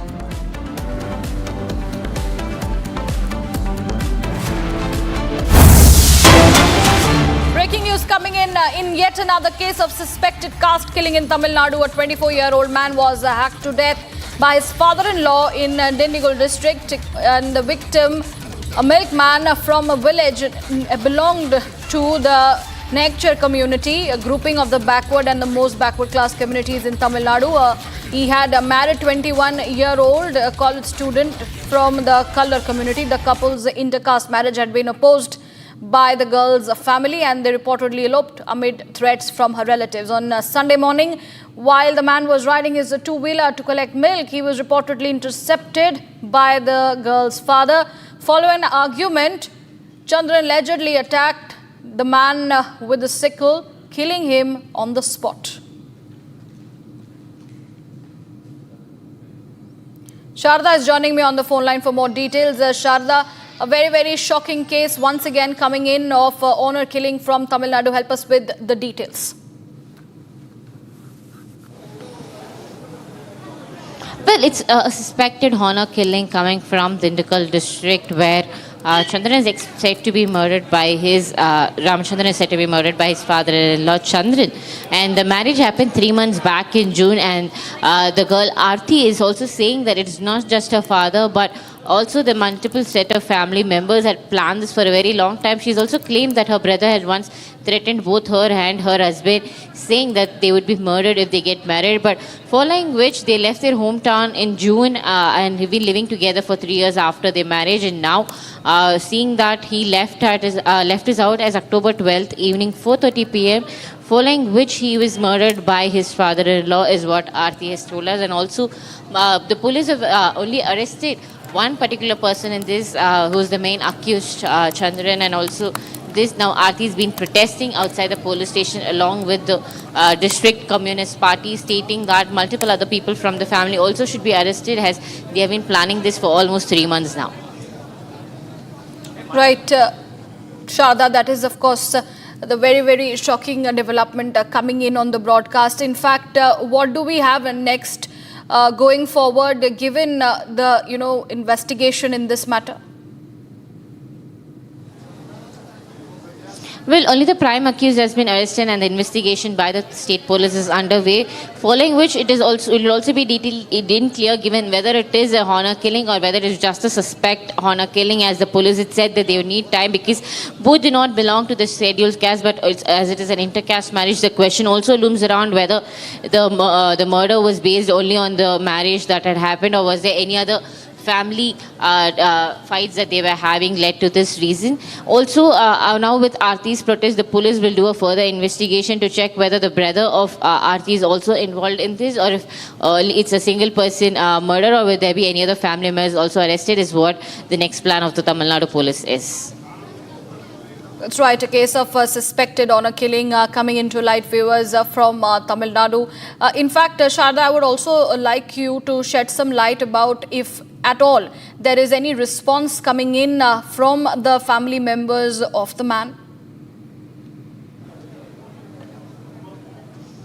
Well, the family members of the man took to the police to make a complaint because it happened on October 12th and only on October 14th the police got a complaint because they did not suspect it to be a murder done by a father-in-law, and Aarti, though had initial suspects, did not reach the police station immediately but took time. She made her check whether it was the family members that were involved in the murder or it was an accident that was caused. Also, how he died is also still a question because the police is yet to reveal the post-mortem report also. All right, Sharda, appreciate you joining us with all those details. We will be tracking the story very, very closely, but it's time to shift our focus as some breaking news is coming in. A first-year BTech student of Delhi's private university alleged that 4 men sexually assaulted her and attempted to gang rape her on campus. Now, in a complaint to the police, the student said the alleged incident took place in an area of the university where construction work was currently underway. News coming in on the broadcast as far as an alleged sexual assault case is concerned from the national capital. My colleague Soumya joins us live for more details. Soumya, help us understand what exactly is the case and what is expected next in terms of the investigation. Yes, Riyanka, the investigation has begun. We had the statement released by DCP South Ankit Chauhan as well that the investigation is underway. The statement of the victim has been recorded, and as we speak, she is being counseled. However, if we dive into the details of the case, a PCR call was made to that particular police station at around 3 p.m. on Monday with regards to this incident, and right after that call a team was sent to the South Asian University here in the national capital. Now the victim has to say that four men tried to touch her inappropriately. They even tore her clothes, and there was an attempt to gang rape her. Initially, after police reached at the location, they registered the case with regards to sections pertaining to molestation. However, after recording the statement of the victim, sections pertaining to attempt to gang rape has been added in the FIR. With regards to what panned out, the victim has to say that she was assaulted by the four accused in a construction area, in an area of the university which was under construction. And now the police has to say that the whole vicinity of the university has CCTV cameras. So CCTV footage from the actual spot where the incident happened is being examined thoroughly as we speak. So these are the details that we are picking up at the moment, Riyanka. Other than that, there has been a tense situation there at the university. Students since yesterday have been protesting after the PCR call was made and the incident came out in open. So these are the developments that we are picking up at the moment. Soumya, also to understand what has the step been taken from the side of the university that we're talking about here. Well, Riyanka, it's a private university, the South Asian University. The university is yet to release a statement at the moment. There has been no statement that has been released by the university. However, we are learning that the victim in this case is being counseled. Statements have been recorded. And again, as I mentioned earlier, the situation at the university is a bit tense. Students have been protesting since yesterday. After the incident came out in open, we are being told that the PCR call was also made by a girl who is someone close or known to the victim in the case. So at this moment, these are the developments that we are picking up from ground. Riyanka. That's right. Appreciate you joining us with those details, Soumya.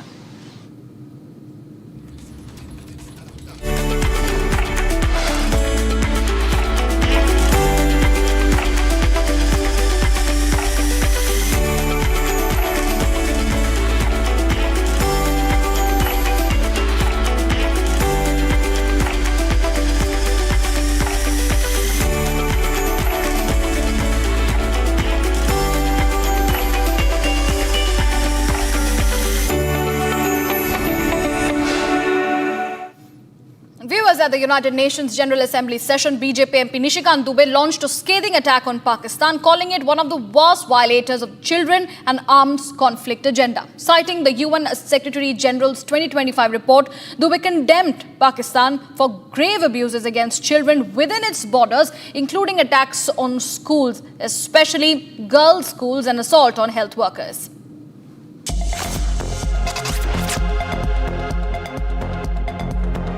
महोदय, मेरा शिष्टमंडल बाल अधिकारों के विषयों पर अपनी प्रस्तुतियों के लिए जनादेश धारकों का धन्यवाद करता है, जिन्होंने भारत की महत्ता को स्वीकारा है। दूसरी ओर पड़ोसी पाकिस्तान इसके विपरीत उदाहरण प्रस्तुत करता है। यह एक ऐसा देश है जो CAC एजेंडे का सबसे गंभीर उल्लंघन करने वालों में से एक है। हम उनकी सीमाओं के भीतर बच्चों के साथ हो रहे गंभीर दुर्व्यवहारों से दुनिया का ध्यान हटाने के लिए उनके प्रयासों की कड़ी निंदा करते हैं। जैसा कि CAC पर महासचिव द्वारा 2025 में जारी रिपोर्ट और साथ साथ चल रहे सीमा पार आतंकवाद से भी स्पष्ट होता है कि अपनी सीमाओं से परे इस रिपोर्ट में पाकिस्तान द्वारा स्कूलों, विशेषकर बालिका विद्यालयों में स्वास्थ्य कर्मियों पर किए हमलों का विस्तृत ब्यौरा प्रस्तुत किया गया है। और अफगानिस्तान सीमा की उन घटनाओं के बारे में बताया गया है जहां पाकिस्तान द्वारा सीमा पार से की गई गोलीबारी और हवाई हमले सीधे तौर पर अफगान बच्चों की हत्या और अपहंगता के लिए जिम्मेदार हैं। And viewers, shifting our focus to more news coming in on the broadcast, Haryana DGP Shatrujit Kapoor has been sent on leave amid the IPS Y. Puran Kumar suicide case. The Haryana government has sent the state DGP on leave amid the opposition's attack on the BJP dispensation over IPS officer Puran Kumar's alleged suicide and demand by his family for action against the officers accused of harassing him. The late night development came days after the state government had transferred Narendra Bijanya, the then Rohtak superintendent of police. CM साहब ने कहा सी बड़ा seriously बड़ा ये चिंता की गल आ वो अपना टूर भी बड़ा शॉर्ट एकदम करके उन्होंने नाल ही गए कुछ आईएएस ते अज उन्होंने कहा भी होर बड़ी गंभीरता नाल कुछ फैसले आ जिहड़े वो अज ले जाणगे इन्नी गल साडी जरूर उन्होंने होई है असीं भी सारे ने चिंता प्रगटाई साडे प्रधान जी अश्विनी जी ने उन्होंने चिंता प्रगटाई ते उन्होंने गल किया भी अज जिहड़ा है उहदे उत्ते कई सीरीयस जिहड़ियां गलबात वो चल रही है ते अज उहदे विच कोई ना कोई रिजल्ट आ जिहड़ा वो निकलेगा। वरिष्ठ पद पे एक ऐसे होनहार आईपीएस अधिकारी को ऐसा कदम उठाना पड़ा हो तो आप अंदाजा लगा सकते हैं कि क्या चल रहा था। और उसके बाद क्योंकि न्याय में विलंब हुआ, उनके विलंब के बाद उनकी धर्मपत्नी जो स्वयं एक वरिष्ठ आईएएस अधिकारी हैं हरियाणा कैडर में, उन्होंने पुलिस में कंप्लेंट दी, चंडीगढ़ पुलिस में, जिस कंप्लेंट में जातिगत उत्पीड़न के आरोप लगे और आरोपियों में जो कानून व्यवस्था के मुख्य संरक्षक हैं, पुलिस के वरिष्ठतम अधिकारी हैं, उनका नाम उस कंप्लेंट में आया। देश ये न्याय चाहता है और न्याय तब होगा जब निष्पक्ष जांच होगी और दोषियों को कड़ी से कड़ी सजा मिलेगी। All right, viewers, my colleague Lalit is joining us for more details on this. Lalit, we see that several back-to-back developments are, of course, coming in terms of the case. But as per the latest, the Haryana DGP has been sent on leave. What else are we expecting? Well, the latest development is that now the additional charge of Haryana DGP has been given to the 1992 batch IPS officer, Mr. O.P. Singh. Now, he would be holding the additional charge of the Haryana DGP. Apart from that, there was a late night development that the then DGP Shatrujit Kapoor has been sent on a long leave, as there has been allegations leveled against Shatrujit Singh Kapoor and the then Rohtak SP Narendra Bijanya that the ADGP, the IPS officer Y. Puran Singh was being humiliated and harassed on the basis of caste, and from 2021 onwards these things were being done on him. But the trigger point was the humiliation and the casteist remarks which was being done by the DGP Shatrujit Kapoor and SP Rohtak Narendra Bijanya. So the family is demanding that both officers should be terminated and suspended with stringent SC ST atrocity act on them. Apart from that, they should be immediately arrested. But till now, what we have learned that the family members have not given any consent for the post-mortem, for the further investigation, as they are saying that until there is a fair probe in this whole matter, as the FIR which has been registered by the Chandigarh police, it has been registered in which all the names of 13 IAS and IPS officers have been mentioned. What they are demanding is that the main accused should be DGP Shatrujit Singh Kapoor and the then SP Rohtak Narendra Bijanya, who who were the trigger point due to which this abatement of suicide was being committed on the fateful day of 7th October recently. Apart from that, if you talk about, there has been a 31-member committee which has been set by the family members, which have given a ultimatum of 48 hours, which would also be ending in the evening. So they have also said that if their demands are not being met, so this whole protest and agitation would lead to a national level. Apart from that, the leader of opposition Rahul Gandhi and the Union Minister Chirag Paswan would also be arriving at their residence very shortly. So these are the updates which are being happening here from the past 8 days, but there has been a lot of pressure on the Naib Seni government, and due to which now late night this was a development in which the DGP Shatrujit Kapoor has been sent on a long leave. Back to the studio. Right, appreciate you joining us for the details on this story. And viewers, Amit Ratan, the brother of Amneet P. Kumar, alleges that the body was taken to PGI against the family's wishes. The family has said that the cremation will not be done until a fair probe is conducted. इन्होंने body shift की है, ठीक है, हमारे साथ धक्का हो रहा है। एक डीजीपी लेवल का बंदा मर गया, ठीक है, 5 दिन हो गए हमें इंसाफ नहीं मिला। आप लोग हमारे साथ रहना। हमारे बिना पूछे इन्होंने बॉडी शिफ्ट की है, ठीक है, हमारे साथ धक्का हो रहा है। एक डीजीपी लेवल का बंदा मर गया, ठीक है, 5 दिन हो गए हमें इंसाफ नहीं मिला। आप लोग हमारे साथ रहना। In the ADGP Vaipuran suicide case, it has been 5 days. Till now, the body of the deceased ADGP has not been cremated, and the family has not given any sort of consent for doing the post-mortem. There are allegations from the family sides and from the Congress leaders that without the consent of the family, the dead body of the deceased ADGP Vaipuran Singh was being shifted from Sector 16 Government Hospital to PGI. Clear cut, there are allegations from the family side that until the FIR is not being registered against the DGP Haryana Shatrujit Singh Kapoor and the SP Rohtak Narinder Birjania, till then the post-mortem and the cremation of the ADGP will not be done. Apart from that, if we talk about in the 9 pages suicide note, there are allegations that the ADGP was humiliated on the casteist remarks, and due to which on 7th October, on the fateful day, this whole incident triggered in which he committed suicide. Apart from that, if we talk about, there are allegations from the family side that the FIR which has been registered, in which the names of 14 IAS and IPS officers have been mentioned, it seems to be done diluted, as the main allegations on the people, that is the DGP and SP Rohtak, has not been mentioned in the FIR.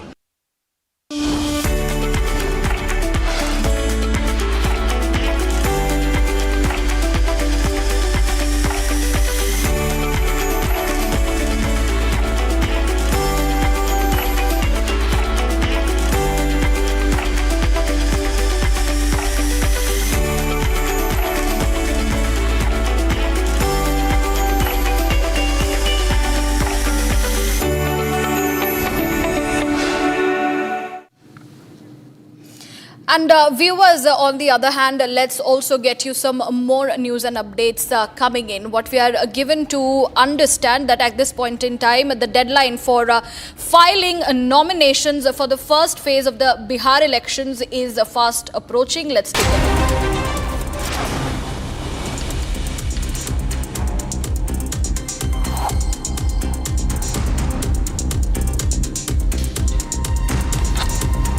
The deadline for filing nominations for the first phase of Bihar elections is fast approaching, yet the Grand Alliance has not been able to finalize its seat-sharing arrangement.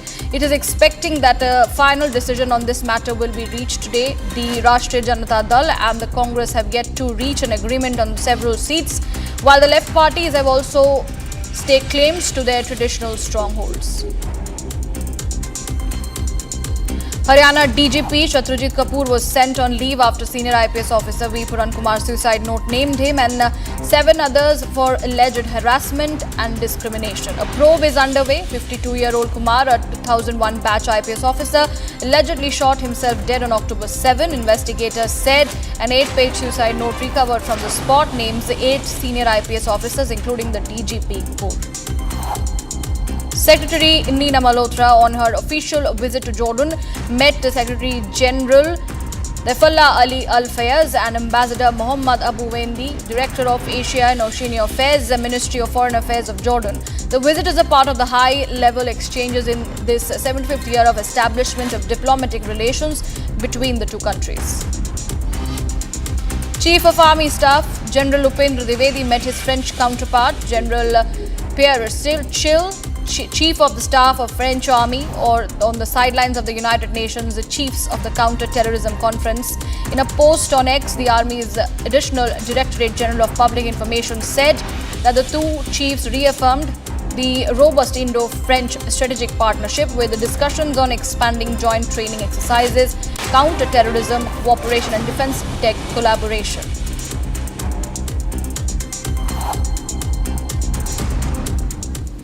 Viewers, as Ayodhya prepares for Diwali 2025, breathtaking visuals have emerged from the first floor of the Sri Ram Janmabhoomi temple, offering devotees a glimpse of the grand Sri Ram Darbar. This floor is a magnificent depiction of Lord Ram's royal court, designed to evoke divine reverence and architectural splendor. The first floor comprises 5 intricately designed halls: Nritya Mandap, Rang Mandap, Sabha Mandap, Prathana Mandap and Kirtan Mandap. At its center, the marble idols of Lord Ram, Mata Sita, Lord Hanuman and Lord Ram's brothers Bharat, Lakshman and Shatrughan are enshrined. Ram and Sita are seated on a gold-plated throne with Hanuman and Bharat at their feet, while Lakshman and Shatrughan stand respectfully behind them. The entire structure rests on around 140 carved pillars adorned with the divine imagery, adding to its grandeur. Devotees' access to its sacred floor is restricted to preserve its sanctity, creating an atmosphere of devotion and serenity.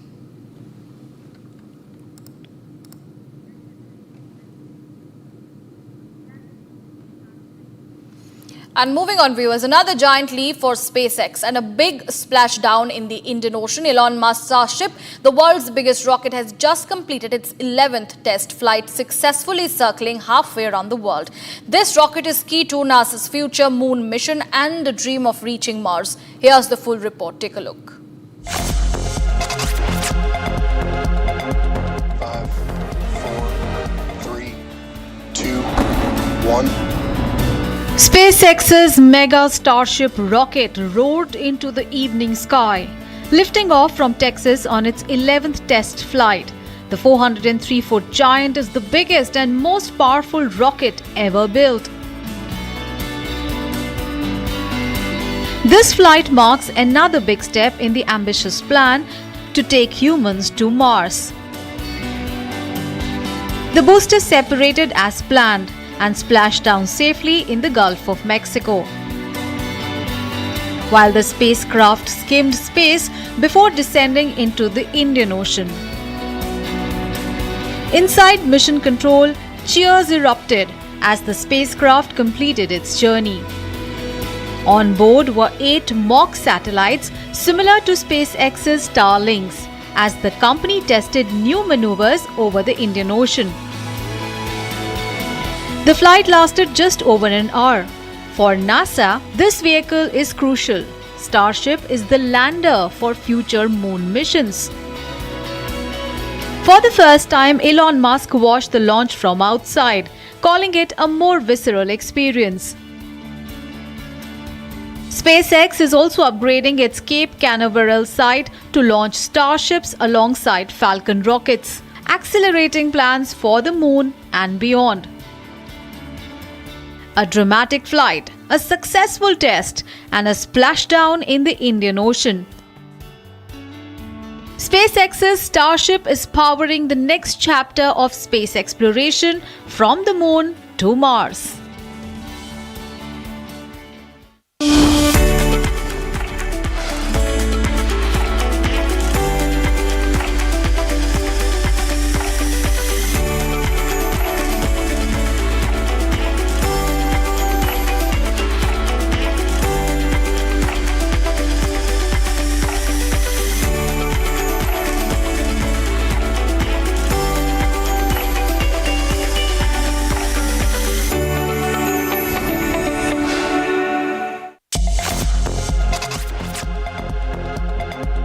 peacekeeping is not a soldier's job, but only a soldier can do it.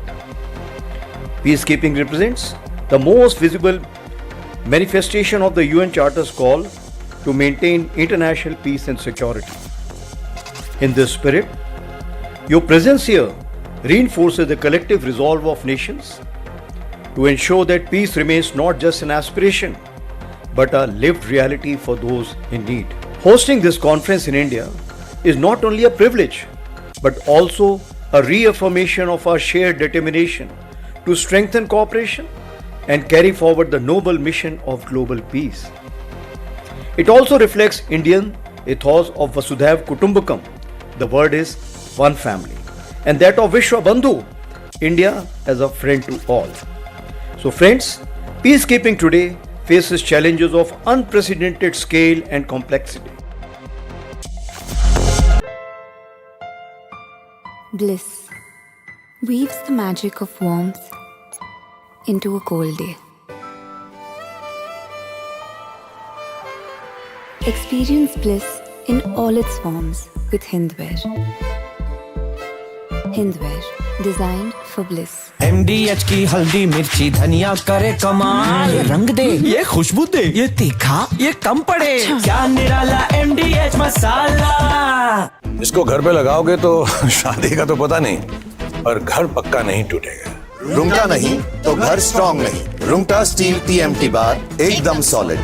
पहाड़ों में एक hiking stick भी बन सकती है।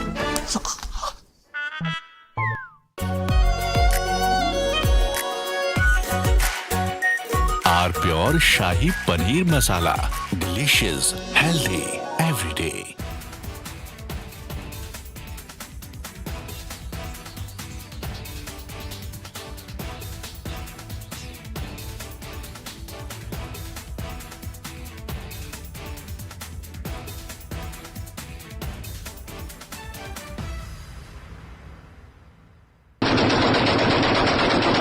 Tehreek-e-Taliban, a Pakistan-manufactured terror monster, has today turned against its own master.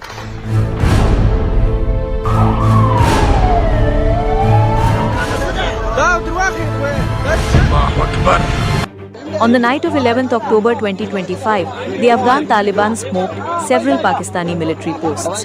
The terror group claimed to have attacked 16 posts across multiple provinces of Pakistan under its Al-Khandaq operations. The Taliban destroyed Pak's Durand line security.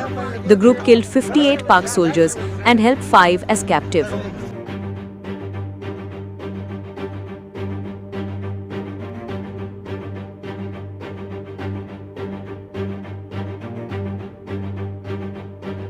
The armed forces of the Islamic Emirate of Afghanistan tonight conducted a successful retaliatory operation against the centers of Pakistani forces along the Durand Line, in response to the repeated violations of Afghanistan's sovereignty by the Pakistani military and airstrikes on Afghanistan's territory. The operation concluded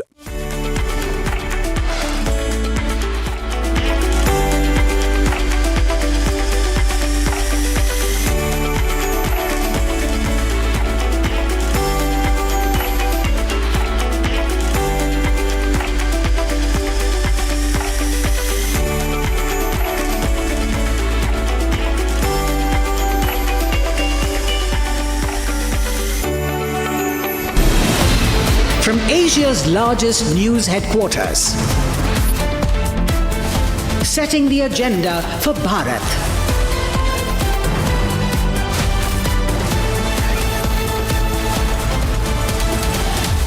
You're watching Republic.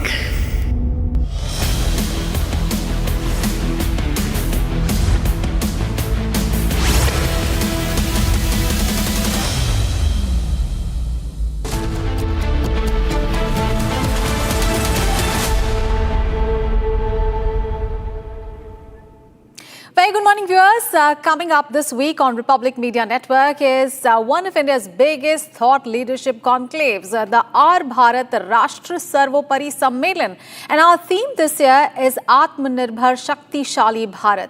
So join us as we bring together voices from politics, culture, defense, spirituality and enterprise, all united by one vision on 15th of October at Republic headquarters from 9:30 a.m. onwards. So be there. And viewers, now let's take a look at the big stories we are tracking at this hour. Here are the headlines. One of my proudest moments in uniform. That experience taught me the enduring strength of solidarity, where different nations, cultures and languages came together. Chief of Army Staff General Upendra Dwivedi at UNTCC Summit, Defence Minister Rajnath Singh and External Affairs Minister S. Jaishankar to speak later. Haryana top cop Shatrujit Kapoor sent on leave amid IPS officer's suicide row. Another suspected caste killing in Tamil Nadu, man held for killing son-in-law. Cracks wide open. Sources say that Nitish unhappy with the seat-sharing pact. Student claims a gang rape bid on the university campus in Delhi. Pakistan is the fountainhead of terror, violence, bigotry, intolerance and extremism. As recently as April this year, terrorists trained and sponsored by Pakistan murdered 26 innocent civilians in Pahalgam in Jammu and Kashmir. And India calls Pakistan fountainhead of terror and extremism at UN Decolonization Committee. Viewers, we have big breaking news coming in. Madagascar's President Andry Rajoelina has fled the African nation. The head of the opposition, a military source and a foreign diplomat said the second time that young protesters have toppled a government in just over a month of a worldwide Gen Z unrest. Sitanid, who is the leader of the opposition in parliament, told that Rajoelina left Madagascar on Sunday after units of the army defected and joined the protesters. So Gen Z protest again, leading the Madagascar president to flee. This coming in amid the Gen Z protest, and the Madagascar president has left the country. This is what the opposition leader as well as the military source and a foreign diplomat has confirmed. So his whereabouts are not right now clear, but what is being said that he has left the country, and this is a Reuters report quoting the head of the opposition said. Efa namesosikevitra ihany koa ny filoham-pirenena hafa aty amin'ny kontinanta afrikanina hoe andefa andeha tafika izay apandra ny tany dia ny teneniko hoe tsy mifanaraka amin'ny fotom-pisainana malagasy izany andefa andeha tafika izany ka ny laviko. Noho izany dia tsy maintsy naka toerana, nandeha amin'ny toerana izay sécurisé iarovana ny aiko ny tenako ankehitriny. All right, my colleague Chandrakala is now joining us for more details. Chandrakala, what are the updates emerging in the case? Tell us more about the Gen Z protest that led to the entire case where Madagascar's president went hiding. Well, as we know that, of course, the Gen Z protest, the Gen Z unrest continue to intensify worldwide. This is the second such incident that has taken place in Madagascar. Of course, the protest started on September 25th. Now, this is a second such protest that led to that, of course, the Madagascar president has fled the African nation right at this moment. That's what we were learning. The opposition, the leader of the opposition has confirmed that he has left on a French plane, a French aircraft after the unrest, of course, after the Gen Z unrest over poverty poverty and corruption. During a broadcast message being put out by the President, Emir in Facebook, he has said that he has moved to a safe location, but he has not confirmed about his whereabouts. His whereabouts were not known right at this moment. Well, of course, we have seen the French President Macron saying he has addressed during the Gaza Peace Plan Summit, which was taking place in Egypt, where he has confirmed that he cannot confirm on the reports which says that France has helped the Madagascar president to flee the country right at this moment. He has rejected this particular reports saying that France has helped him flee the country, because as per sources, he was set to flee the country on a French plane aircraft. So yes, after Nepal, of course, it's a Gen Z protest has intensified worldwide. Now Madagascar president has fled the African nation. That's what we are learning right at this moment. Over to you. Right. Chandrakala, what are the common themes that you can see? Because you mentioned about the fact that this happened in Nepal, and now what we are seeing is the similar protest really happening in Madagascar, leading the country's president to flee from the country. Is there any common theme, the issue of unemployment, corruption? What are the common themes that you can see? Well, absolutely, of course, Gen Z protests, which means the young protesters have took to the streets, of course, protesting against the government over corruption, poverty, unemployment. So this is another such incidence. Of course, we have seen Gen Z protests intensifying worldwide. It's not only Nepal or it's not only Madagascar, but we have seen in other countries as well. So the young protesters have started taking to streets, have started protesting against the government over corruption. We have seen how the situation was in Bangladesh and then in Nepal, and now, of course, the Madagascar, an African nation, which led to the fleeing of a Madagascar president. And this is the second such protest. The protest started on September 25th, and now over a month another protest took place, and now, of course, the president has fled the country right at this moment. Of course, his whereabouts it's not known, and we are expecting that the protest would intensify in coming few days. All right, Chandrakala, thank you so much for those details there. And viewers, we need to move on in the bulletin. We have big breaking news coming in. Molu Jula Venugopal Rao, or Sono, the Politburo member of CPI Maoist, laid down weapons along with 16 Maoist cadres today in Gadchiroli in Maharashtra. Now, this is a major blow to CPI Maoist and is a result of sustained operations by police under the leadership of Union Home Minister Amit Shah and state governments across the country.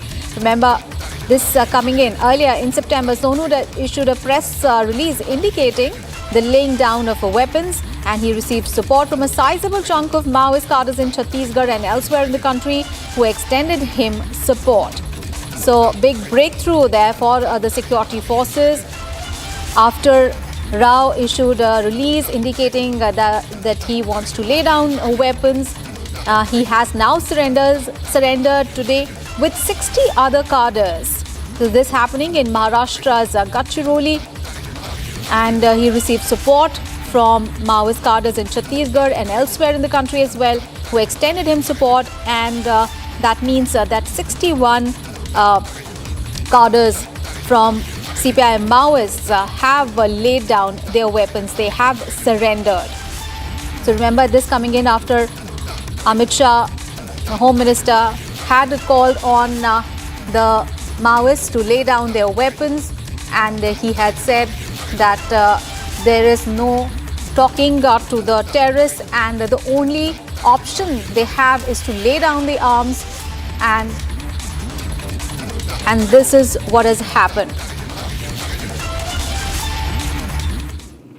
All right, let's move on. Well, chaos in Pakistan's eastern city of Lahore. Police clashed with supporters of the hardline Islamist group Tehreek when Taliban Pakistan, citing during an anti-Israel march on Monday. Now, streets turned into battle zones, so vehicles were burned and the city came to a standstill as protesters tried to march towards Islamabad, defying government orders. And leading the movement is the 31-year-old Saad Hussain Rizvi, who took charge of the party after his father's death in the year 2020 and has since turned it into one of Pakistan's most disruptive political forces. Here is more in this report.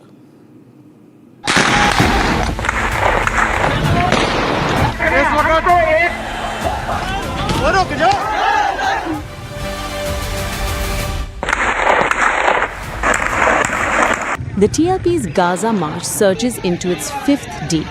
Fresh visuals show clashes and gunfire ripping the streets of Lahore and Muridke.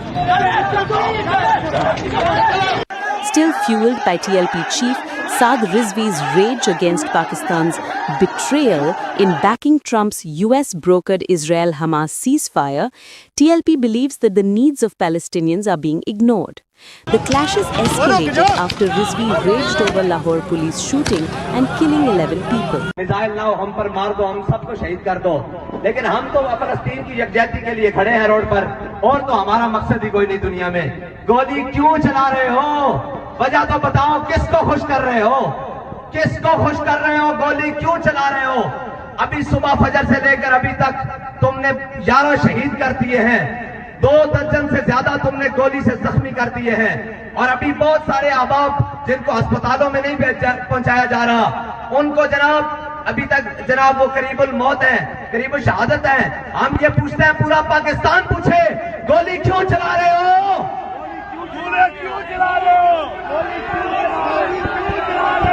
किसको खुश कर रहे हो हमें शहीद करके किसको खुश कर रहे हो जालिमों गोली क्यों चला रहे हो The ceasefire, TLP alleges, whitewashes slaughter and sells out Muslim souls.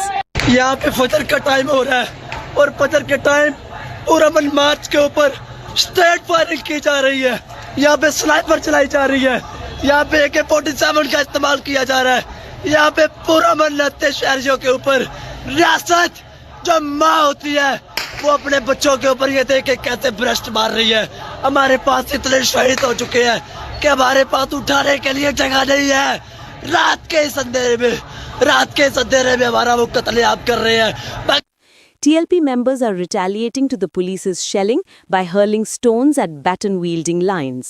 Lahore police have injured and killed numerous, according to sources, by opening fire and shelling at the protesters. मैं तो ये कहना चाहूँगा कि हर पाकिस्तानी शहरी का ये राइट है कि वो अपना प्रोटेस्ट रिकॉर्ड करे अगर ये TLP जमात अपना प्रोटेस्ट करना चाह रही है तो गवर्नमेंट को इस चीज़ का साथ देना चाहिए ना कि इनको रोकना चाहिए रुकावटें देनी चाहिए और इसके रुकावटें करने से कंटेनर लगाने से या बैरियर लगाने से इसके साथ साथ दूसरी चीज़ें भी बहुत अफेक्ट हो रही हैं ख़ास तौर पे सिटीजन जो लोग कारोबार पे जा रहे हैं जॉब पे जा रहे हैं The residents of the city are scared to come out of their homes.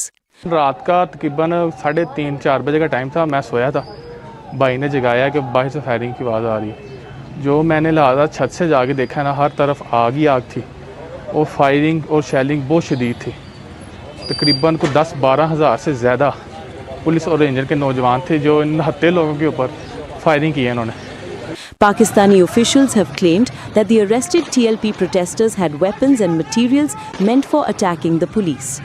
No fresh death tolls from Lahore have been confirmed. However, sources say that authorities have detained 170 people linked to TLP in Sahiwal division under the maintenance of public order.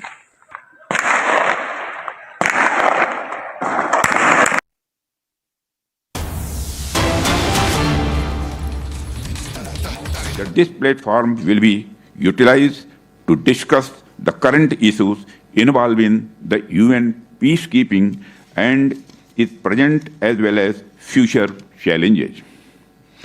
Open discussions such as these also provide us with an opportunity to explore ways and means to mitigate these challenges by strengthening cooperation and coordination among the troop contributing countries and various stakeholders. Friends, nowadays, some nations are openly violating the international rules. Some are trying to undermine it. while some want to create their own rules and dominate the next century. In all this, India, while advocating for the reformation of outdated international structures, stands strong in upholding the international rules-based order. For India, this is not just a talking point. Thousands of Indians serve for the cause of peace and development under the UN flag. This is a prominent example that reflects India's principle of aligning promises with performance and the commitment to upholding international order. Friends, for India, peacekeeping has never been an act of choice, but an article of faith. From the very dawn of our independence, India has stood firm with the United Nations in the mission to maintain international peace and security. India is land of Mahatma Gandhi, where peace is deeply rooted in our philosophy of ahimsa, that is non-violence, and satya, that is truth. For Mahatma Gandhi, peace was not merely the absence of war, but a positive state of justice, harmony, and moral strength. Friends, I firmly believe that all troop contributing countries also share our thinking and commitment. We all know that the peacekeeping is more than a military mission. It is a shared responsibility. It reminds us that above conflicts and violence, there is a humanity that needs to be upheld. And for this mission, when people devastated with war and security see the blue helmets, it reminds them that they have not been abandoned by the world. Friends, the traditional peacekeeping has evolved, and now the UN peacekeepers are engaged not just for monitoring the traditional ceasefire, but also for complex multidimensional missions that help societies transition from conflict to peace. In essence, the evolutionary process of peacekeeping now includes nation building as an important milestone. Through triumphs and trials, the endeavor has demonstrated the enduring value of collective action for global peace. Over the decade, nearly 290,000 Indian personnel have served in more than 50 UN peacekeeping missions, earning global respect for professionalism, courage, and compassion. From the Congo and Korea to South Sudan and Lebanon, our soldiers, police, and medical professionals have stood shoulder to shoulder with the international community to protect the vulnerable and rebuild societies. Whether it is building roads that reconnect isolated communities, running hospitals that treat thousands of civilians, or monitoring young officers from other nations, India's peacekeepers have shown that the peacekeeping is as much about humanity as it is about security. Friends, India piloted a UN General Assembly resolution adopted in June 2023 to establish a memorial wall for fallen peacekeepers at UN headquarters. This initiative, supported by a record 190 co-sponsorship, aims to honor all peacekeepers who have made the supreme sacrifice. Our contribution has not been without sacrifice. More than 180 Indian peacekeepers have laid down their lives under the UN flag. Their courage and selflessness are inscribed in the collective conscience of the humankind. We recall with reverence all the peacekeepers who laid down their lives for upholding peace. Their courage reminds us that the peacekeepers are often called upon to face dangers as grave as those in any battlefield, but with the added burden of operating under complex mandates and strict rules of engagement. Friends, today, peacekeeping faces challenges more complex than ever before. Peacekeepers are deployed in the volatile environments where asymmetric warfare, terrorism, and the fragile political settlements coexist. They often operate amid humanitarian crises, pandemics, or natural disasters, while also confronting this misinformation campaigns that can erode trust and endanger lives. Meeting these challenges demands more than bravery. It requires adaptability, innovation on part of the troop contribution countries, and a comprehensive mission-level approach taking on board relevant political actors, finance contributing countries, and other key players influencing the conflict environment to achieve the mandate. Friends, peacekeeping operations around the world are facing serious challenges. These operations often fall short due to delayed deployment, inadequate resources, and an insufficient mandate to address the root causes of conflicts.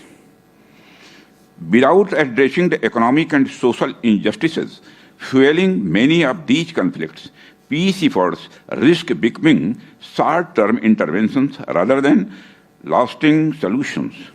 India's experience has seen firsthand that old models of the peacekeeping may not always be suitable to diverse cultural contexts. Our approach emphasizes respect for local cultures, values, and traditions, which can be a powerful catalyst for sustainable peace. Friends, we cannot fight today's challenges with outdated multilateral structures. Without comprehensive reforms, the UN faces a crisis of confidence. For today's interconnected world, we need a reformed multilateralism that reflects today's reality, gives voice to all stakeholders, addresses contemporary challenges, and focuses on human welfare. Friends, peacekeeping is a collaborative effort that relies on unity of purpose. It is imperative that the troop contributing countries, the UN Secretariat, host nations, and the regional organizations work in harmony to ensure envisaged outcomes. For the sustainability of peacekeeping operations and the way ahead, I urge all member states, especially those with advanced technological and financial capabilities, to enhance their support, whether through troops, police, logistics, technology, or specialized capacities. Innovations such as secure communications, surveillance systems, and unmanned platforms can make missions safer and more effective. India is a voice of advocacy on seeking a greater role for troop contributing countries in mission mandate formulation. Though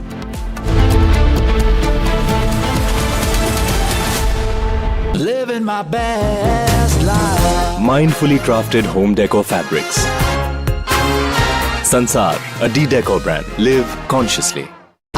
pure suji pasta उबालो मिलाओ और खाओ 8 minute में तैयार क्या taste है सबका राजा R pure masala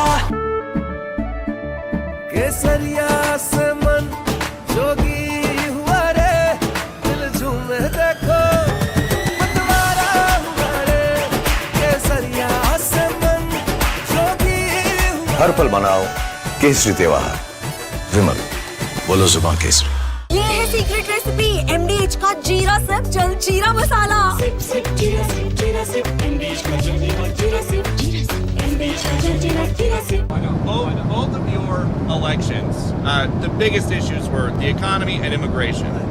Now you're getting credit from Democrats and Republicans for this Middle East peace deal. Where does it fit Where do you think it fits into your legacy? Well, look, I solved, this will be my 8th war that I've solved. And I hear there's a war now going between Pakistan and Afghanistan. I said, I'll have to wait till I get back. I'm doing another one because I'm good at solving wars. I'm good at making peace. And it's an honor to do it. I saved millions of lives. Millions of lives. Now, in all fairness to the Nobel Committee, it was for 2024. And this was picked for 2024. But there are those that say you can make an exception because a lot of things happened during 25 that are done and complete and great. But I did this not for Nobel. I did this for saving lives. I mean, we've saved millions of lives. Think about India, Pakistan. Think about some of the wars that were going on for years. We had one going for 31, one going for 32, one going for 37 years, with millions of people being killed in every country. And I got every one of those done, for the most part, within a day. It's pretty good.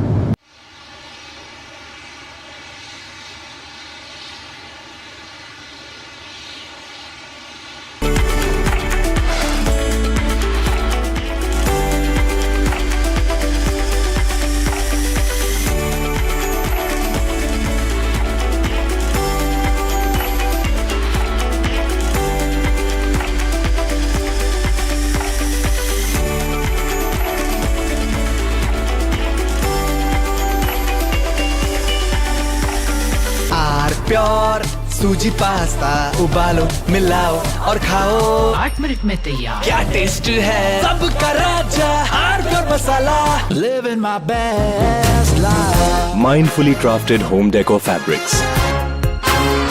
Sansar, a D-Decor brand. Live consciously.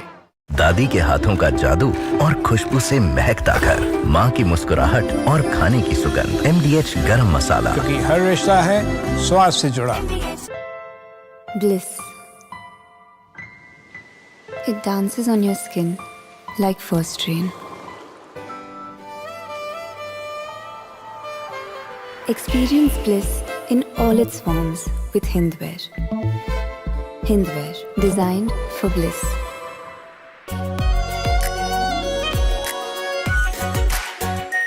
R pure shahi paneer masala, delicious, healthy every day.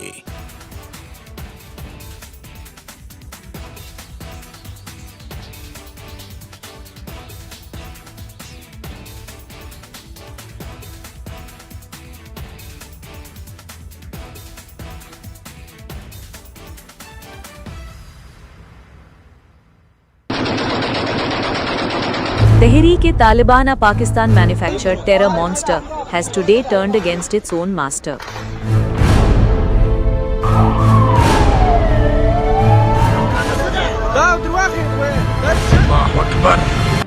On the night of 11th October 2025, the Afghan Taliban smoked several Pakistani military posts. The terror group claimed to have attacked 16 posts across multiple provinces of Pakistan under its Al-Khandaq operations. The Taliban destroyed Pak's Durand line security. The group killed 58 Pak soldiers and held 5 as captive.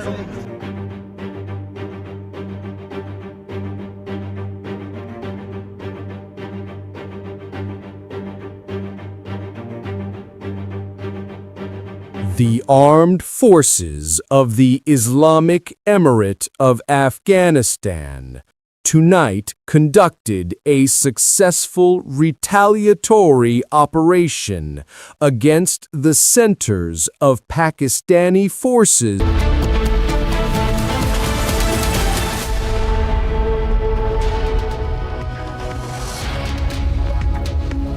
Coming up this week on Republic Media Network is one of India's biggest thought leadership conclave, the Our Bharat Rashtra Sarvopari Sammelan.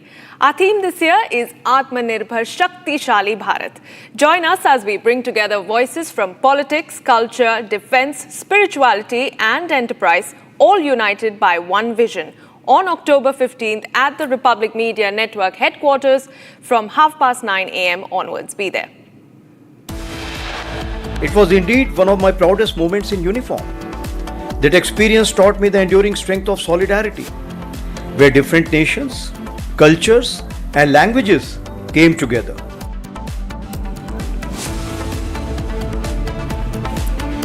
Chief of Army Staff General Upendra Dwivedi at UNTCC Summit. External Affairs Minister Dr. Jaishankar to speak later. Haryana top cop Shatrujit Kapoor sent on leave amid IPS officer's suicide row. Another suspected caste killing in Tamil Nadu, man held for killing son-in-law. Cracks wide open in Mahagathbandhan, sources say Nitish Kumar unhappy with Bihar seat-sharing pact. Student claims gang rape bid on university campus in the national capital.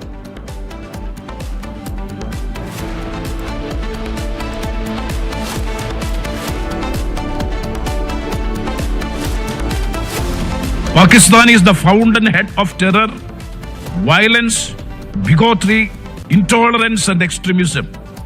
As recently as April this year, terrorists trained and sponsored by Pakistan murdered 26 innocent civilians in Pahalgam in Jammu and Kashmir.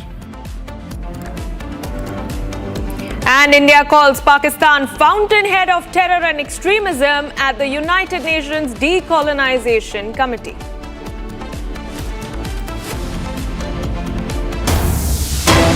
All right, we have some breaking news coming in. This in connection with the controversy that has now erupted over Congress leader Priyank Kharge's comment on the RSS.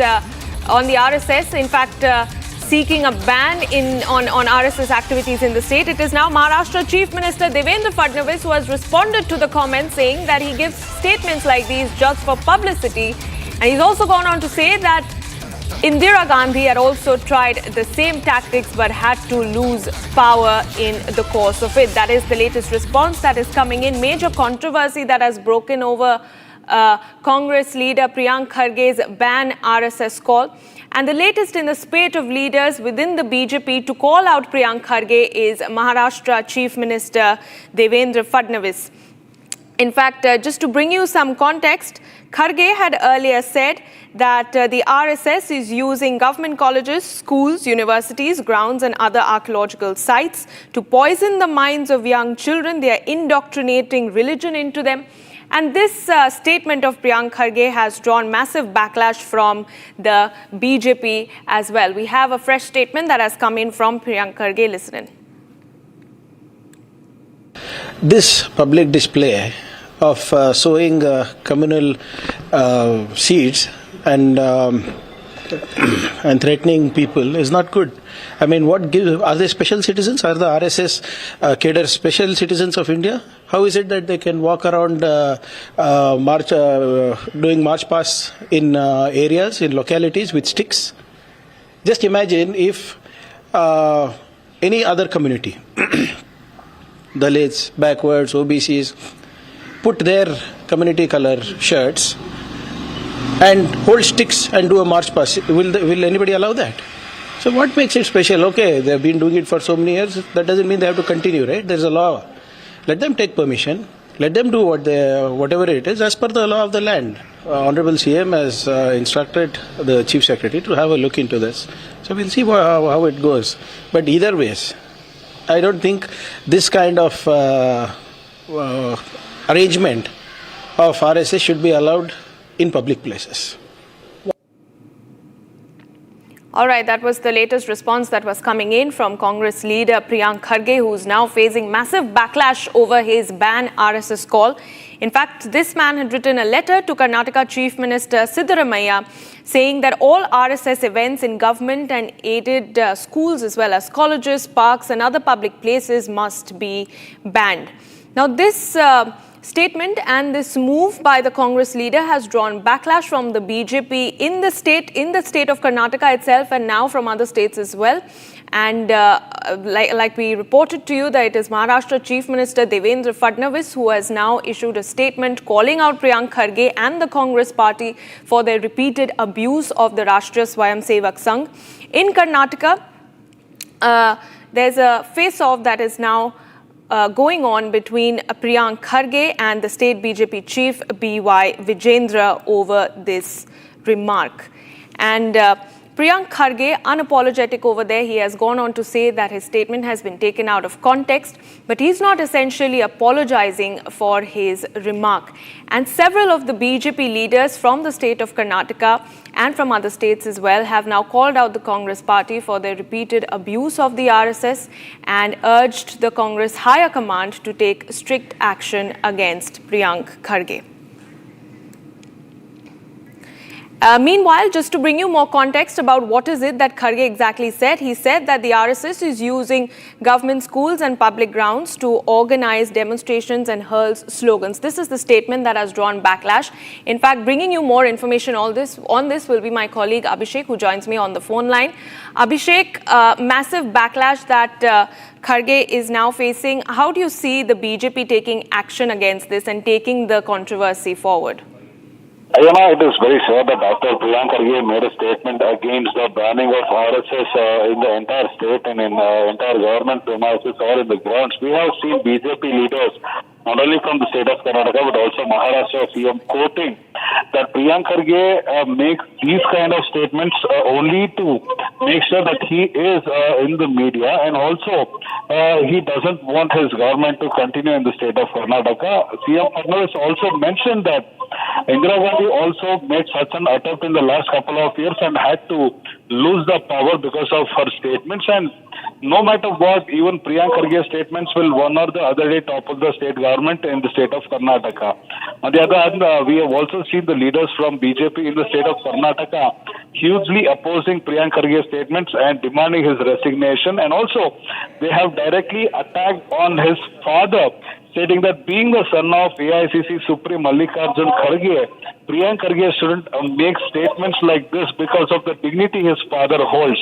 We will also have to see how Mallikarjun Kharge reacts on this. And also, BJP social media had uploaded a photo in which Mallikarjun Kharge had attended the RSS program when he was the state minister in Karnataka. So various other alignments with respect to the statement of Priyank Kharge are being seen from both Congress and BJP, but we will have to see where this will end up for now.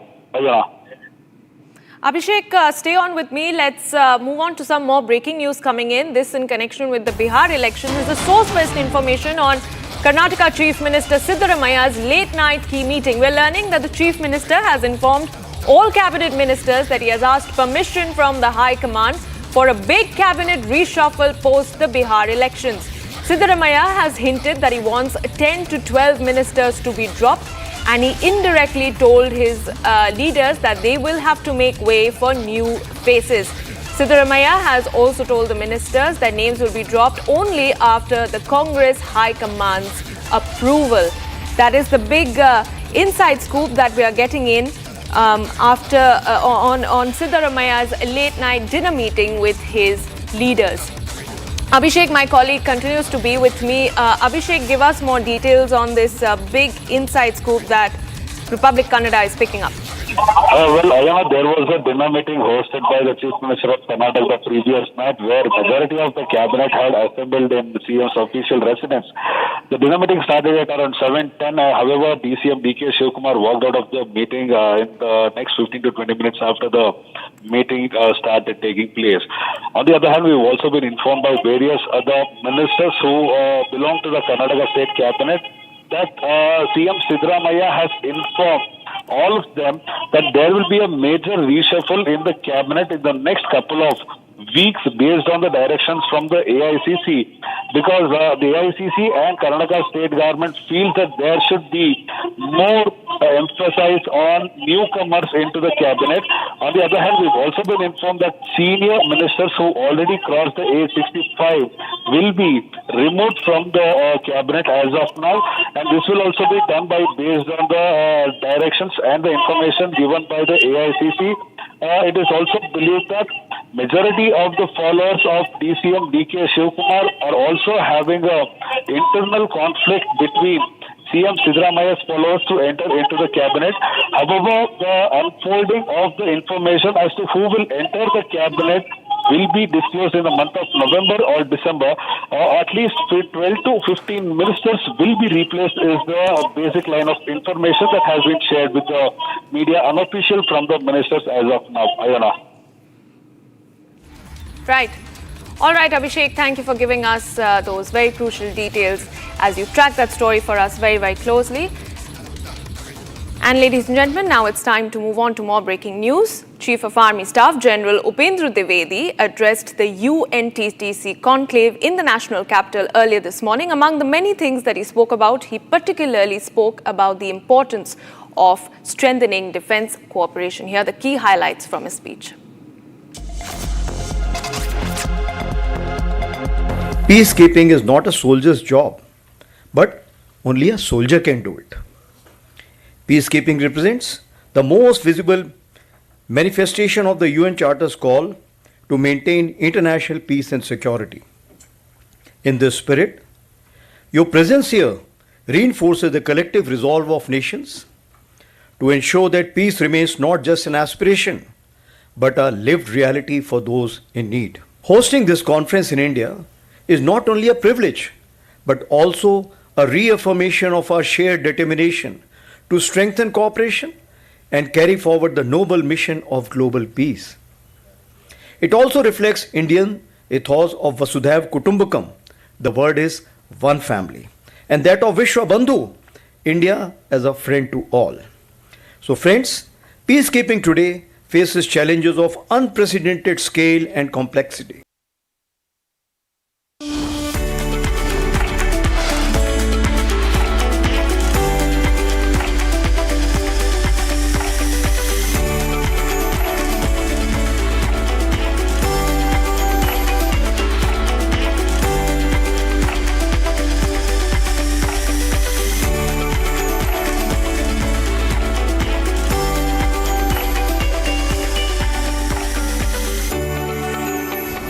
Living my best life. Mindfully crafted home decor fabrics. Sansar, a decor brand. Live consciously. R pure suji pasta उबालो मिलाओ और खाओ 8 minute में तैयार क्या taste है सबका राजा आर प्योर मसाला केसरिया से मन जोगी हुआ रे दिल झूमे देखो मतवारा हुआ रे केसरिया से मन जोगी हुआ हर पल मनाओ केसरी त्योहार विमल बोलो जुबान केसरी MDH की देगी मिर्च देगी मिर्च का तड़का अंग अंग फड़का MDH की देगी मिर्च Both of your elections, the biggest issues were the economy and immigration. Now you're getting credit from Democrats and Republicans for this Middle East peace deal. Where does it fit? Where do you think it fits into your legacy? Well, look, I solved, this will be my 8th war that I've solved. And I hear there's a war now going between Pakistan and Afghanistan. I said, I'll have to wait till I get back. I'm doing another one because I'm good at solving wars. I'm good at making peace. And it's an honor to do it. I saved millions of lives. Millions of lives. Now, in all fairness to the Nobel Committee, it was for 2024. And this was picked for 2024. But there are those that say you can make an exception because a lot of things happened during 25 that are done and complete and great. But I did this not for Nobel. I did this for saving lives. I mean, we've saved millions of lives. Think about India, Pakistan. Think about some of the wars that were going on for years. We had one going for 31, one going for 32, one going for 37 years, with millions of people being killed in every country. And I got every one of those done, for the most part, within a day. It's pretty good.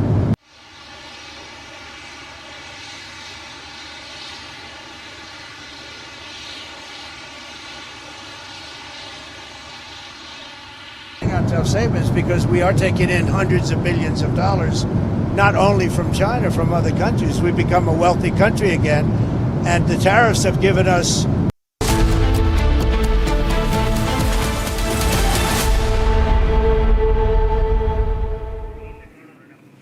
And it's another reality check for Pakistan, ladies and gentlemen. India has called out Pakistan the fountainhead of terror, violence, intolerance and extremism. This statement was given by N.K. Premachandran, the Revolutionary Socialist Party MP from Kerala, to the General Assembly Decolonization Committee at the United Nations. In this context, it is regrettable that Pakistan continues to abuse this August forum by peddling lies and falsehoods about the Indian Union territory of Jammu and Kashmir. It is ironic that a country which is infamous across the globe for using terrorism as an instrument of state policy has attempted to cast aspersions on the world's largest democracy. Pakistan is the fountainhead of terror, violence, bigotry, intolerance and extremism. As recently as April this year, terrorists trained and sponsored by Pakistan murdered 26 innocent civilians in Pahalgam in Jammu and Kashmir. We call upon Pakistan to stop the grave and ongoing human rights violation in the areas illegally occupied by it, where the population is in open revolt against Pakistan's military occupation, repression, brutality and illegal exploitation of resources. In the last few weeks alone, the occupying Pakistani forces and their proxies have killed many innocent civilians who were agitating for their basic rights and freedoms. A country like Pakistan, with an established record of military dictatorships, sham elections, incarceration of popular elected leaders, religious extremism, and state-sponsored terrorism, should in future refrain from preaching homilies at this platform. Jammu and Kashmir is and will always remain an integral and inalienable part of India. Mr. Chair, in my closing remarks, India reiterates its firm belief that pursuing a pragmatic approach towards decolonization would lead to fulfillment of legitimate wishes of the people of non-self-governing territories.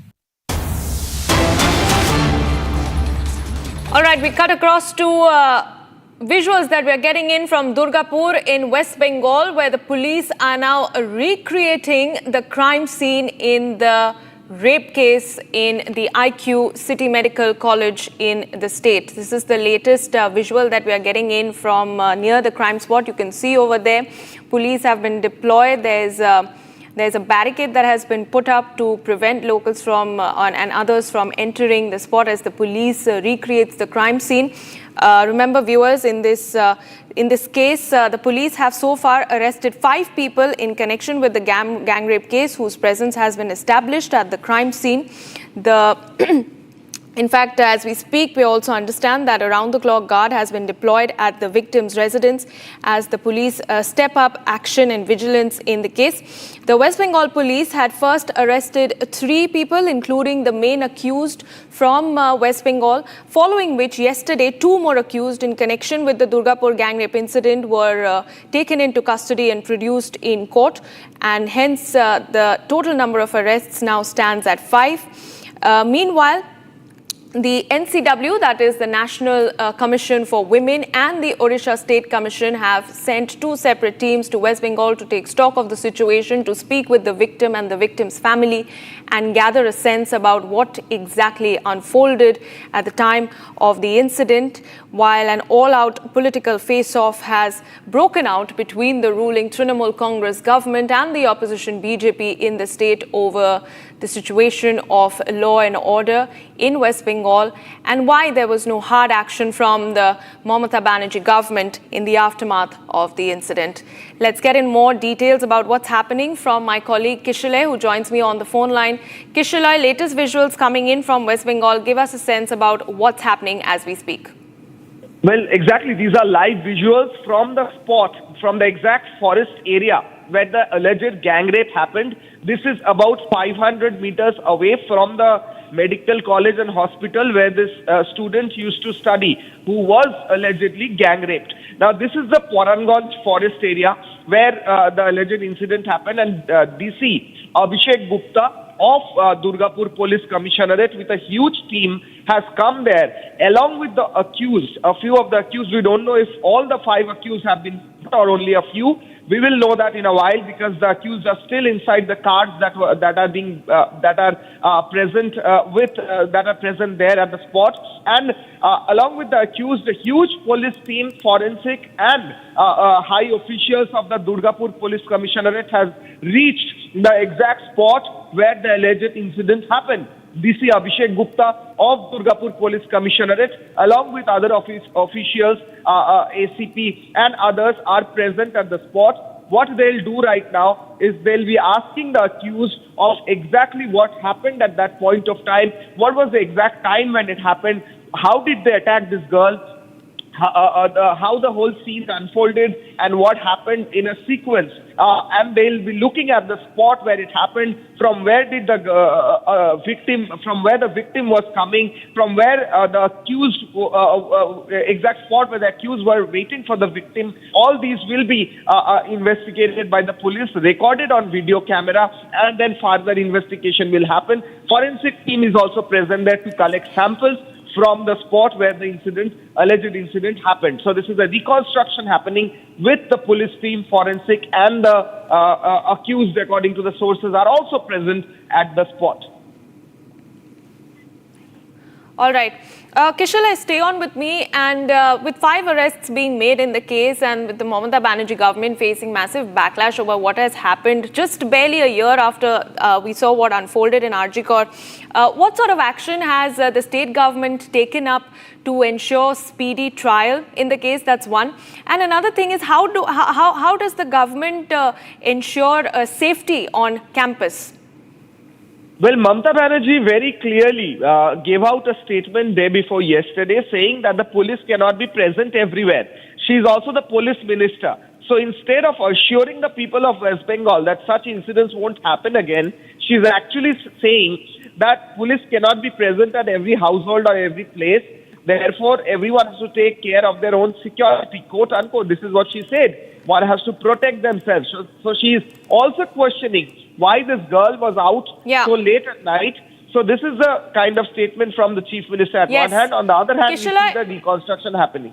Yes. Kishala, I'd request you to stay on with me. We'll slip into a very short break. We'll come back to you and those live pictures very, very shortly as you keep giving us the latest details about the investigation into the Durgapur gang rape case.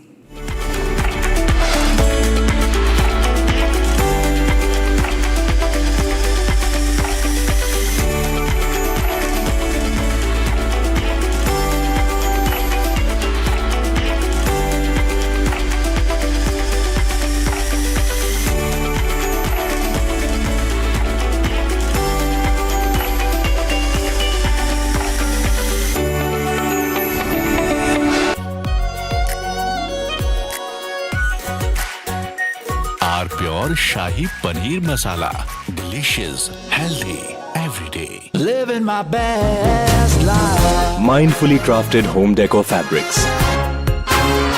Sansar, a decor brand. Live consciously. अब छोलिया हो या लोबिया, सफेद चने या काले चने, सब कुछ मजेदार बने। त्योहार की खुशियां होंगी double. Hyundai super delight days में आपकी मनपसंद कार्स पर मिल रही है कमाल के डील्स। वैसे लोगे तो आप हुंडई, चाहे दिल की सुनो या डील्स की। आर प्योर सूजी पास्ता, उबालो, मिलाओ और खाओ, 8 मिनट में तैयार। क्या टेस्ट है सबका राजा, R pure masala.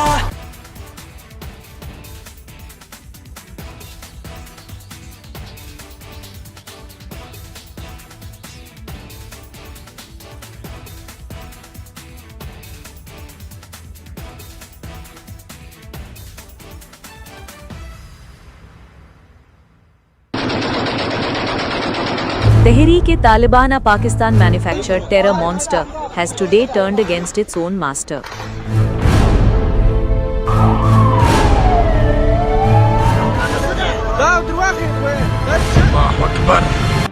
On the night of 11th October 2025, the Afghan Taliban smoked several Pakistani military posts. The terror group claimed to have attacked 16 posts across multiple provinces of Pakistan under its Al-Khandaq operations. The Taliban destroyed Pak's Durand line security. The group killed 58 Pak soldiers and held 5 as captive.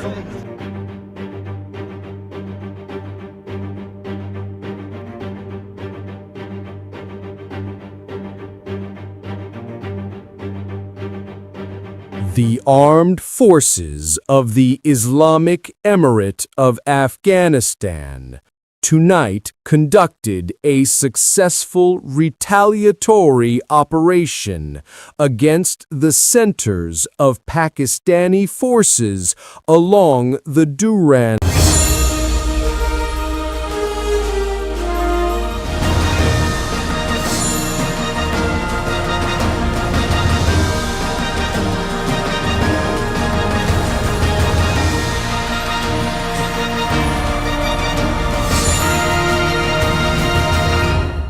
MDH की हल्दी मिर्ची धनिया करे कमाल, ये रंग दे, ये खुशबू दे, ये तीखा, ये कम पड़े, क्या निराला MDH मसाला।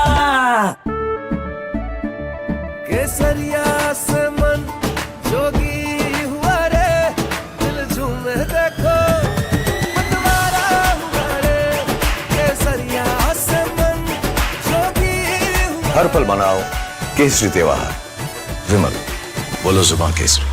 थोड़े में ज्यादा स्वाद, यही तो है इसकी खास बात। वाओ मामा, क्या स्वाद है? अरे मेरे राजा।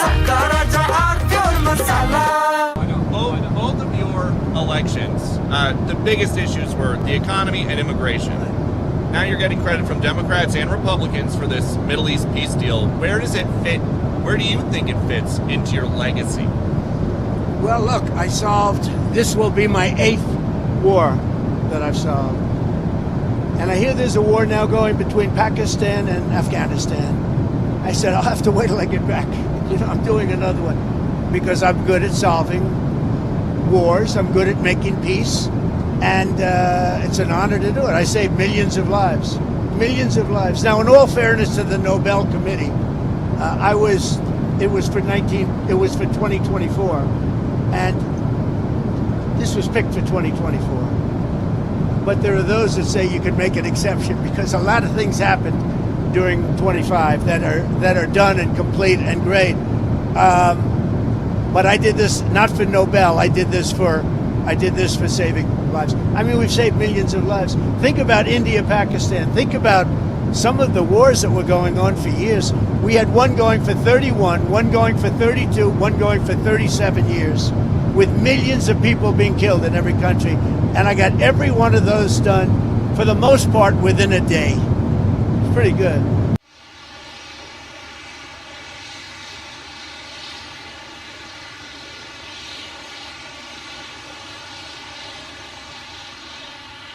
Tough savings because we are taking in hundreds of billions of dollars, not only from China, from other countries. We've become a wealthy country again, and the tariffs have given us diplomatic strength. They've given us negotiating strength. I settled a few of the wars just based on tariffs. I said, as an example, with India and with Pakistan, I said, if you guys want to fight a war and you have nuclear weapons, I'm going to put big tariffs on you both, like 100%, 150, and 200%. No, don't do that. I said, I'm putting tariffs. I had that thing settled in 24 hours. If I didn't have tariffs, you could have never settled that war. You do that better than anybody, McGee. Allahu Akbar! Allahu Akbar!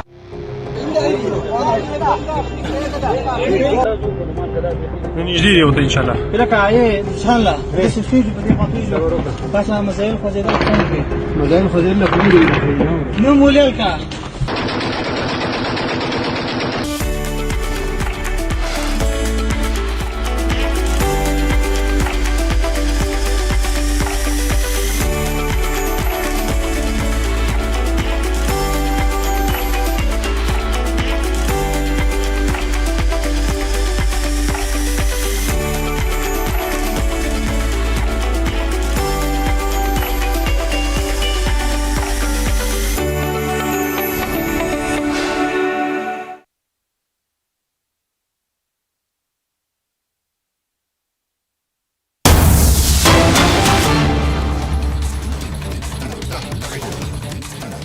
इन अफसरों पर action होना चाहिए,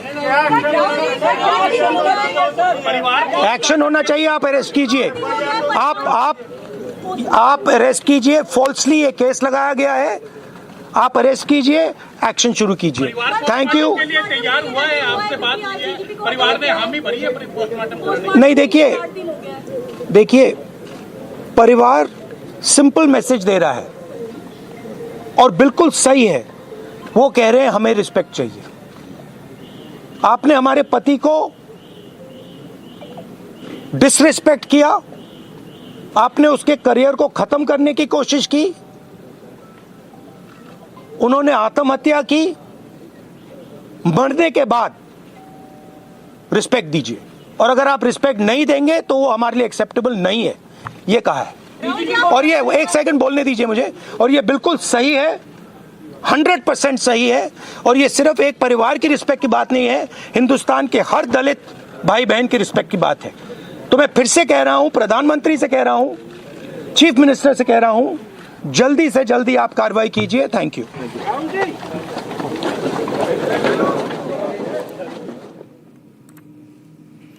That was Rahul Gandhi's statement coming in as far as the Haryana DGP at this point in time, who has been, of course, shunted in the particular case of the systemic caste bias that we have seen. And my colleague Lalit is joining us live on the broadcast for more details. Lalit, help us through the developments coming in, given the fact that Rahul Gandhi has also gone ahead and slammed the entire situation at this point. If we overall talk about this whole situation, it seems that now the Seni government is on the back foot, and the way the leader of opposition Rahul Gandhi has now slammed the centre and especially the Prime Minister Mr.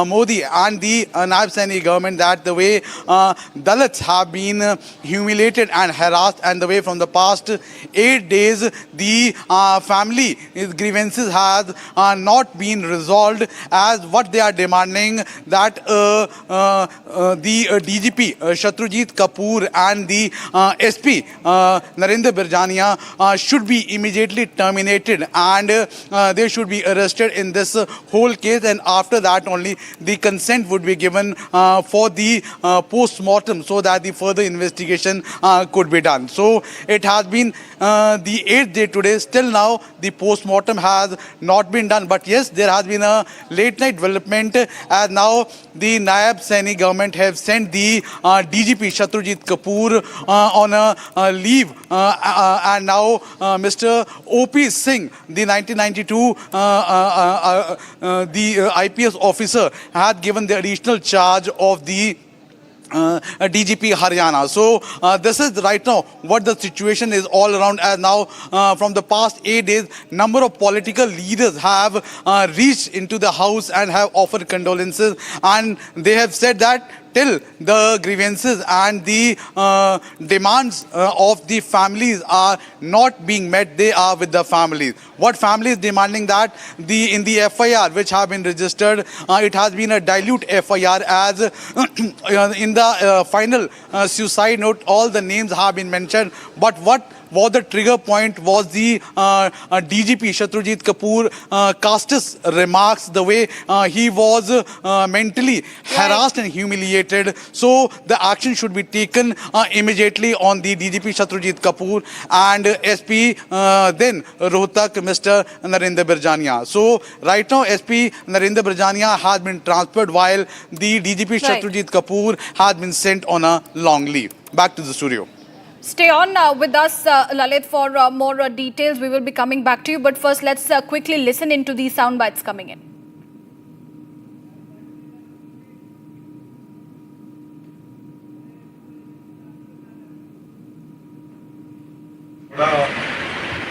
चिंता दी गल आ CM साहब ने कहा सी बड़ा seriously बड़ा ये चिंता दी गल आ वो अपना टूर भी बड़ा शॉर्ट एकदम करके फिर उन्होंने नाल ही गए कुछ IAS ते अज उन्होंने कहा भी होर बड़ी गंभीरता नाल कुछ फैसले आ जिहड़े वो अज ਲੈ ਜਾਣਗੇ। ਇੰਨੀ ਗੱਲ ਸਾਡੀ ਜ਼ਰੂਰ ਉਹਨਾਂ ਨਾਲ ਹੋਈ ਹੈ। ਅਸੀਂ ਵੀ ਸਾਰਿਆਂ ਨੇ ਚਿੰਤਾ ਪ੍ਰਗਟਾਈ, ਸਾਡੇ ਪ੍ਰਧਾਨ ਜੀ ਅਸ਼ਵਨੀ ਜੀ ਨੇ ਉਹਨਾਂ ਨੇ ਚਿੰਤਾ ਪ੍ਰਗਟਾਈ ਤੇ ਉਹਨਾਂ ਨੇ ਇਹ ਗੱਲ ਕਿਹਾ ਵੀ ਅੱਜ ਜਿਹੜਾ ਹੈ ਉਹਦੇ ਉੱਤੇ ਕਈ ਸੀਰੀਅਸ ਜਿਹੜੀਆਂ ਗੱਲਬਾਤ ਆ ਉਹ ਚੱਲ ਰਹੀ ਹੈ ਤੇ ਅੱਜ ਉਹਦੇ ਵਿੱਚ ਕੋਈ ਨਾ ਕੋਈ ਰਿਜ਼ਲਟ ਆ ਜਿਹੜਾ ਉਹ ਨਿਕਲੇ। ਸੀਐਮ ਸਾਹਿਬ ਨੇ ਕਿਹਾ ਅਸੀਂ ਬੜਾ ਸੀਰੀਅਸ ਬੜਾ ਇਹ ਚਿੰਤਾ ਦੀ ਗੱਲ ਆ, ਉਹ ਆਪਣਾ ਟੂਰ ਵੀ ਬੜਾ ਸ਼ਾਰਟ ਇੱਕਦਮ ਕਰਕੇ ਉਹਨਾਂ ਨਾਲ ਹੀ ਗਏ ਕੋਈ ਜਿਹੜੇ IAS ਤੇ ਅੱਜ ਉਹਨਾਂ ਨੇ ਕਿਹਾ ਵੀ ਹੋਰ ਬੜੀ ਗੰਭੀਰਤਾ ਨਾਲ ਕੁਝ ਫੈਸਲੇ ਆ ਜਿਹੜੇ ਉਹ ਅੱਜ ਲਏ ਜਾਣਗੇ। ਇੰਨੀ ਗੱਲ ਸਾਡੀ ਜ਼ਰੂਰ ਉਹਨਾਂ ਨਾਲ ਹੋਈ ਹੈ। ਅਸੀਂ ਵੀ ਸਾਰਿਆਂ ਨੇ ਚਿੰਤਾ ਪ੍ਰਗਟਾਈ, ਸਾਡੇ ਪ੍ਰਧਾਨ ਜੀ ਅਸ਼ਵਨੀ ਜੀ ਨੇ ਉਹਨਾਂ ਨੇ ਚਿੰਤਾ ਪ੍ਰਗਟਾਈ ਤੇ ਉਹਨਾਂ ਨੇ ਇਹ ਗੱਲ ਕਿਹਾ ਵੀ ਅੱਜ ਜਿਹੜਾ ਹੈ ਉਹਦੇ ਉੱਤੇ ਕਈ ਸੀਰੀਅਸ ਜਿਹੜੀਆਂ ਗੱਲਬਾਤ ਆ ਉਹ ਚੱਲ ਰਹੀ ਹੈ ਤੇ ਅੱਜ ਉਹਦੇ ਵਿੱਚ ਕੋਈ ਨਾ ਕੋਈ ਰਿਜ਼ਲਟ ਆ ਜਿਹੜਾ ਉਹ ਨਿਕਲੇ। वरिष्ठ पद पे एक ऐसे होनहार IPS अधिकारी को ऐसा कदम उठाना पड़ा हो तो आप अंदाजा लगा सकते हैं कि क्या चल रहा था। और उसके बाद क्योंकि न्याय में विलम्ब हुआ, उनके विलम्ब के बाद उनकी धर्मपत्नी जो स्वयं एक वरिष्ठ IAS अधिकारी हैं हरियाणा कैडर में, उन्होंने पुलिस में कंप्लेंट दी, चंडीगढ़ पुलिस में, जिस कंप्लेंट में जातिगत उत्पीड़न के आरोप लगे और आरोपियों में जो कानून व्यवस्था के मुख्य संरक्षक हैं, पुलिस के वरिष्ठतम अधिकारी हैं, उनका नाम उस कंप्लेंट में आया। देश ये न्याय चाहता है और न्याय तब होगा जब निष्पक्ष जांच होगी और दोषियों को कड़ी से कड़ी सजा मिलेगी। Viewers, on the other hand, Amit Ratan, brother of Amni P. Kumar, alleges that the body was taken to PGI against the family wishes. The family has said that the cremation will not be done until a fair probe is conducted. हमारे बिना पूछे इन्होंने body shift की है, ठीक है। हमारे साथ धक्का हो रहा है। एक DGP लेवल का बंदा मर गया, ठीक है। 5 दिन हो गए हमें इंसाफ नहीं मिला। आप लोग हमारे साथ रहना। हमारे बिना पूछे इन्होंने बॉडी शिफ्ट की है, ठीक है। हमारे साथ धक्का हो रहा है। एक DGP लेवल का बंदा मर गया, ठीक है। 5 दिन हो गए हमें इंसाफ नहीं मिला। आप लोग हमारे साथ रहना। Moving on, viewers, some breaking news coming in. Police take the 5 gang rape accused to the crime spot in Durgapur. That is the latest update and development coming in on the broadcast, where the recreation of the crime scene is currently underway. We are getting these live visuals from Durgapur in West Bengal, where the crime had taken place. The police has taken the 5 gang rape accused to the crime spot for the recreation of the entire scene. And at this point in time, the investigation is moving on with full pace. All the accused who were arrested amid the row had in fact have been taken to the particular crime spot. Remember, viewers, the medical student who was hailing from Odisha, she was allegedly raped by the men outside the campus of a private medical college in Durgapur. And more details are coming in. These are live updates.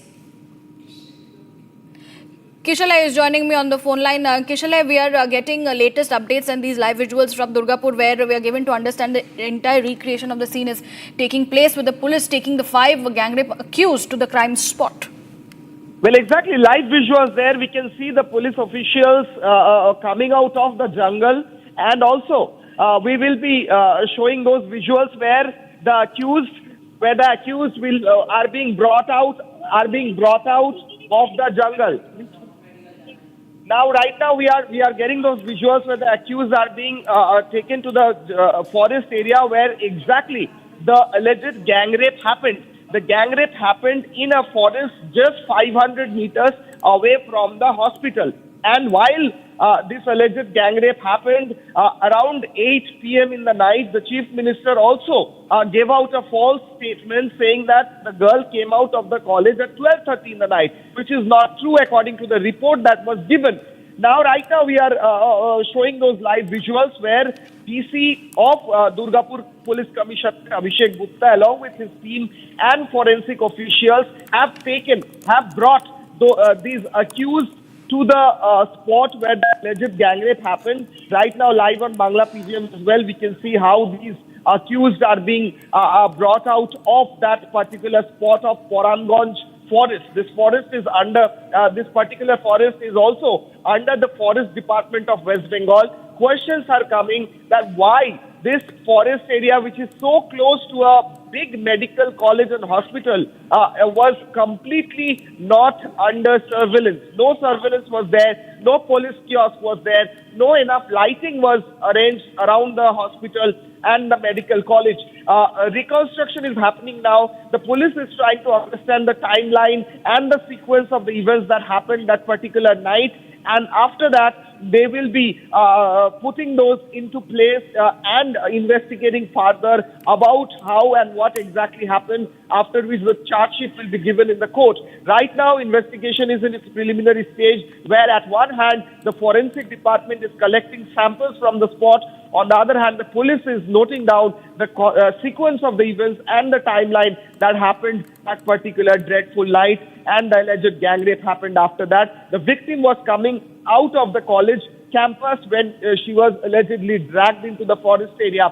When this happened, where were these accused exactly waiting for the victim, and what was the exact spot where all these happened are some questions that the police is trying to understand.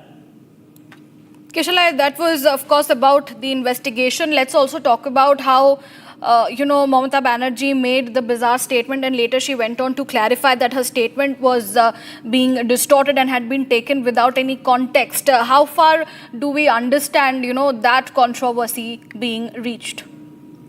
Well, Mamata Banerjee gave out a statement saying that this girl was out at 12:30 in the night. She said that child should not be allowed, quote unquote, girl child should not be allowed to go out in the night. That is what she said, after which a huge controversy broke all over the country. Now, Mamata Banerjee later said that my statement has been distorted, but she did not really point out what she actually meant when she said that girl child should not be allowed to come out at night. Mamata Banerjee very clearly pointing out that this is a private medical college and the police cannot be present at every household and every nook and corner. Therefore, it is the prerogative of the person to take care of their own security and safety, is what she said that particular day, 2 days ago.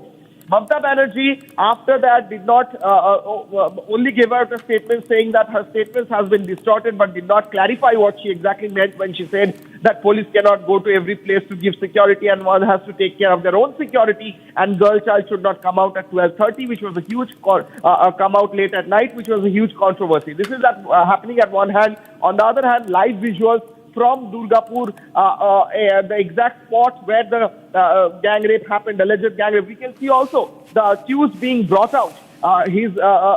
We can see a person with a black covering on his face. Police is bringing him out of that particular area. So this is one of the accused. The other accused are also there. Police is asking the accused and trying to understand exactly where were they waiting, where did this incident happen, what was the timeline and the sequence of the events. The accused are being brought to the spot where the exact spot where the alleged gang rape happened, and also forensic department is collecting samples from the area. Right, Kishalai, also to shed some light upon the fact that the victim's father had said that there has been no support coming in from the side of the TMC. What do we have on that note? Well, yesterday we saw the victim's father talking exclusively to Republic Network, pointed out that he received calls from the Chief Minister of Odisha. He received, even the leader of opposition of Bengal, Shubhendu Adhikari, went to meet him, but he did not receive any support or call from the Chief Minister of West Bengal, Mamata Banerjee. The question is, the incident happens in West Bengal, in Durgapur, in the medical college. Mamata Banerjee is herself the Chief Minister, the Health Minister and the Police Minister. So all these jurisdiction is under her ministries. She is the Chief Minister. She is also the Health Minister. This is a medical college. She is also the Police Minister. This is a grave violation of law and order. a crime happening in the middle of a forest where a medical college has been built. So Mamata Banerjee not taking care to call this victim's father, according to the father, is something that people of West Bengal are questioning. Also, this girl came from Odisha, the victim came from Odisha to study in West Bengal. So the students coming from outside, from other states, are also the responsibility of the state government. Mamata Banerjee completely turning a blind eye to that fact and not calling is a question that people of West Bengal and Odisha are asking. That's right. Kishale, thank you for giving us those details.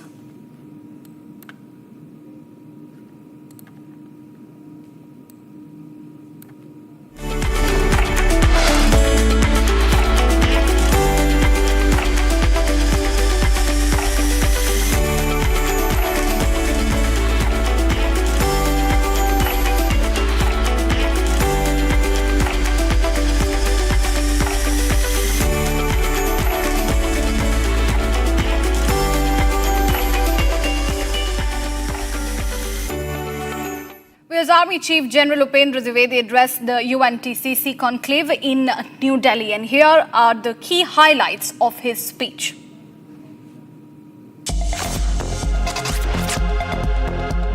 Peacekeeping is not a soldier's job, but only a soldier can do it. Peacekeeping represents the most visible manifestation of the UN Charter's call to maintain international peace and security. In this spirit, your presence here reinforces the collective resolve of nations to ensure that peace remains not just an aspiration, but a lived reality for those in need. Hosting this conference in India is not only a privilege, but also a reaffirmation of our shared determination to strengthen cooperation and carry forward the noble mission of global peace. It also reflects Indian ethos of Vasudhaiv Kutumbakam. The word is one family, and that of Vishwa Bandhu, India as a friend to all. So friends, peacekeeping today faces challenges of unprecedented scale and complexity. Breaking news coming in, viewers. JDU MP from Bhagalpur, Ajay Mandal, writes letter to Nitish Kumar seeking permission to resign as a Lok Sabha member. He is upset over ticket distribution in Bhagalpur. Developments and breaking news coming in as far as the Bihar elections are concerned. As per the latest, JDU MP from Bhagalpur, Ajay Mandal, has written a letter to Nitish Kumar and he has sought permission to resign.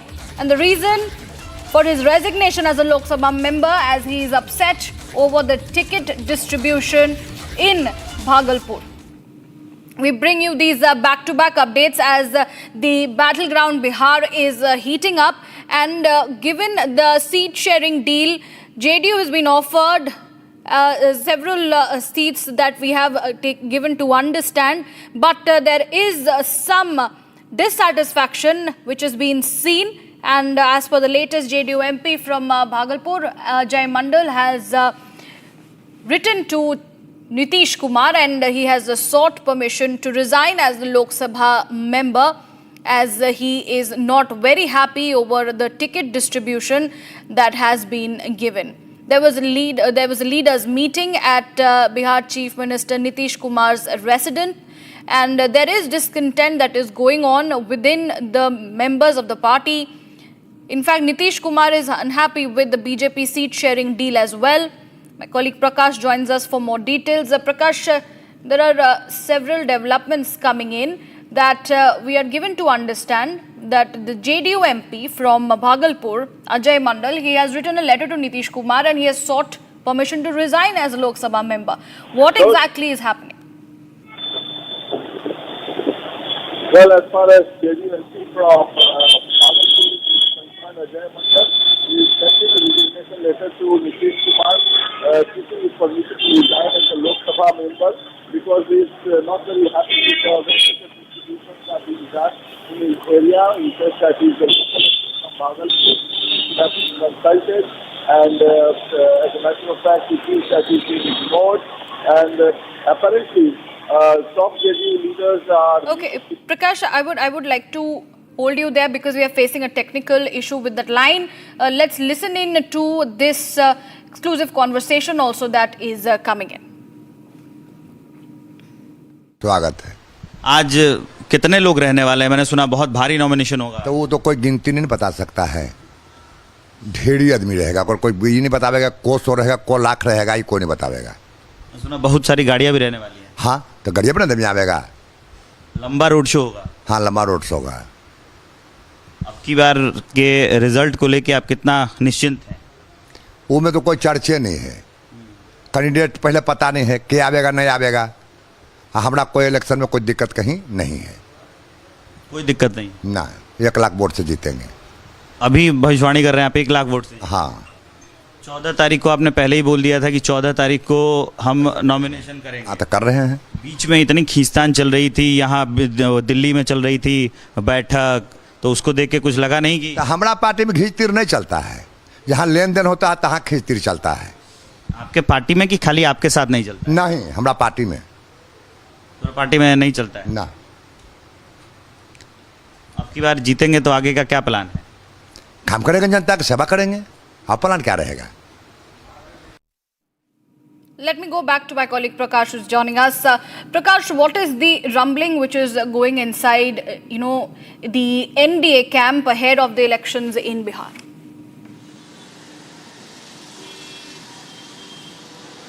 Well, the NDA had already announced a seat-sharing formula and the number of seats and the seats which had to go to which party. But when the seats which were allocated to JDU were taken to Nitish Kumar to show to him, then he was angry. In strictest words, he was very angry with his leadership, saying that all of them had succumbed to the BJP, pressure of the BJP and Chirag Paswan. They have conceded sitting seat of the JDU to Chirag Paswan, and apparently Nitish Kumar has scolded some of his top leaders. Now, as I speak right now, there is a meeting going on at the Chief Minister's residence. Nitish Kumar convening the meeting with the top leadership, including Sanjay Jha, the working president, Lalan Singh, Vijay Chaudhary, saying that some of the winning seats, specifically from his home turf Nalanda and Rajgir, which is very close to his heart, has been conceded to Chirag Paswan. This is not acceptable.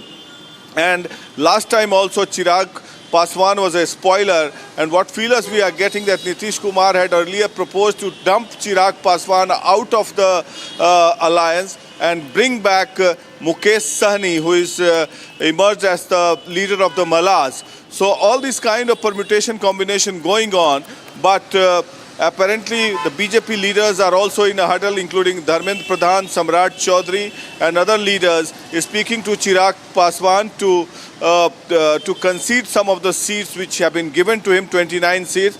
And in my interview with Giriraj Singh, apparently took a pot shot at Chirag Paswan, saying the famous couplet of Hindi, Mal Maharaj ka Mirja Khele Holi, that Chirag should not have been given 29 seats. He doesn't deserve this. In absolutely strictest terms, he said this. So there are differences within the NDA as well. And Giriraj Singh also said that the vote belongs to Nitish Kumar and Narendra Modi, not of Chirag Paswan.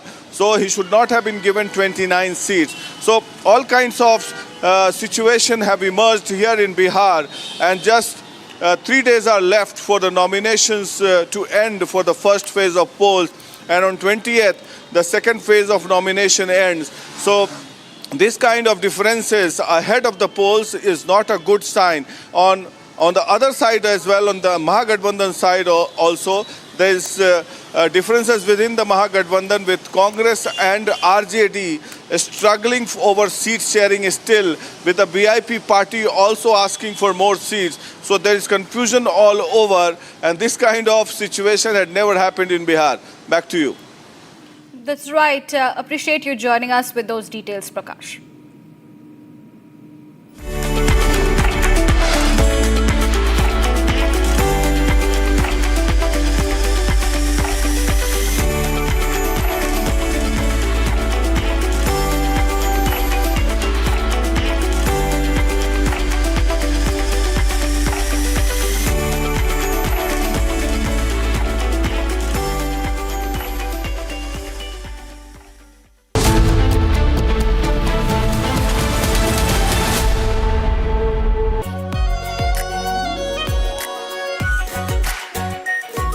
Pure shahi paneer मसाला.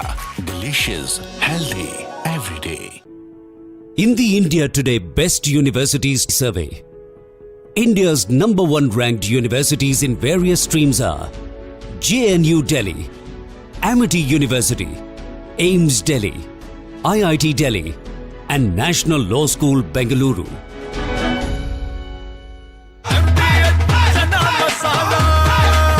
अब छोलिया हो या लोबिया, सफेद चने या काले चने, सब कुछ मजेदार बने. Living my best life. Mindfully crafted home decor fabrics. Sansar, a D-Decor brand. Live consciously. R pure suji pasta उबालो मिलाओ और खाओ 8 मिनट में तैयार. क्या टेस्ट है सबका राजा R pure masala.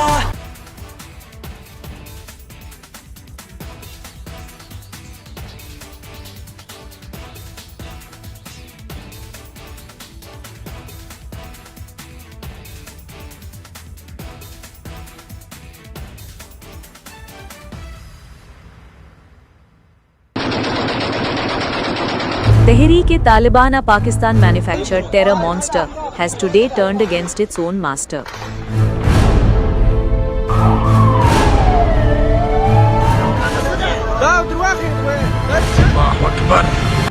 On the night of 11th October 2025, the Afghan Taliban smoked several Pakistani military posts. The terror group claimed to have attacked 16 posts across multiple provinces of Pakistan under its Al-Khandaq operations. The Taliban destroyed Pak's Durand line security. The group killed 50.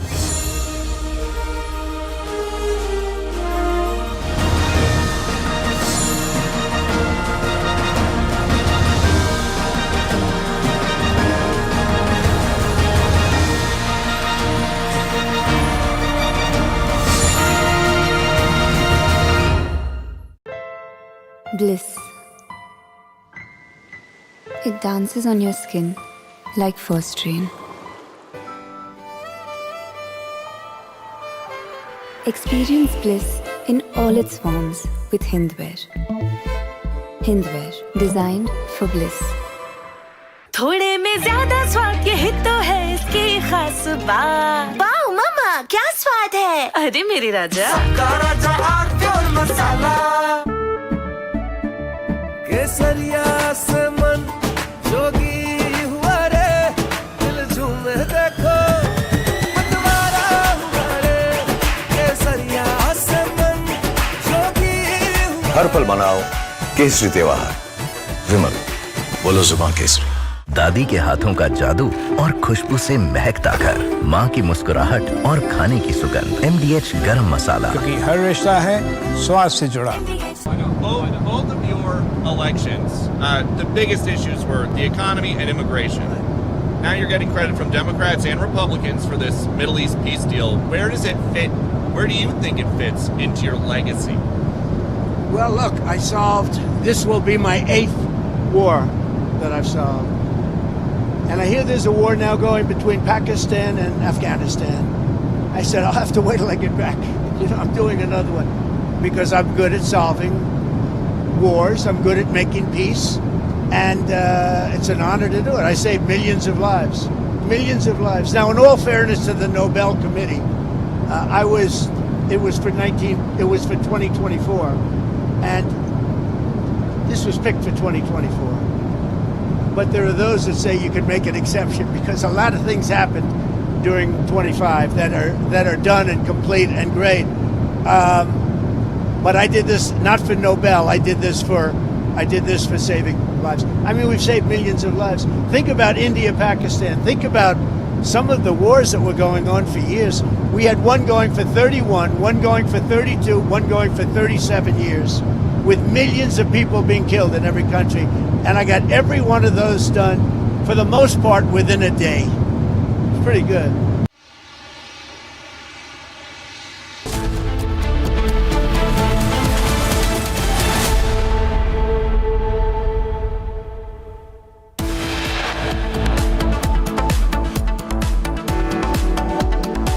Police take 5 gang rape accused to the crime spot in Durgapur.